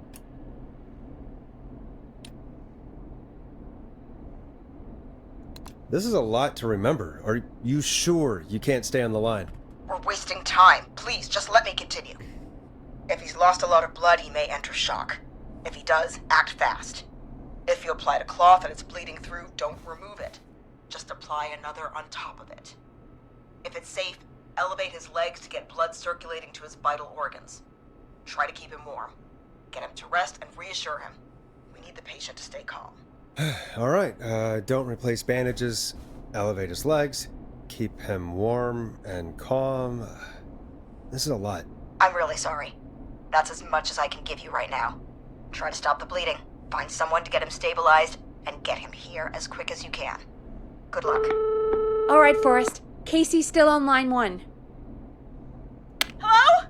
Hello? Forrest, are you there? Hi, Casey. I'm here. How are you doing? I need help! I've been putting pressure on his stomach wound since you left, but he's still bleeding. I don't know what to do. That's good, Casey. The nurse said to do that. What about the knife in his leg? It's gotta be hell. Should I pull it out? No, don't touch the knife. The bleeding will get worse if you pull it out. Are you sure? I'm sorry. I'm gonna stop making suggestions. No, don't worry, Casey. We're a team here. We're all going to get Jason through this. Casey, is his leg wound bleeding right now? I hate looking at that knife. Yeah. It's bleeding. His stomach is worse, though. All right, I think we need to leave that knife alone. All right. I'll just keep putting pressure on his stomach for now. Forrest, can I have a word? Casey, I'm gonna have a quick word with Peggy. Keep putting that pressure on and let us know when the bleeding is under control. You're doing great. But what if something happens? We'll still be here. Just shout if you need anything, and we'll be there. I promise. Okay. I'll wait. Jason, please be okay.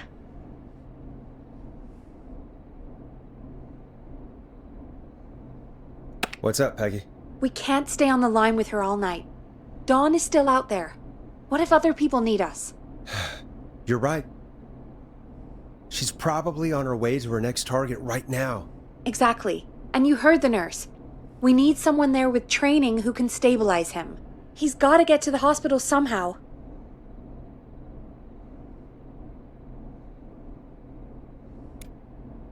Any suggestions, Peggy? I might. A little before you started working here, KFAM did a mandatory first aid training course. Me and Karen missed it because we were away on a producer getaway. You skipped it, didn't you? Never mind. So, how does KFAM's first aid course help us? Casey said they're at 25 Nancy Drive, right? Yeah? Why? They put up a bunch of cheap houses around there about 10 years ago. So a bunch of people here at the station live around there. Do you think any of them could help Casey and Jason? Probably, but I don't know who lives there. And since I missed the training day, I don't know who knows first aid. Could you call them and ask? I don't know everybody's numbers. I've only ever called Karen. Everybody's personnel info is probably in Reggie's office. Got it. I'll look through their files in Reggie's office. It's a life or death situation. I'm sure they won't mind. Right. But there are a couple of problems with that.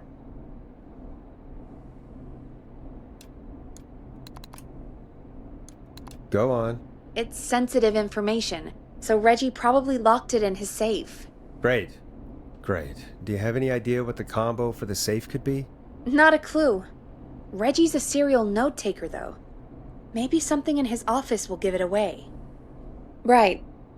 There is something else. I'm not gonna like this, am I? Have you ever heard, "The future is floppy"? Peggy, what the hell are you talking about? I'm talking about floppy disks. Floppy disks are like these futuristic things that have information on them. You put them in a computer and they do something. Peggy, I know what a floppy disk is. Anyway, Reggie decided that the future is floppy and started phasing out our physical records and replacing them with these floppy disks. I imagine it's the same for our personnel files. That's good to know. Since we haven't heard anything from Casey, I'm guessing Jason's okay for now. I'll check out Reggie's office and see what I can find. You'll need a key for that. I'll just slide it under my door now. Thanks, Peggy. I'll just have to look around.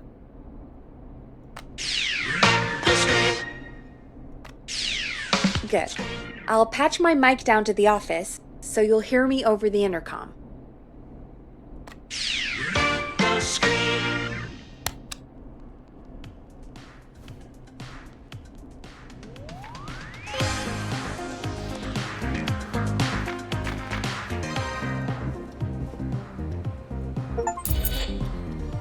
Okay, Reggie's office.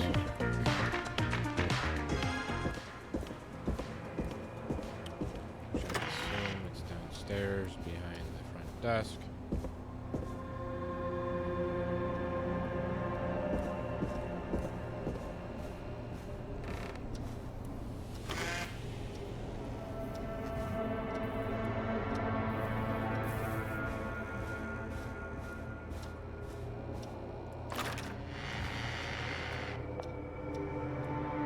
Just Reggie's office. Ah. Looks like I need a 4-digit code.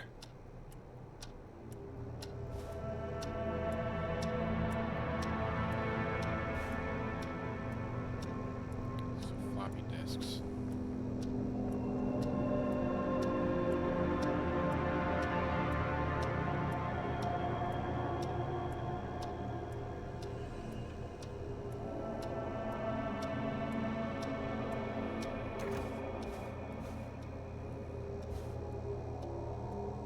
I like this guy's material. UFOs. Oh look, Peggy. Yeah, that's right. Hey Peggy, you there? Yeah, I'm here. Did you find what we need? I can't figure out how to get into this stupid safe.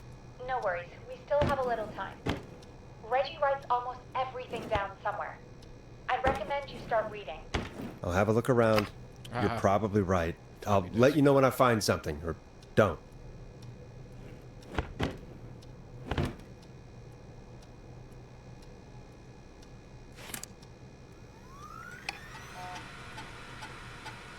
Could this be it?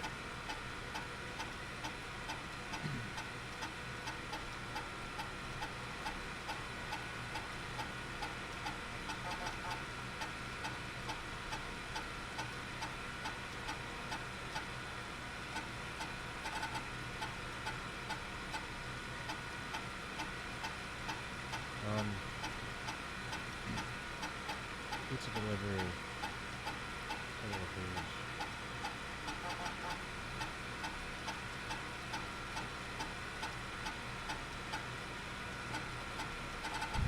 1107. I doubt that's the code, but we'll give it a shot. Nice. Oh wow. Okay. Oh wow. It's a lot of floppy disks.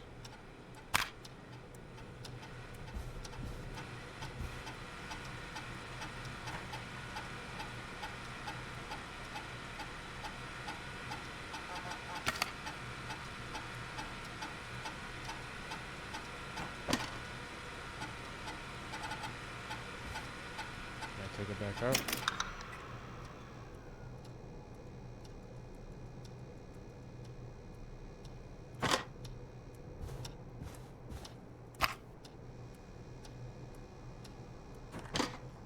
Dang it.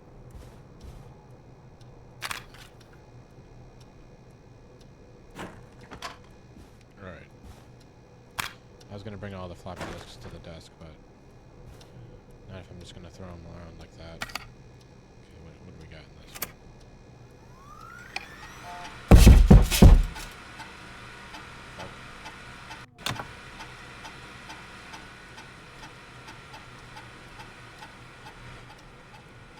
Hey Peggy, you there?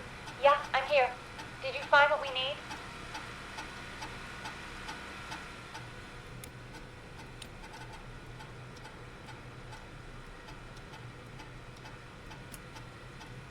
I got the safe open, but I'm not sure what I'm supposed to be looking for in these files. We need to know who can do first aid, and we need them to be close to Nancy Drive. Anything further away than a street or two is probably too far. Anyone who ticks those 2 boxes is our best bet. Got it. I'll take another look at the files. I'll let you know when I find something, or don't. Okay, I'm gonna get back out. I gotta get it. Does it have labels on them? this my file?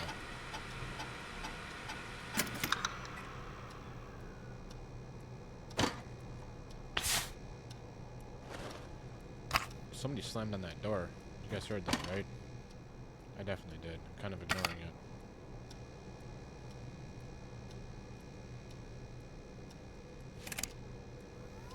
This is my file. Get a load of this, Peggy.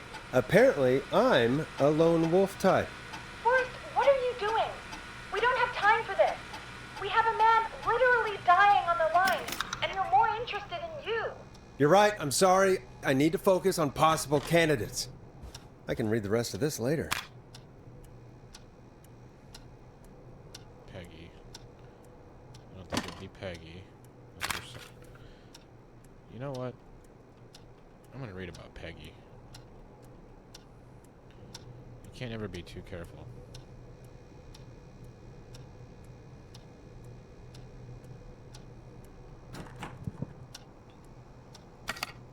Let's read about who I work with directly.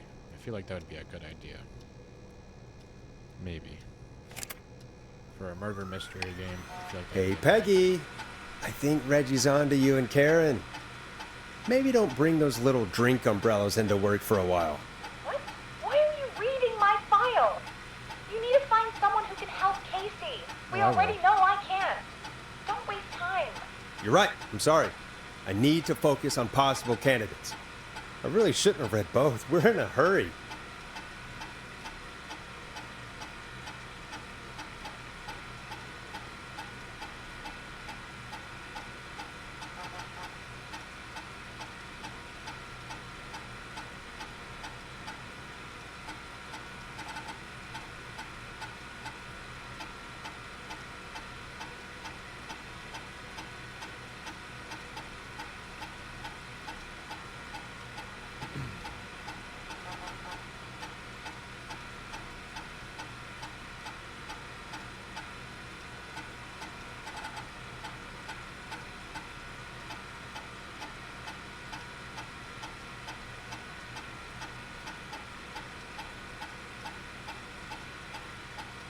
Okay, somebody wants her own show.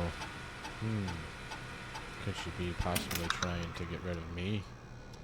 So she could have her own show? Because I'm the show host? Possibly. Okay, let's see who this is. Barbara.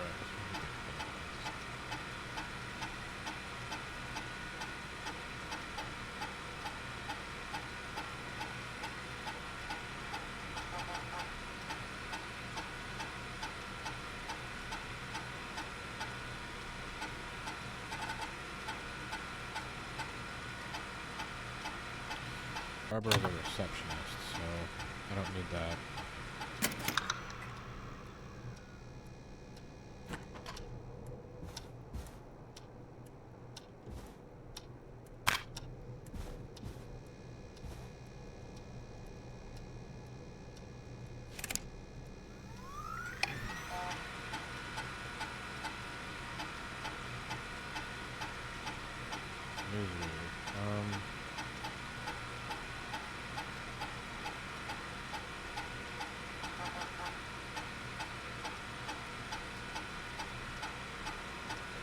Ooh, John apparently has a bunch of medical equipment in his home at the procedure from the military. Okay.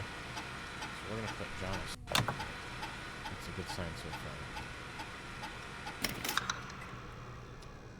Let's put John right there. I'm going to check this last one. Unless this next one is a full-out nurse. John.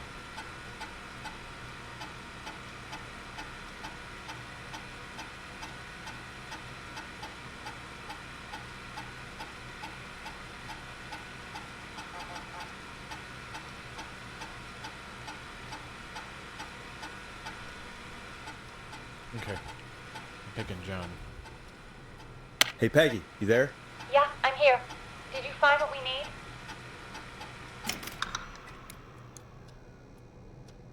I think I know who our best bet is to help Casey and Jason. All right, good work. Who should I... Hello? Is anybody there? Please pick up. Casey, I'm here. What's wrong? Jason started going pale. I tried to get him to rest, but he just threw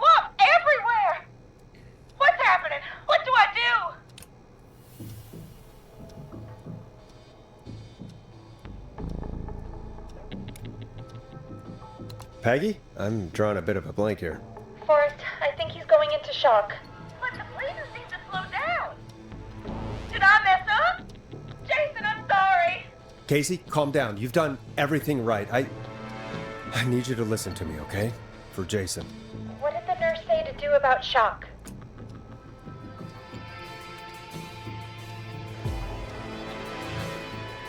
Casey, I need you to elevate Jason's legs.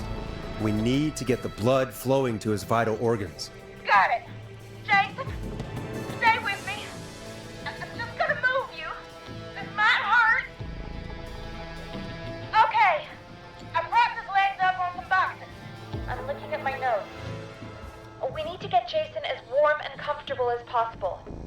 Do you have anything you could use nearby, Casey? Yeah. I still have some laundry next to me. I'll wrap him in some blankets. Just give me a second. Sorry. Sorry.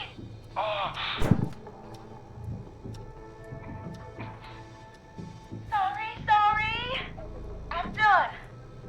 You're gonna be okay, Jason. Just relax now, okay? Boris, I'm scared. He's not doing well. Is he? Is he gonna?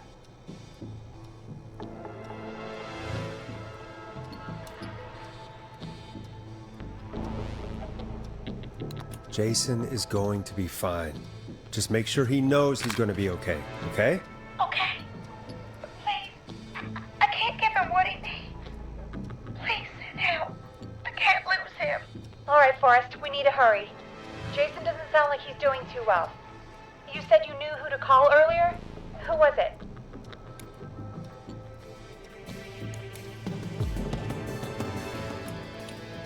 Call John Hedges. We need to call John Hedges. He lives on Nancy Drive. He didn't really participate in the first aid training, but he's a former war medic. He's probably the most trained person we have. Really? I never really spoke to him before. A war medic, huh? Yeah, and according to Reggie's notes, John keeps all of his old equipment at his house. He's something of a hoarder. All right. What's his number? 5420735. Calling now. Let's hope he picks... Who the hell is this calling me at? What time is it? John, it's Forrest Nash here at KFAM. We have an emergency and we need your help. Forrest, if this is a work emergency, then it can wait until the goddamn morning. Just leave me a note like everybody else.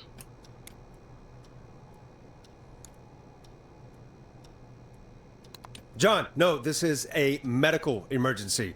A man has been stabbed by the Whistling Man, or never mind. He's badly hurt and he's going to die unless we get someone to him now.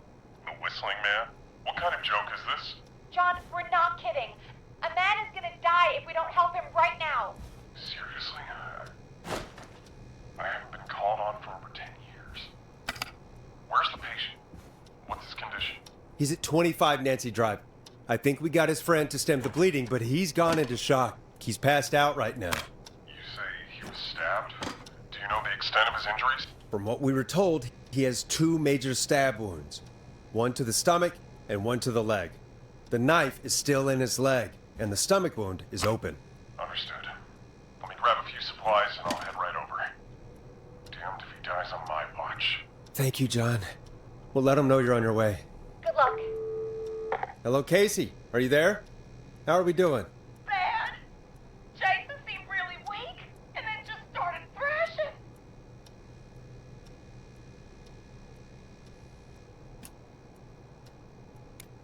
What about now? Is he still thrashing? He's passed out. Please tell me you found someone to help. Casey, help is on the way. My colleague will be there soon. You hear that, Jason? Someone is coming. You're gonna be just fine. Just hold on for me, okay? Just hold on. Come on. Hello, Casey. This is John Hedges. I'm here about Jason. Please let me in.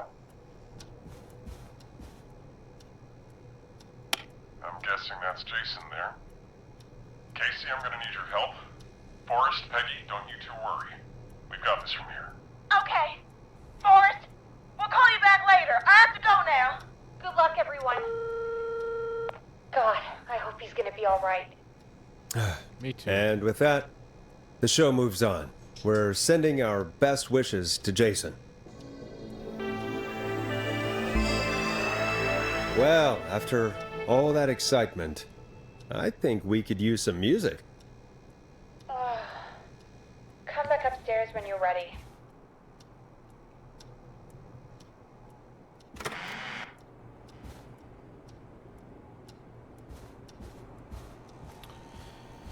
Yeah, when I'm ready. I want to hang in the break room.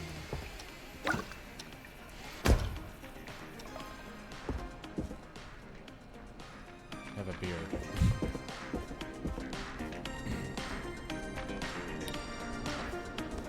Wish you could play one of these games. Like the game inside the game. Like some games put in.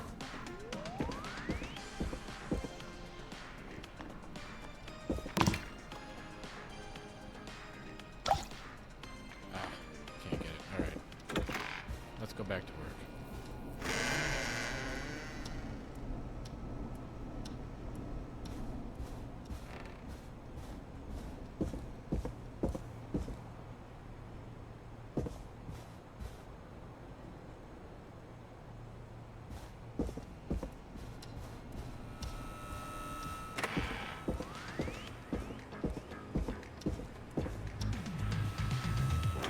It's getting pretty late. This might be your last break for the night, so try to enjoy it. Give me a buzz when you want to go back on air.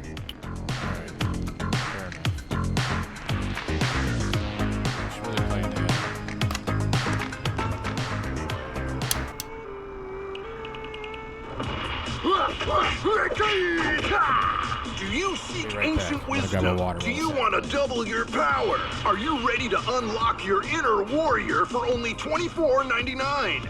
Then step into Master Robbie's deadly dojo of Kung Rate and receive direct by video warrior instruction from me, Master Robbie. You will learn the 4 qualities of an ultimate conqueror. The power of the alligator, the discipline of the tarantula, the speed of the tuna, the poise of the scorpion, and the wisdom of the bullfrog. Using classified techniques, I'll unlock your inner chi after only 5 30-minute video sessions. Ultimate power and wisdom can be yours now for the low price of only $24.99. Just call 555-7861 USA to take your first step to becoming a champion. Play that one next. 189.16. Element of surprise. If you buy today, you'll receive 2 additional VHS tapes. The tornado technique and karate lovemaking. Call today.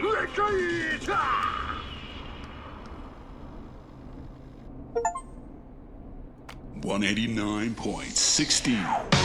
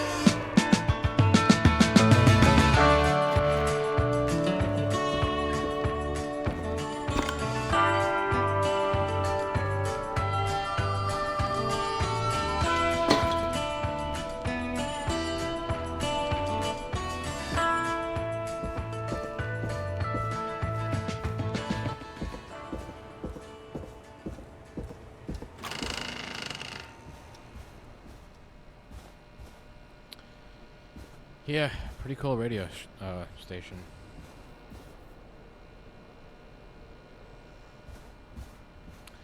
I think that'd be a lot of fun to have a job like that back in the late 80s in the middle of nowhere. Some night job at a radio station. No, it probably doesn't pay that much. Just be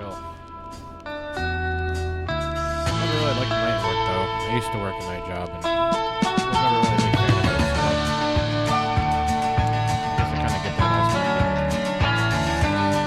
Anyways, let's get back to it. Let's roll. You got it. We've got another call coming through, too. Oh, we have another call coming in, but... 189.16. What's up, Peggy?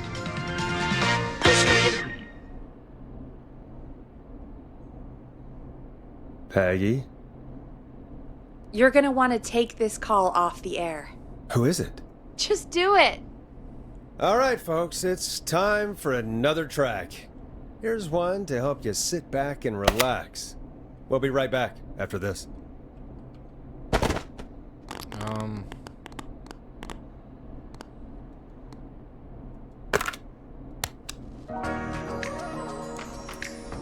Hope you enjoy this one as much as I do. I hope this is good news, Peggy. Who have we got? Find out for yourself on line 1. Hello? Forrest, I'm glad I got back through to you. Sounds like it's been a busy night, huh? Surprise! It's Leslie, our 911 operator, leading the charge from Henderson to come save us. It's so good to hear from you. Are you okay? I am. I'm driving back with an officer from Henderson now. We got back into radio range a little while ago. We've been listening in, but haven't been able to get through until now.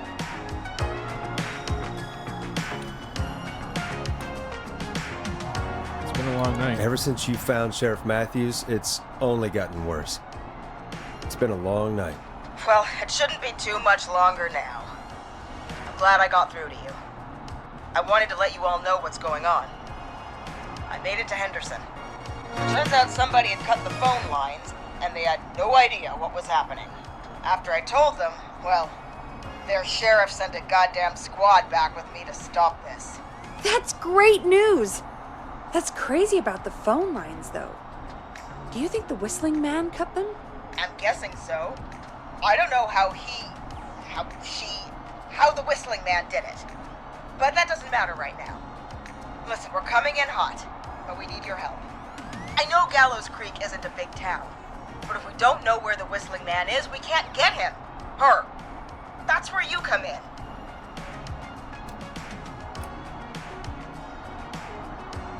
You can count on us. What do you need? It might be a long shot, but here goes. The whistling man already called up a few times. I bet she calls again. We're still a little ways out of town, so if she calls, stall her. Buy as much time as you can for us to get in. And while you're talking to her, try to figure out where she is. We'll be listening in, so once her location is known, we'll head straight there and end this nightmare. I'll do my best. I know you will. Heck, I can see the headlines now. Forrest Nash's interview of a lifetime. Anyway, I'll radio the other cars and tell them the plan is a go. Hopefully the next time I see you, it'll be with our killer behind bars. Take care now. We'll see you soon, Leslie. Oh, thank God. It sounds like this is almost over. We're nearly through this. Best we don't waste any time then. Let's get back on air. You got it. When you're ready, shut the music off.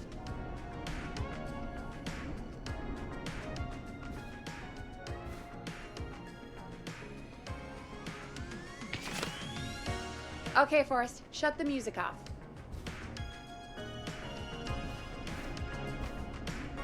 Bringing you back live now. Welcome back to The Scream with me, Forrest Nash. The line is lit up, but before I get to our next caller, I just want to say, things are looking up. It's almost over. But for now, let's bring in our next caller. Evening, caller. This is Forrest Nash. Hello, Forrest. This is John Hedges. I'm here with Casey. I wanted to give you an update on Jason. John! Is he gonna be okay? He's a fighter. He'll be fine. We've got him stabilized and resting in a bed. We're preparing to move him to the hospital. Thank you so much. If you hadn't been there, then...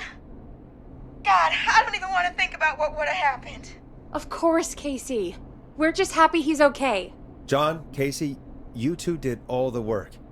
Tell Jason to get well soon from us, whenever he's up for it. Well, why don't you tell him yourself? Is this Forrest?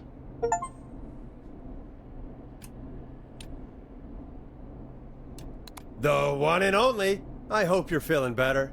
It's good to hear you, Jason. How are you?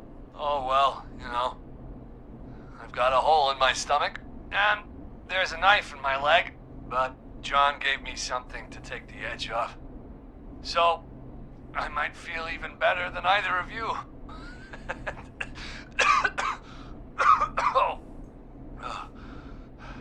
Take it easy until you get to St. Gabriel's. I will. But, before that, I needed to call you. I'm guessing the Whistling Man is still out there? Yep. Yep. As far as we know, anyway. I was worried you'd say that. God damn it. Actually, I'm glad you called. I wanted to talk to you about what happened earlier. Go for it. Casey said when you were attacked, your assailant said something like, "It's not so funny now." Do you know what they meant? I do. And I've heard that voice every day in my head for almost 20 years. Every day? Does the killer live in Gallows Creek? No. Not exactly. Hey, guys, I'm really sorry, but there's a call on the other line. I just need to make sure we don't have another situation brewing. You fill Jason in on what happened. I'll be right back. Forrest, have you ever heard of somebody called George Barrow? The boy who drowned? Sounds like everything's finally coming out now. It's been tough to hold it all in. Sounds like you've been holding back about something awful, Jason. I'm part of the reason my best friend is dead, Forrest.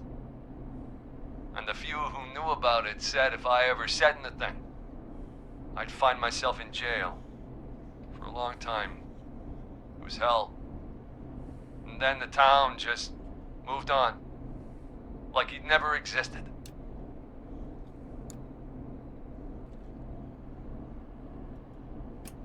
Who killed George that night? Some of the guys on the football team had an idea for a way we could haze the newcomers. We decided to plan a party in the woods and have the Whistling Man crash it. It was stupid. We each had a role. I was the stabbed friend. At the party that night, I left the group for a second, met our Whistling Man, pretended to get stabbed in front of everyone. Started an almighty panic. Those screams. That was the last time I saw or heard George alive. How did George die, Jason? I don't know. I was playing dead. But when I heard her scream... Her? Yeah. George's girl. Do you remember who she was? Yeah. He called her Bean. I heard her again tonight, Forrest. Her name was... What? What happened? Are we still on air? No, we're not. Seems like the power is completely gone. How do we get it back on? I don't, we can use the emergency generator down in the basement. Reggie picked it up a while ago in case we ever needed to do an emergency broadcast. An emergency broadcast? Emergency? You know, nuclear war, alien attack, broadcasting a serial killer's location to the cops so we can end this nightmare. Fair point! It's in the storage area, in the far back corner, up on the wall. You might have spotted it earlier when you were digging around for all those tapes. It'll have a big red button. Just press that. I'll see you when you're back.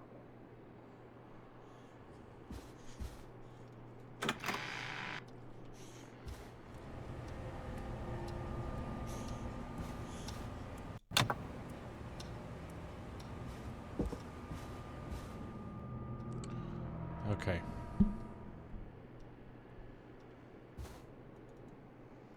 So I'm gonna find the generator, the backup generator, and turn that on.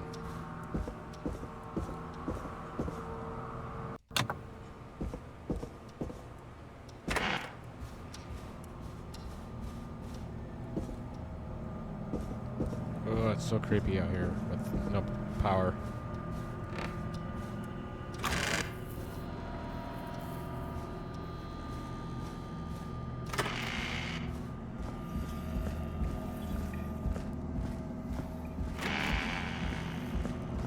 She said it was in the back of the room. Far back corner. Why is this station so big? Seriously, though. Oh, yeah, it was that one thing I pointed at earlier. Yeah, this thing. That must be it.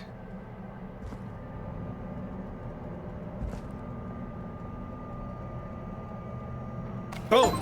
We've got power.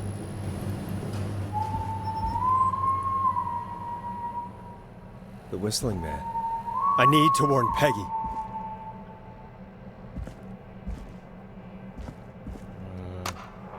If you're listening to this, Oh, I don't want that.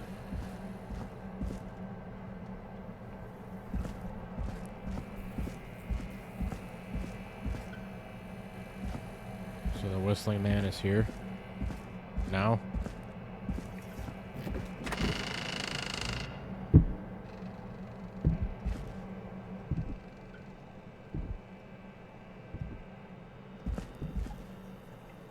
Peggy, are you there?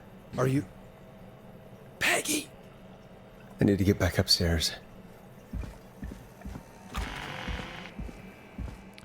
It's a horrible idea to leave my station in the first place.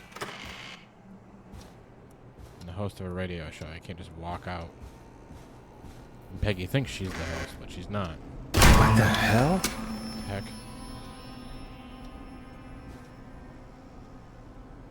What was the point of that? Nothing even happened.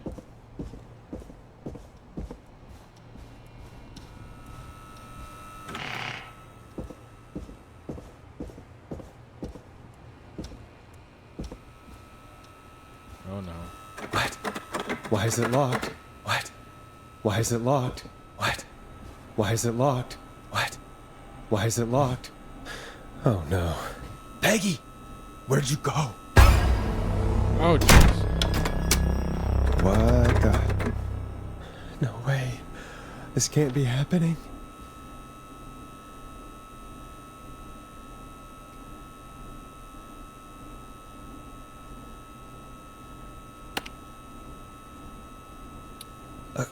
A call. Talk, huh? Okay.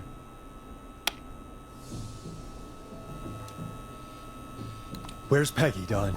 Have some patience, Forrest. It's almost the end of the night. Almost the end of the show. But it's not over just yet. Got a little time still. So let's make the most of it.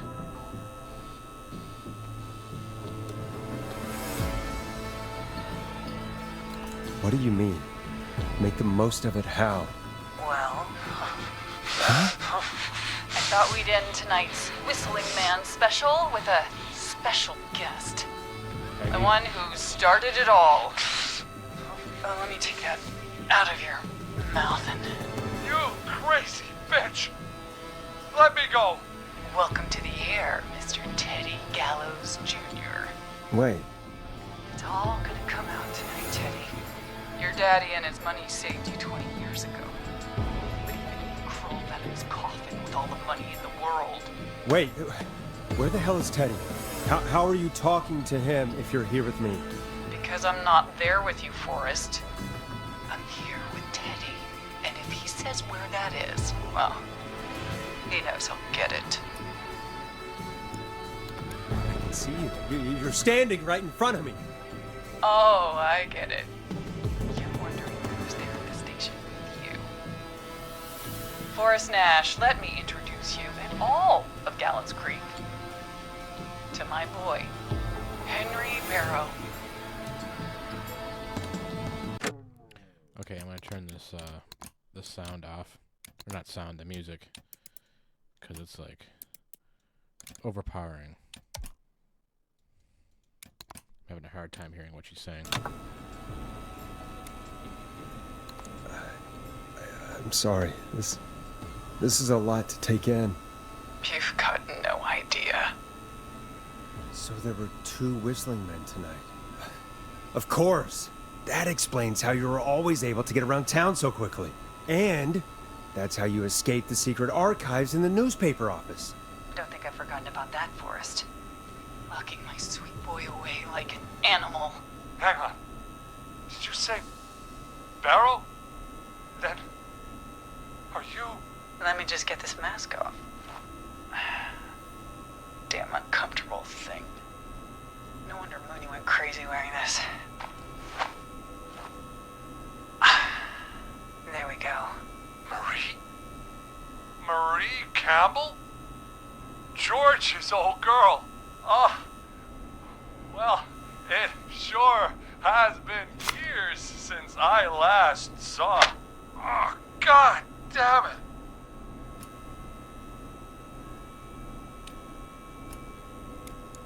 Marie Campbell? So, not Dawn, huh? No, not Dawn. What are you going to... Everyone's gonna know now what Teddy did. He killed George that night. This night. 20 years ago. Listen to me. You...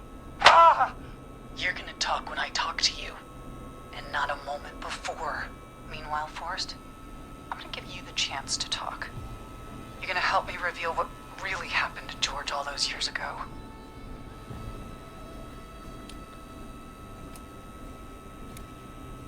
Okay, Marie. I'll do it. Good. Then let's talk about the night George was murdered. Murdered? Listen, I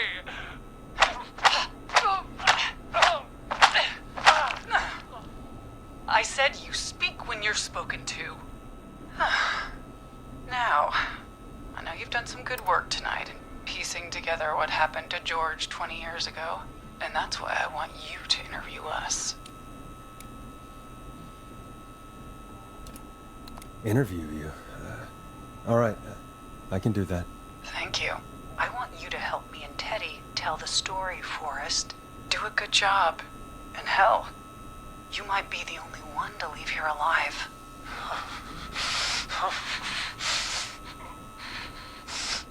I need to drag this out. If I can buy Leslie time to get back to Gallows Creek, and if I can find out where Marie is, then this can end. Teddy, we'll start with you. Just, talk me through what happened that night. How did it start? How would I know? It was 20 years ago.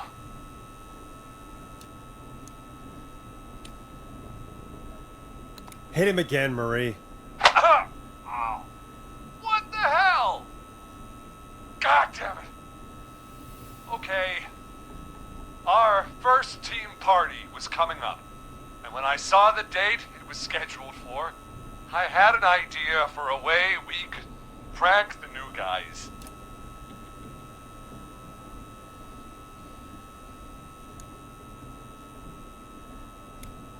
I understand that kids in Gallows Creek know tonight as Whistling Night. I'm guessing that's what you mean? Well, we didn't have a name for it then. It was just the night that Mooney went missing. But Whistling Night is what they'd call it later. Wait. You mean this was the first Whistling Night? Keep talking, Teddy. We went up near Whistling Point. God, who was there? Me, Jason, and George, of course. But George didn't come alone. He brought Marie. About midway through the night, we put the prank into action. We looked up at the trees and saw Jason there. Bloody, like he'd just been stabbed. And the whistling man. Everyone ran, screaming. George and I and Ricky, we got left behind. Wait. Ricky was there? Roller Ricky? He was. And he was in on the whole thing.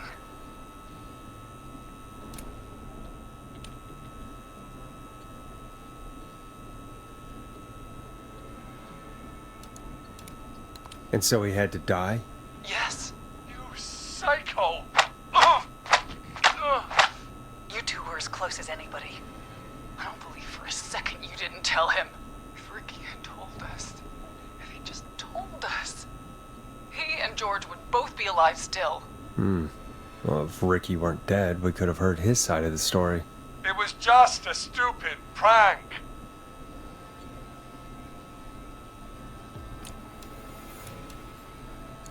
Oh, go to hell, Teddy. Oh, come on. Oh, God damn it. You made George think Jason had been murdered. He thought his best friend was dead. And so tonight you stabbed him for real? It's the role he wanted to play. Jason's still alive, Marie. He was with a friend. We talked her through how to stop the bleeding and got him professional help just in time. Oh. Well, shame he didn't have the good sense to die earlier. He's gonna regret that. Enough about him. Me and George took off running, but somehow we got separated in the woods. I ended up near the bottom of Whistling Point, and when I noticed George wasn't with me, I panicked. And then, I don't know how he snuck up on me, but the Whistling Man grabs me. I scream, and he starts laughing, telling me it's just a joke. I could stall for time here.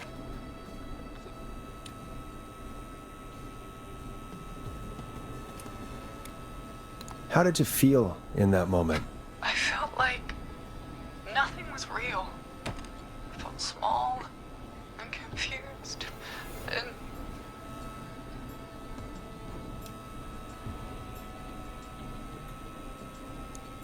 Who was under the mask, Marie? Who was the Whistling Man? It was Chuck. Chuck Brody. Laughing away. But then he stops. And he's looking up. At the top of Whistling Point. What was he looking at? Teddy, what happened next? Nothing. I mean, it was just... Teddy? George fell off Whistling Point.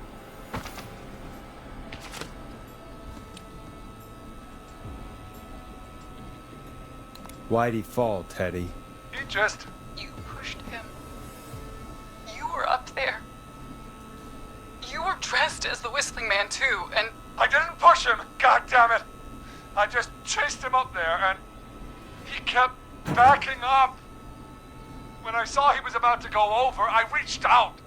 That's what you saw. You liar! It's not my fault. He didn't know it was a joke. If he'd had any brains, he would have realized. Ugh, you bitch. No one's going to believe this. After all you did.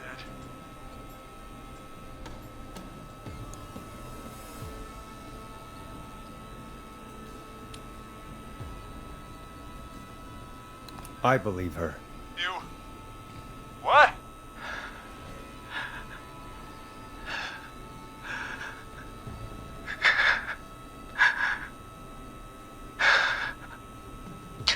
Why else cover it up? My future was at stake, Nash. You know what it's like. People like us are bred for bigger things. I'm going to be the mayor of this town, Forrest. And then governor. And then, who knows? What happened that night was tragic. It should never have happened. But it was a mistake. It was just a stupid joke gone wrong. So my father sent Clive out to clean it up. Why should a blip ruin my future? George was a blip? He wasn't a blip, Marie. His father covered it up from there. I searched for George's body all night, but... Sandra found him the next morning while out jazz running. She found him in the river, but she lied about that to protect Teddy. She said something about her rent going up, unless she... Teddy, Did your father own Sandra Sharp's dance studio? It's Gallows Creek, not Sharp Creek. I'd answer the question if I were you, Teddy. Yes, okay. We own most of the town. That's it then. Your father was going to run her out of business unless she lied and said she found him in the reservoir instead of the river. What my father did in his business dealings is nothing to do with me. The false reports. That's why you killed Sheriff Matthews too, isn't it, Maria? Not just to get him out of the way, but... Everyone was in on it, Forrest. Even the coroner wrote a fake report. Said George was drinking. That he'd just got himself into trouble. And... I saw. I'm sorry. For all it's worth, Virginia didn't have much of a choice. She had a sick sister whose treatment she couldn't afford. She played along with the gallows to save her sister's life. And her own. Even still, she should have told the truth. I did my part. I tried everything I could think of. I even went to the newspaper, but no. That coward killed the story. We'll take care of Maurice Russell later.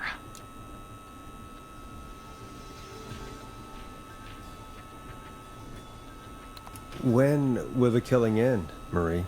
End? When does it end? You can't kill the world. This has to stop sometime.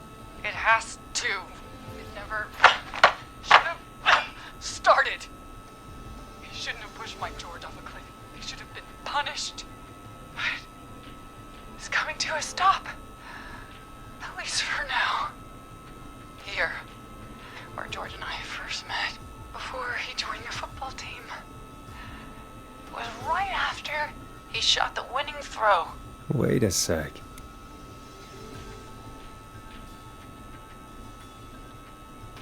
You're at the football field. Jesus Christ! Forrest, you idiot! We're in the gym at Gallows Creek High! I told you not to do that. Wait! He's dead too now, isn't he? He is. Anyway, I think that about wraps up the interview with Teddy. So... Marie? Where? Oh my god. Peggy! Teddy! Peggy. No, not It's Peggy. been so long since I've seen your face. I worried you wouldn't come. And here I was, thinking you'd forgot me. I'd never forget my own sister. Oh. Sister? Peggy, what's happening? Why are you even there? Wanna explain, Peggy? Earlier, while you were speaking to Jason, I got a call. Do you remember? Yep. Well, it was from Dawn. Okay. She said that my sister Marie was there that night George died, and that I should come to the gym for a reunion. And when you walked in, you found out.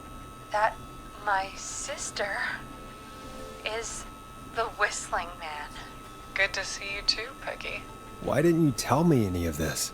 She said that it was my last chance to see my sister. I knew if I told you, you'd try to stop me or come with me when we need you on the radio, and I just... I'm sorry. This has to be a lot for you. What happened to you, Marie? You just disappeared one day. Disappeared? I was thrown out, Peggy. I begged Mom and Dad to do something about what happened that night, but did they care?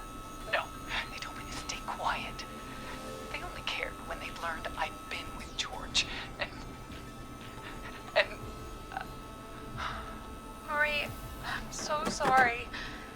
I never knew. It's not your fault. Really, it's Mom and Dad I should be seeing right now. But since they're dead and gone, well... I'll have to settle for the next best thing.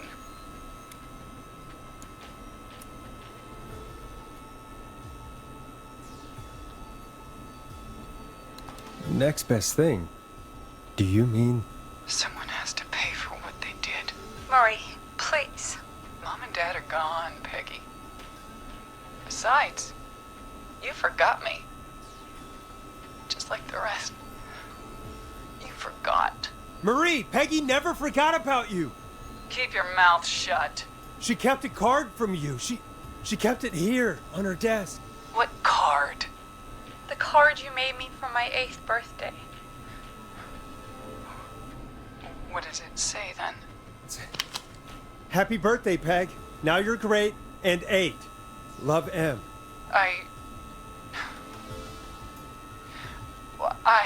Henderson police! Freeze! No! Henry! Get out of there! Peggy! We have 1 wounded, 1 dead, and we're in pursuit of the suspect. Henderson police! Freeze! Forrest! Leslie, how's Peggy? She's been cut pretty bad, but we're here now. I'll be okay. God, Marie! Hey, officer! I need you to look after Peggy. She needs help. Now, we got here just in the nick of time. Where's Marie? She bolted right as we got here. The police are right on her heels. It won't be long now. It's over, Forrest. What the Well, whistling man folks, go that it doesn't was a last long night, but we made it through together. I'm gonna head off to go check on Peggy. This has been Forrest Nash.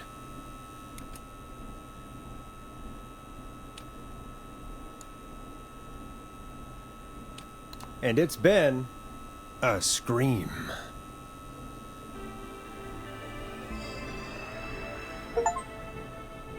Oh, is that the end?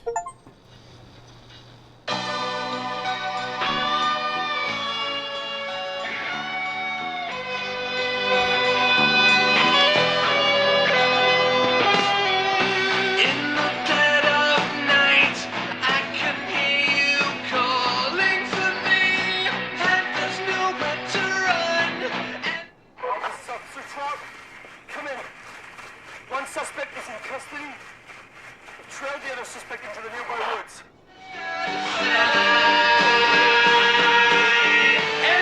Wow.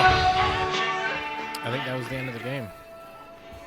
I gotta say, this was a really fun game. I really like these games that they take you back into like the 80s and 90s like this. You know, like the games where you work at like a VHS store or a midnight shift, stocking shelves or whatever. And just games like that, and this game lived up to the late 80s, early 90s midnight radio show vibe. So I give this game, really, I mean, out of 5, I give it a 3.5, and that's being really gracious, I think. I think it deserved maybe even a 4. This game is regularly, I think, $25. I paid $14. So I think it's worth the $14.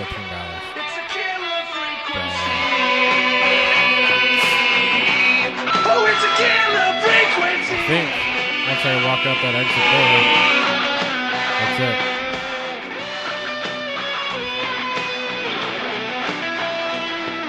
So this is who I work with. There's me. We have the suspect cornered at the top of Whistling Point.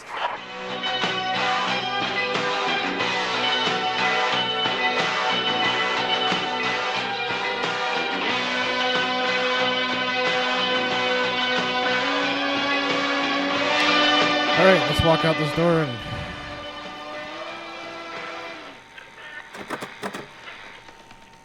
skip to the epilogue and credits. Oh, skip the epilogue and credits that was on the screen. Okay. Yeah, like I said, I give this game, I think I give this game a 4 out of 5. That was a very good game. I had a lot of fun playing it. It's about a 5-hour playthrough, and it's worth it. I wish I could have saved more people. Next time I go through and play this, though, I'll be sure to do that. now I know what to do. But yeah, so if you guys liked that video, if you guys liked the game, if you guys like scary games in general, make sure to hit that like button and please subscribe, because that will definitely help me be able to do this more often. I want to get on a regular schedule doing this, and I just like playing scary games. So I feel like anytime I play one, I'll make a video of it. So that's it for me tonight, and you guys take care, and we'll see you in the next one. Thank you.